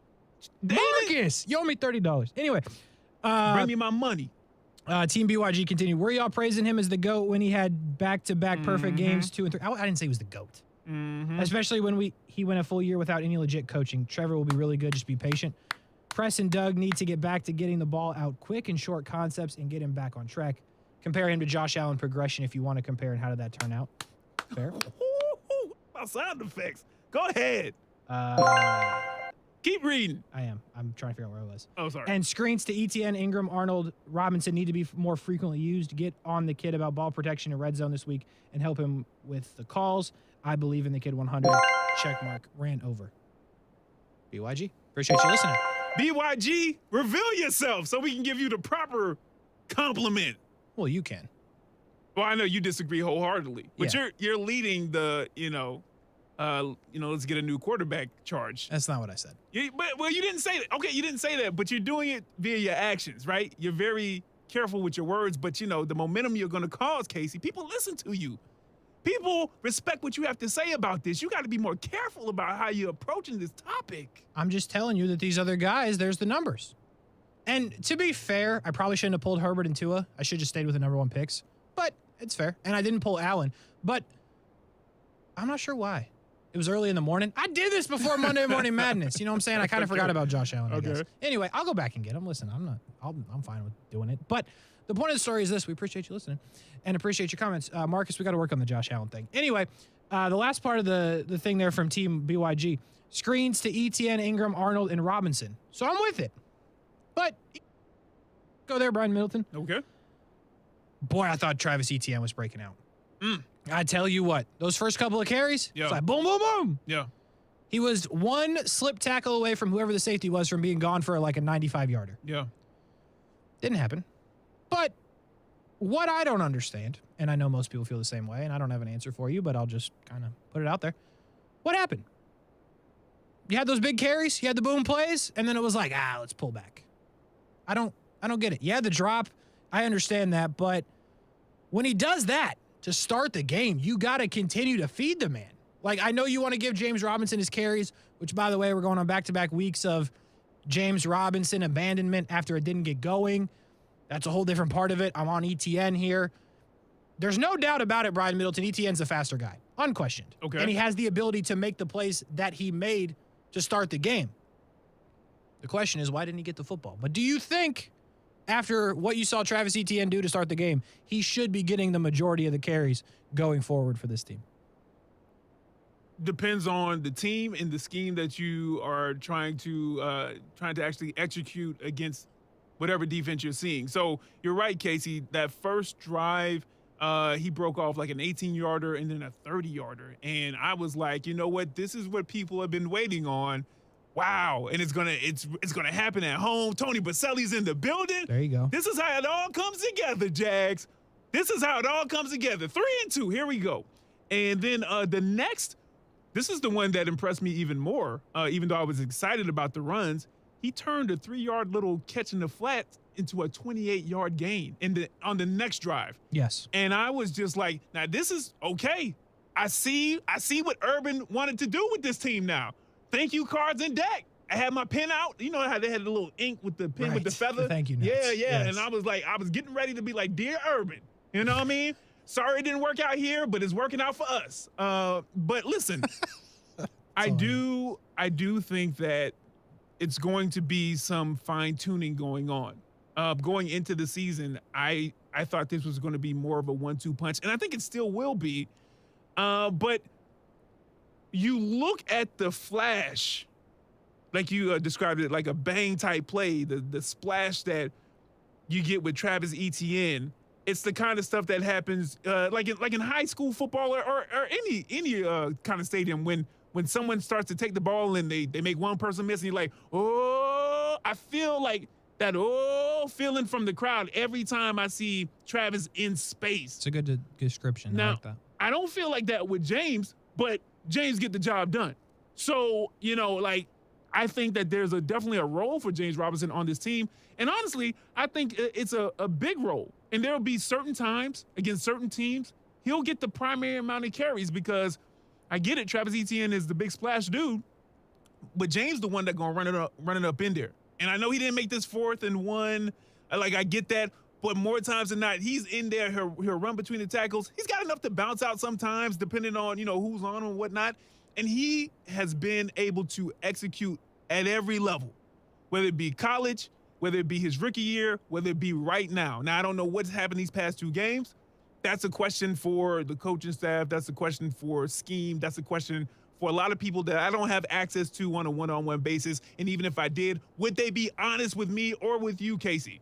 But I will say that there's a role for James Robinson here. There is. I agree. But what's the deal? And I don't expect you to know this answer because I don't know this answer. And the only person that knows this answer is Doug Pederson, maybe James Robinson, and Urban Meyer, I guess. But I said this morning, and I do wonder about it. So last year, he had the Urban Meyer thing. He benches James Robinson. We know it. It's well documented. And now we're in another year, 2 weeks in a row, where James Robinson did not get benched. But when things aren't going right for James Robinson to start the game, nothing carries, couple of yards, this and that, nobody's really that excited to get him back in the game. Think about the last 2 second halves. James Robinson's been either nowhere to be found, or if he's in there, not a lot going on. And he is a running back that you need to get him the ball a lot to get him going, right? He's a power back. That's what it is. You gotta just keep feeding him until he pops one. Think Derrick Henry. But now with Travis Etienne, I don't think they have the luxury of doing that anymore because you can't really afford James Robinson to get, 2-3 straight drives to get going when you got Travis Etienne, who at any moment, at any time, can pop one for 18, can pop one for 33 like we saw on Sunday. And there's no doubt Etienne's fully healthy. I see that in the YouTube, but there's no doubt about that. He's fully healthy, and he's explosive. There's some inconsistencies there, mostly out of the pass game. Couple of drops. Trevor overthrew him in the first game. He's still working that because this guy's actually a rookie. He missed the whole year. Inconsistencies as a rookie, I get it. I'm cool with it. We're all good. But there's no doubt that you can see Travis Etienne from week 1 to now so much better, so much more comfortable, and so much more of a problem in this offense for the opposing team. So I think there's no doubt in my mind you have to continue to get him the ball at a higher clip, which brings to your point. Is there a role for James Robinson? Absolutely. And I said this morning, Brian. I want to get your take on it. Are we seeing the beginning of Alvin Kamara and Mark Ingram? With Etienne as Kamara. Oh, no, I understood. Yeah, I didn't know if you had like a No. pregnant pause right there. It was. Okay. I wasn't sure where I was going, but that's kind of what I see. You got Kamara who comes on, right? He did that. Mark Ingram is a power back. He's a guy. He gets the touchdowns. He gets the yard when he needed, although James didn't get it yesterday. But, I don't know if that's too easy of a comparison to make, but when I see what these two guys could be, I'm like, oh, wow, wait a minute. Because I thought it was going to be somewhat of an opposite, right? I thought James was going to be the guy and Etienne was going to be the kind of mix-in. Now I'm feeling Etienne's going to be your guy and James is going to be your mix-in. Do you feel that way? Do you see it? Hopefully you see it. What do you think about that? again, who will be more of the main guy? That's the way that I have to take that question, that example that you've just given me. I think based off of what we think Coach Pederson wants to do, I think you would lean towards Travis. But I almost want to tell people to calm down again. Like, listen, this is one game, and it really wasn't even one game. Now, I'm not going to knock Travis because he doesn't call the plays, and then he's not the one deciding who gets the ball on pass plays if he's running his routes out in the flat or maybe like a short route or intermediate route or something like that out of the backfield. So I'm not putting it all on him, but let's wait to see more from ETN. The same way that I want to see more from Trevor. The same way that I want to believe that it's going to be better for Trevor, and I really think that's going to be the case. I'm going to need to see more from Travis before I put him over James Robinson in this sense, because though it is exciting, it does look much different than what James can provide the team as far as their skill set. And you're like, man, if we can get this from this guy more times than not every game, of course we want to go with him. Like James has shown, even though he did get injured last season, he's probably the more durable of the two. Like right now, that's what I got to go off of based off of last season. And he does have the ability to execute, but does he have the ability to execute in a Pederson offense for what Doug wants to do? So because I'm basing it off of what the head coach wants to do, and I think that he's more than competent, he's a Super Bowl winning coach, I think he's the right guy for this team, I'm going to lean towards saying, yeah, this probably is going to be a situation for the time being where we're looking at maybe Travis Etienne being more featured, but it's still going to be a good enough mix between the two. I feel like they threw up a stat or something on one of the jumbotrons, or maybe I was on the laptop looking at some of the Jags stats during the game, and it was you were looking at the rushes, and not only was the pass to rushing ratio for the Jags, prior to the fourth quarter especially, fairly even. The touches between the two backs were fairly even too. So they I were was just split like down the middle. So does that get tweaked a bit In the running game, they were split down the middle. Yeah. Right. Does that get tweaked a bit? I'm sure. Yeah. Yes. I think it does. But I think it also depends on who maybe has the hot hand, who may be a little more banged up, and what defense are you trying to exploit what in. It's a good call. I think the hot hands plays a factor in. But you also got to consider, and listen, I love James. I still think James is their best player on offense. I do believe that. But you can't discount some of the stuff that you have seen. He's a great player at times. He needs carries to get going. Both of those things are true. But Travis Etienne was a first-round running back for a reason. I know Doug Pederson didn't take him in the first round, but the Jags did. And if he's going to do some of that, 10 for 71, which you saw yesterday, his most rushing yards in a game, obviously, also had his most targets in a game yet with 5. So they want to get him more involved both ways. By the way, Reggie Hill said something about that on YouTube. How about getting Etienne more involved in the passing game? And I think they're trying. I think you saw that a little bit. The first game he had, I think it was his second highest, like 4 targets or something like that. But that was a little different. You had to drop all of that. And I think that was game 1. But now I think this is more of what it is. 10 carries, hopefully 71 yards. That'd be great. 5, 6 targets. I think that's perfect where they want to be with this guy, at least right now. But to your point, if he has the hot hand, do you give it to him in the second half? Do you pull James back? The problem was, in the second half yesterday, they didn't run the ball. Yeah. And I'm not going to doubt Doug Pederson, right? Okay. I believe in Doug, and we knew this was going to happen. I just want to say, this is the same tone that you used last block with Trevor, that you I love Doug. Okay. Love Trevor. All right. I love everybody. There you go. But listen, we knew Doug was going to throw it more than he ran it. We do know that. But at times, I'm like, Doug, we need you to hand it off, especially when the quarterback's struggling. I don't know. I trust Doug. He going to figure it out. That's the one thing. There's one thing I trust, it's Doug Pederson. Have my questions about the quarterback. Have my questions about other things. I don't have questions about Doug Pederson. I think he'll figure it out. And by the way, Brian, I know we got to hit a break. We can talk about this in the next segment. I don't care if they lost to the Houston Texans. The defense is good. They had some opportunities yesterday. They held them to 13 points.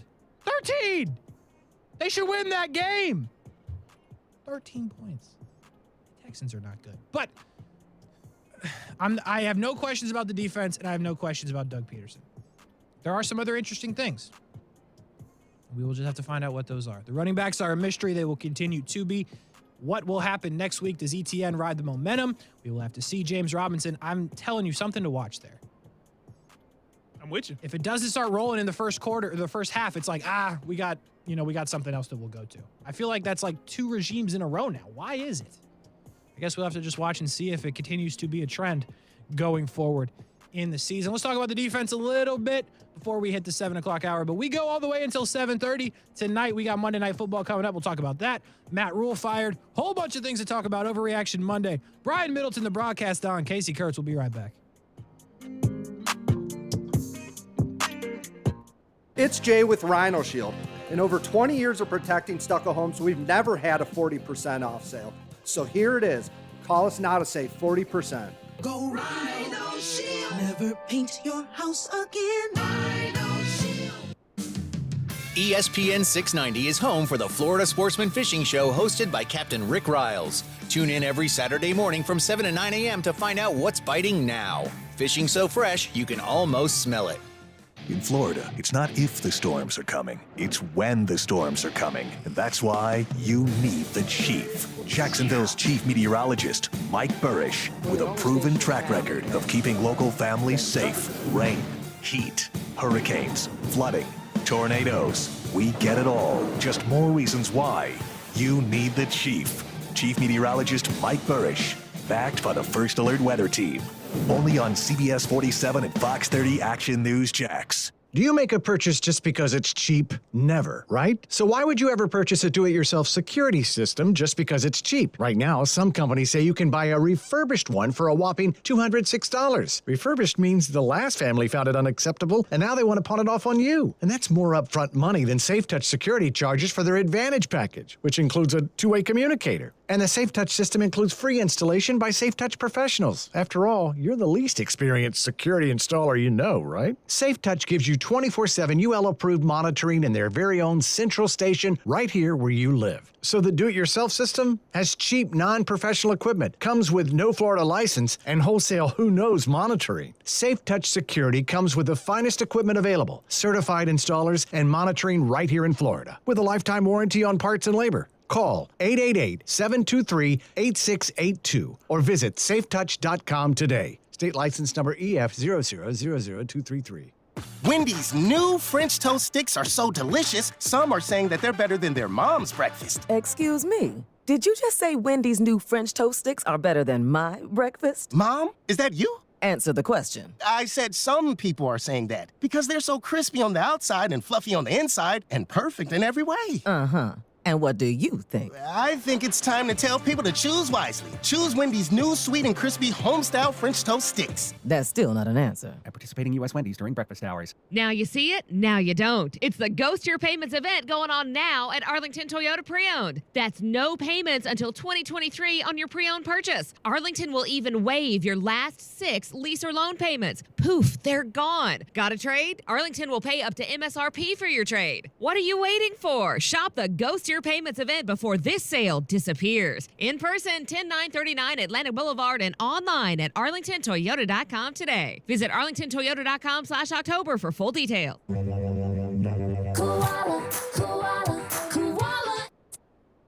Hey, this is Bruce. And I'm Carrie. We're the owners of Koala Insulation. Fall is finally here, and hopefully so are milder temperatures. But don't wait to insulate your home. Take advantage of 20% savings off our summer rates and start saving on those utility bills now and all those hot summers to come. Give us a call and set up your free evaluation at 679-6282 or find us online at koalainsulation.com. Hey, does your car still only play CDs? No Bluetooth? No CarPlay? You've got an old car, my friend. You know what's better than an old car? A less old car. Get a car or truck that's new to you with a great used car loan from 1-to-1 Financial, Jacksonville's hometown credit union. Get pre-approved for a loan and shop at any dealership in town. Get a low rate and get rid of that old car today. Apply online at 1to1fcu.org. Federally insured by NCUA.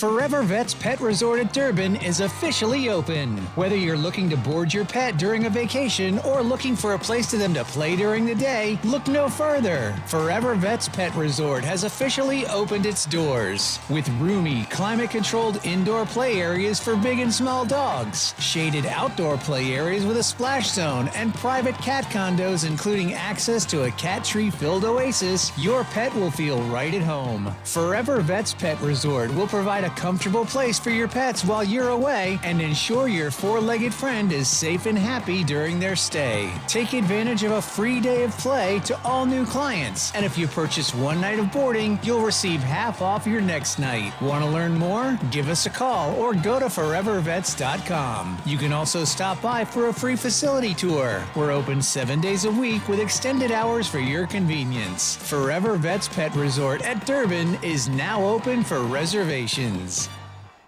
It's the Blitz Scoreboard Show every Friday night at 9 p.m. on ESPN690. Join Brent Martineau, Kasey Kurtz, and the Hall of Famer Kevin Sullivan for scores, analysis, interviews, and live video of games on the ESPN690 social media platforms.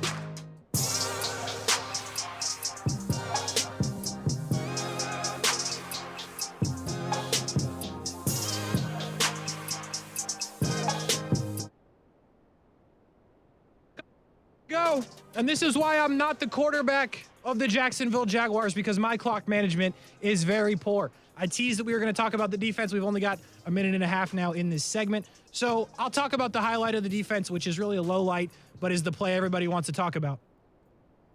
Brian, they did not lose the game because of the Trayvon Walker play. Did it give them a first down? Don't do it. We don't have time for this, Brian. We got it on the other side of the break. Go ahead, you got it. Yeah, we do have the other side of the break. You're right, we're going to 7:30. Good call, Brian Middleton. It was a bad play. No doubt about it. Should have been flagged. All of those things. 15 yards, free first down. Can't do it on a third down. I'm all with it. He'll learn from it. I am not in any way discounting that it was a good play. It was a bad play. It was one of the reasons they lost the game. But if you're going to sit here and tell me that they lost the game because of that play, you are sadly and wrong. Sadly mistaken, I should say. Might be sad because Brian told you you're bad at your job, but sadly mistaken and wrong. It was a bad play, though. Go ahead. I mean, do we really have the time? Listen, yeah, it contributed to the loss. Like, it's right up there with that interception by Trevor in the end zone. It's right up there. It's 3rd and 20. The whistle's blown. All you have to do is not that. It's not, you know what I'm saying? That's all you have to do is not that. And he did it. And yeah, you catch some of this blame. Catch a lot of this blame as well, because at the time it's still 6-6. Who knows what happens? They're kicking the field goal. Who knows what happens? Maybe. Then it's 9-6 and Rodney passes score anyway. 2 for 2. Anyway, listen, I don't disagree with you. It was a bad play. No doubt about it. It was nowhere near the interception in the end zone. I am sorry. We can agree to disagree, which I can tell we're doing. I know we got to go to break, so you don't really have time to answer. But the interception was worse than the Trayvon Walker play. We're coming back in a couple of minutes.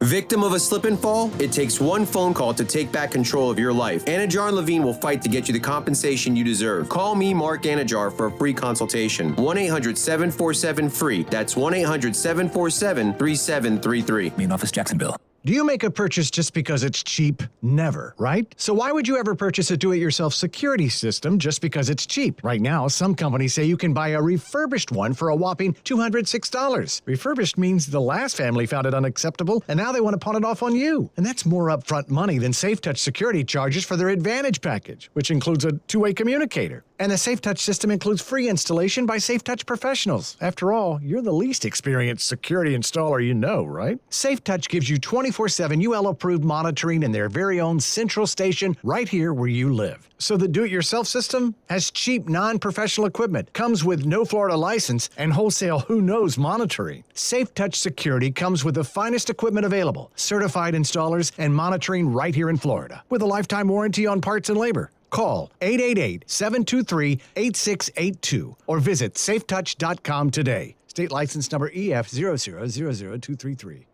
If you play a sport or coach a sport or watch a sport in Jacksonville, there's a really good chance that uniform was ordered through Baker Sports. Look good, feel good, play good. Custom sports apparel at Baker Sports since 1997 and a staff that wants to help you. They are experts in the business and make outfitting your team a seamless endeavor. The homegrown Jacksonville business is now the top choice for apparel all over the Southeast. Baker Sports, uniforms, hats, shoes, embroidery, screen printing, and 3D printing. They do it all at Baker Sports, helping make your team look good. Firefighters, paramedics, police officers, they take care of us, and at AMCO, we're proud to take care of them. For over 60 years, we've repaired and maintained the most critical public service vehicles. As an essential business, we work on every kind of car repair with flexible financing and extra safety precautions. Essential, reliable, trusted. That's the men and women who are there for us, and it's our honor to be there for them. AA MCO. Money tight? We can finance almost anybody. Find the AMCO transmissions nearest you at amcojacksonville.com. Are you ready for a scary good deal? Then get to Arlington Toyota for the Ghost Your Payments event and watch your payments like a ghost disappear. How about no payments until 2023 on your new Toyota purchase? Arlington will even waive your last 6 lease or loan payments. Got a trade? Arlington will pay up to MSRP for your trade. You'll also get no maintenance costs for 4 years. It's the Ghost Your Payments on now at Arlington Toyota, 10939 Atlantic Boulevard, and online at arlingtontoyota.com. Visit arlingtontoyota.com/October for full details.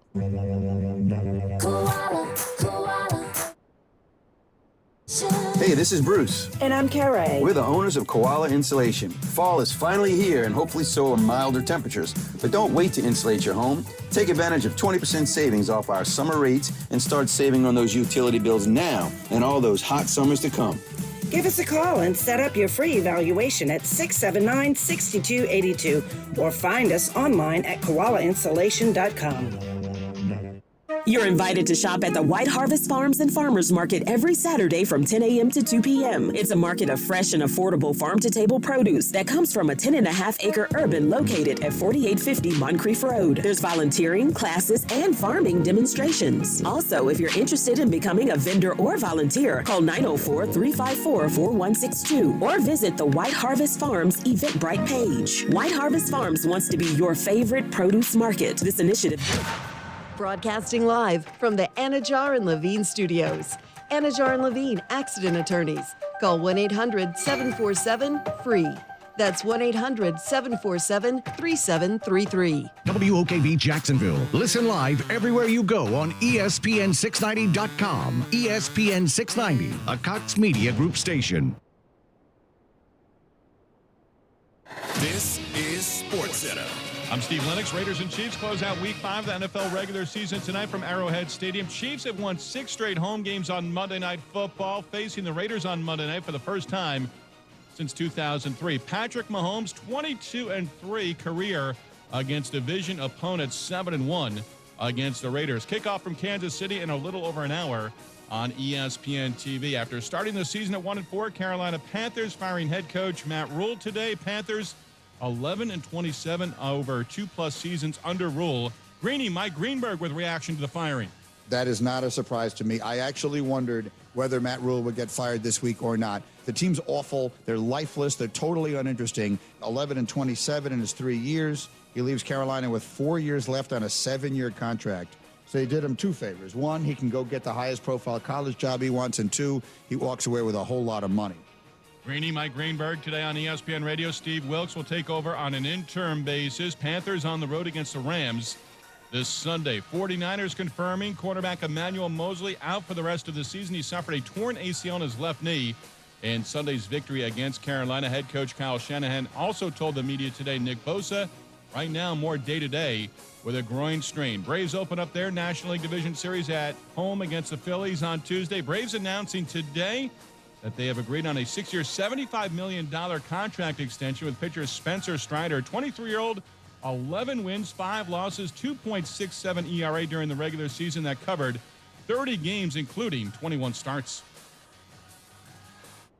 Keyshawn, J. Will, and Max. You can get creative in the red zone. Yeah, but that's cute, though. You don't need to do that to show how smart you are. Oh, I'm smarter than this guy. Look, I'm going to trick him. The guys will be back Tuesday morning at 6 Eastern on ESPN Radio and on ESPN2.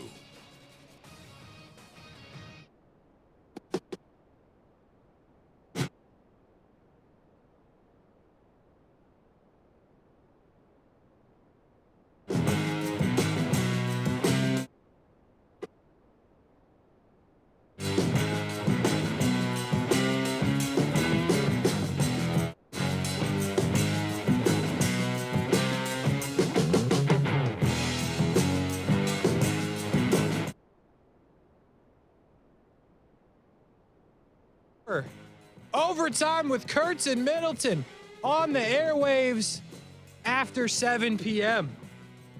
We're getting the night crowd. If you're just on your way home from work, we appreciate you. If you at home on the YouTube, the Facebook, the Twitter, the Twitch, the TuneIn, the Odyssey, the Amazon, wherever you may be, we appreciate you listening.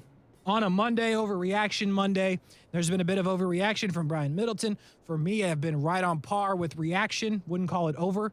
I would just call it reaction. Maybe a little stats. Just saying, some people got uncomfortable. That's okay. We appreciate you listening. And we're going to continue on talking about the Jacksonville Jaguars and the defense, Brian Middleton.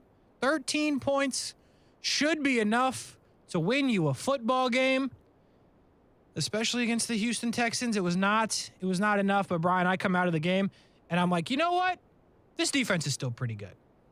And if there's anything that I feel good about, it's the defense and Doug Pederson. But mostly the defense. I like the defense. I like where they're at. I'm not worried about them. They'll put up a good performance against the Colts. They'll put up a good performance against the Giants. But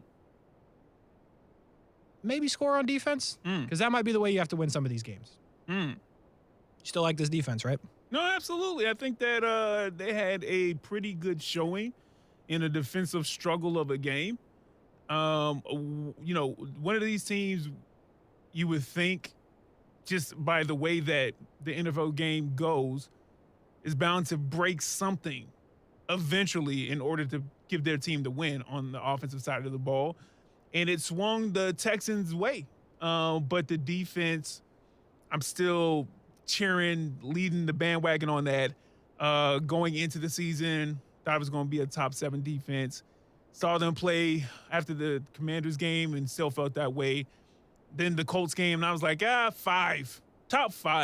And I still think so. I think when it's all said and done in January and you're looking at the regular season stats, I think the Jags are going to be up in that upper crust, that upper echelon of defenses with the Buffaloes and the San Franciscos. And it's really because, even though I just kind of got on him beforehand, but, these young new guys that we added on, I mean, Walker, listen, I know the first game was like, wow. And then since then, I think you have to have more of an appreciation to go back and look at what he's done to affect the actual play and potentially what he's done to help out other guys by having more focus on him. Save the Philly game. Even though I think the defense, they were able to pick things up at somewhat when you get into the second half, especially. I think that second quarter of the Philly game, it got a little, out there. But I think that Trayvon Walker is a big reason why this defense is great. I think that Josh Allen is a big reason why this defense is great. Devin Lloyd, we've guffawed over him, especially, with his interceptions and his ability to be all over the field. I mean, he was all over the field yesterday as well. Yeah, he had a bunch of tackles. Yeah. I mean, I think Rashean Jenkins had a bunch of tackles too. But I'm just saying, I think, of course, yeah, him. How did I forget about him? But this defense as a whole, I think that Mike Caldwell has this defense playing great. I think you go back in, you look at film, you can see what missed tackles probably, but 15 of them were probably on that one play against Pierce. That's true. So, there wasn't a lot of – I can't point at the defense and be like, oh, busted play, busted coverage. Oh, this is why they got 25, 30 yards on this play right here. I know that what's his name for the Texans made a great catch. Nico Collins. Yeah. But, again, he made a great catch. The defense was good on that play.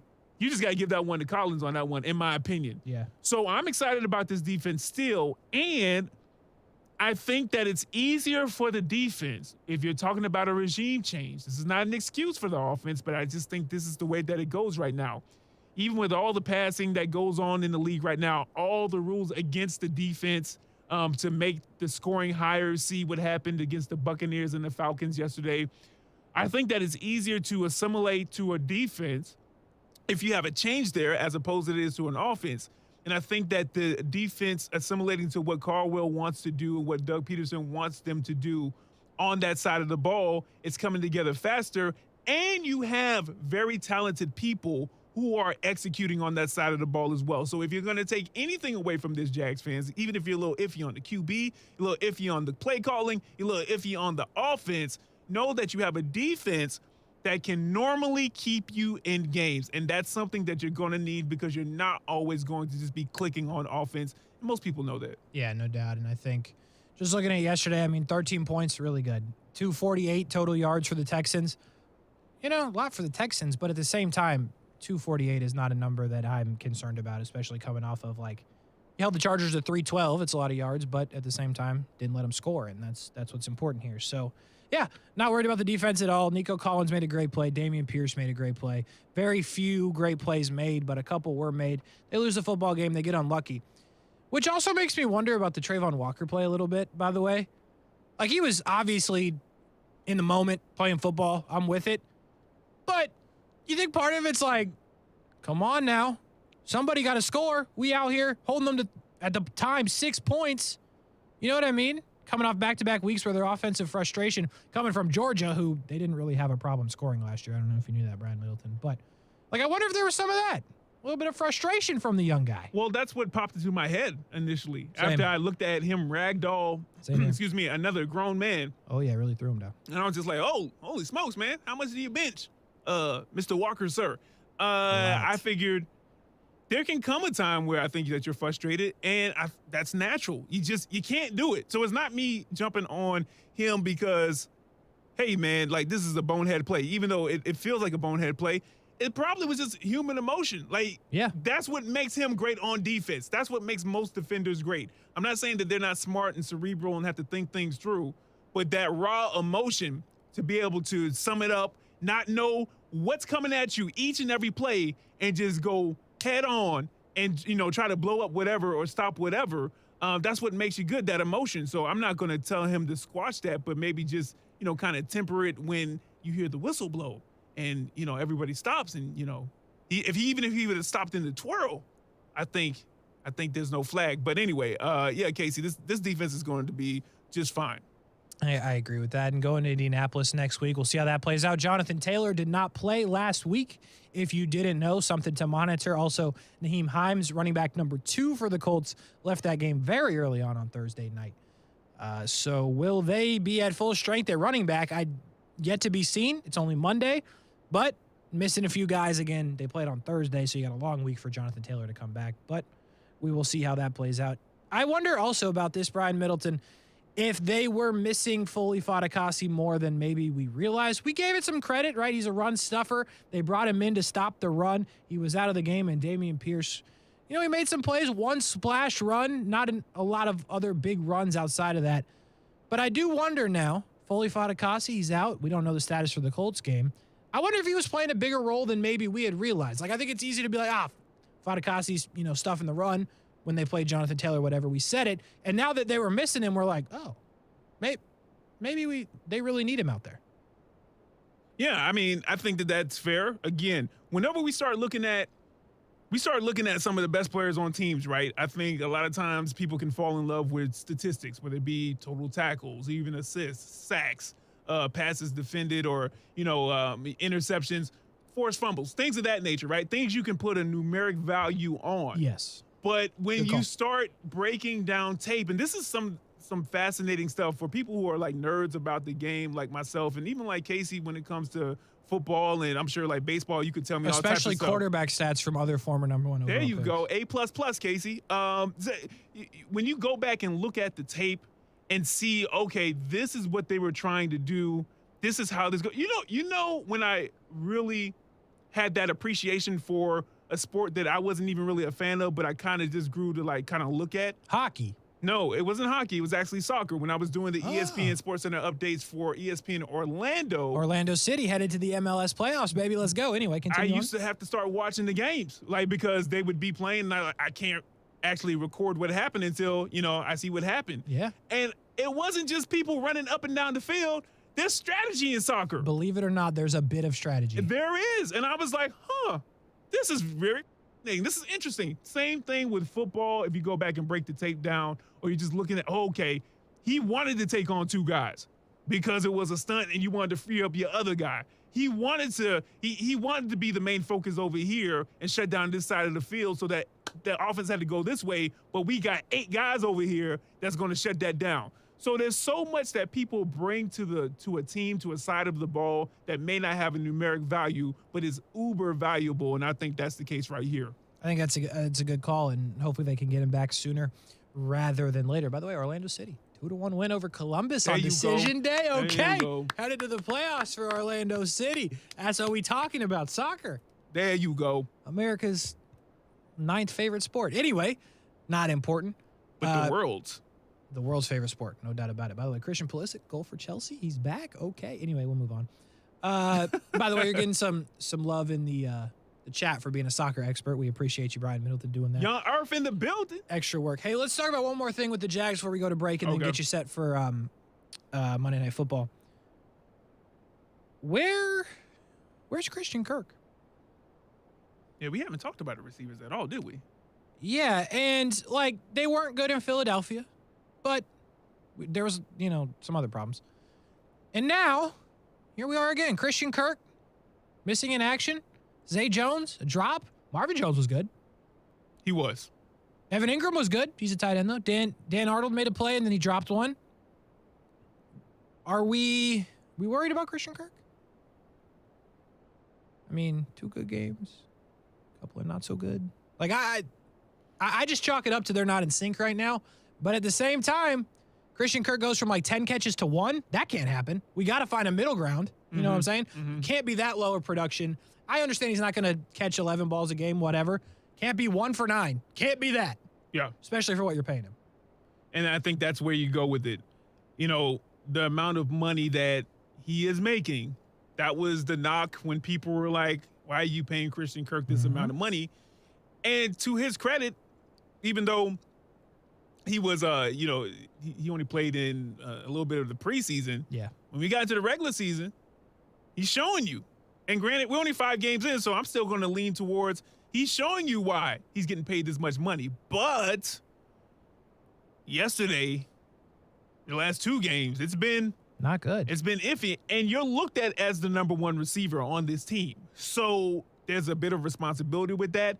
And you're going to get concerned fans when that's the output. The thing about it, the wide receiver depends on everybody else in order to really shine, right? Like once the ball's in the air and they got to make a play, yeah, great. It's you one-on-one. You've got to show that. But they got to hope that the offensive line is doing their job. They got to hope that the running back sells the play action because we like to do that. They got to hope that Trevor or the quarterback, regardless of the team, can actually get the ball off on time, that they're not getting too pressured or they have an arm enough to get there. And then if all those things are happening, then it's on them to show why they're getting paid that money. So to that point, I'm just like, how much can I really put on Christian Kirk?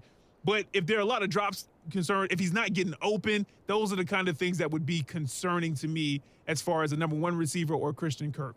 Yeah, I mean, 6 for 117 in game 1, 6 for 78, 6 for 72, 2 for 60, which kind of snuck up on me. I didn't realize that, against Philadelphia, and then 1 for 11. I can't have 1 for 11. And then he's the number 1, right? So our defense is taking him away. Are they just like, okay, well, we see what he can do. So what? Yeah, I mean, you're not going to be doing this in the little Tampa 2 like against us. Like, no, sir. Yeah, no, sir. That's part of it. But then that's where you bring in like the Zay Jones. Trevor overthrows him on 1. He drops 1. Right. And that goes back to, I think it was Reggie Hill put in the chat, like Trevor's got to throw his guys open. Yeah. Yeah. That does have to happen because Trevor's missed some throws. His receivers have dropped some. So, yeah, it works together. But Christian Kirk, listen, bro, they're trying to take you away, bro. I'm cool with it, I'm not cool with it, but, got to find a way. We think Christian Kirk's built different. So we need you to be built different and get open so you can continue making plays. Overtime with Kurtz and Middleton. We take a break. Coming up next, we got Monday Night Football. One more segment to go, though. We get you set for that. The Chiefs and the Raiders, finally, Brian, a good game in prime time. I've only been asking for it for weeks. Oh, you didn't like that Colts-Broncos matchup, I see. I think the Colts-Broncos was the worst football game that's ever been televised. Truly. That's how I feel about it. Oh, on Thursday Night Football? Yes. Okay. No, just in general, football ever. Since the invention of electricity, that's the worst game they've ever put on TV. I'm just saying, overreaction Monday. I still feel the same about Russell Wilson, by the way. Not even a trip to Indiana changed my mind about that one. But Chiefs, Raiders coming up. We get you set for it right after this. I got Sierra on line one for you. Now, the First Alert forecast on ESPN 690. Partly cloudy to mostly clear skies as we head through this evening. Overnight, some patchy fog develops. We drop down to the mid-60s. Partly sunny to partly cloudy for Tuesday. An isolated coastal shower. Highs in the low 80s. From the Action News Jax First Alert Weather Center, I'm meteorologist Garrett Biedenball. The Weather Center is brought to you by Beards Diamonds. Save thousands on buy one, get one on wedding bands now through October 23rd.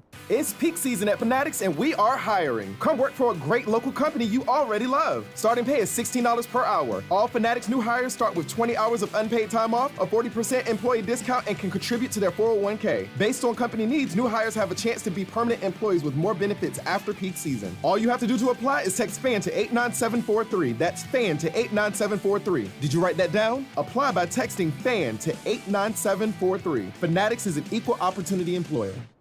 Hi, this is Mal Washington.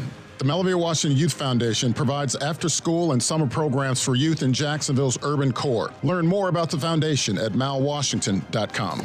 Want to offer hope and change a child's life? Please consider joining the Malavia Washington Youth Foundation once a week to mentor a child. Visit malwashington.com to learn more.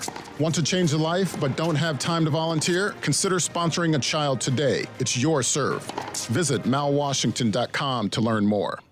When you're an innovative business, every blinking cursor, every blank page is an opportunity. What will you do with it? Will you make something better or create something new? Our Dell Technologies advisors provide you with tools and expertise to do incredible things. Because we believe there's an innovator in all of us.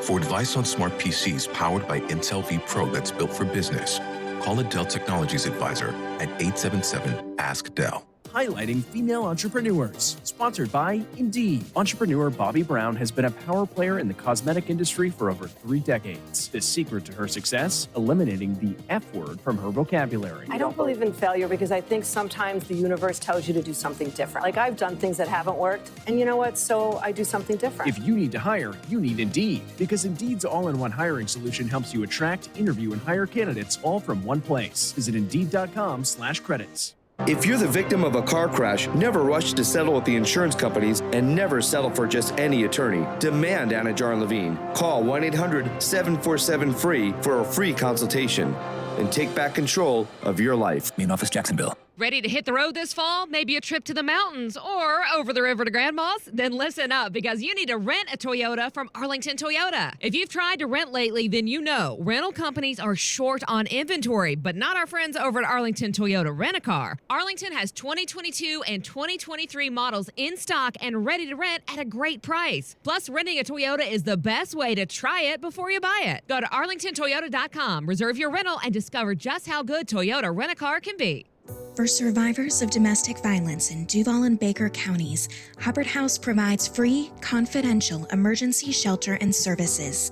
Call our 24-hour hotline at 904-354-3114. Hi, everyone. Brian Kilmeade here with Mark, of Mark Spain Real Estate. So first, Mark, people selling their homes might not want the hassle of strangers coming through for showings. How does the guaranteed offer help with that? Skip the hassle because there's no lockbox on your door. There's no stranger coming through your kitchen or your bedroom or your closet. There's no open houses on Sunday, so you don't have to leave with your kids and your dog. So how does it work? We're just going to come over on a night that's convenient for you or a day that's convenient for you. We're going to bring you a strong cash offer, all cash, quick closing, no appraisal, closing as little as 21 days, stress-free. It doesn't get any simpler than that. So with nearly 10,000 five-star reviews, pretty clear, it's obvious, you know a lot about selling homes fast with maximum profit for the home seller.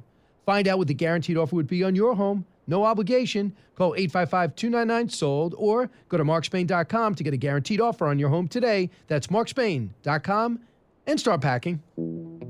Hey, does your car still only play CDs? No Bluetooth? No CarPlay? You've got an old car, my friend. You know what's better than an old car? A less old car. Get a car or truck that's new to you with a great used car loan from 1-to-1 Financial, Jacksonville's hometown credit union. Get pre-approved for a loan and shop at any dealership in town. Get a low rate and get rid of that old car today. Apply online at 1to1fcu.org. Federally insured by NCUA.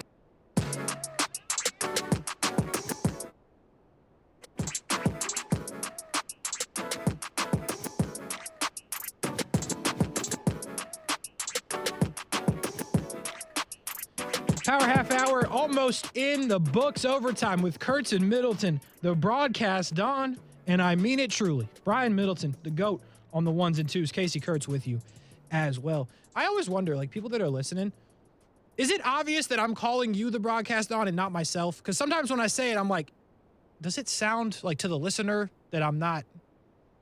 Like, yeah. Because I don't want to misrepresent. The broadcast dawn, if you search it up on Twitter or Instagram, but use 2 E's if you're on Instagram, you will see Brian Middleton. I'm not Brian Middleton. I'm Kasey Kurtz. But there you go. I just want to get that across. That the broadcast dawn is you, and I'm just Kasey Kurtz. I don't have a nickname. Oh, we got to get your Twitter back on the stream, too. Oh, yeah. We took it off because of... I wasn't here. You know. You know what's funny? What? Is, like, whoever was flaming me in the chat, like, good thing my Twitter wasn't up there. Unless they know me.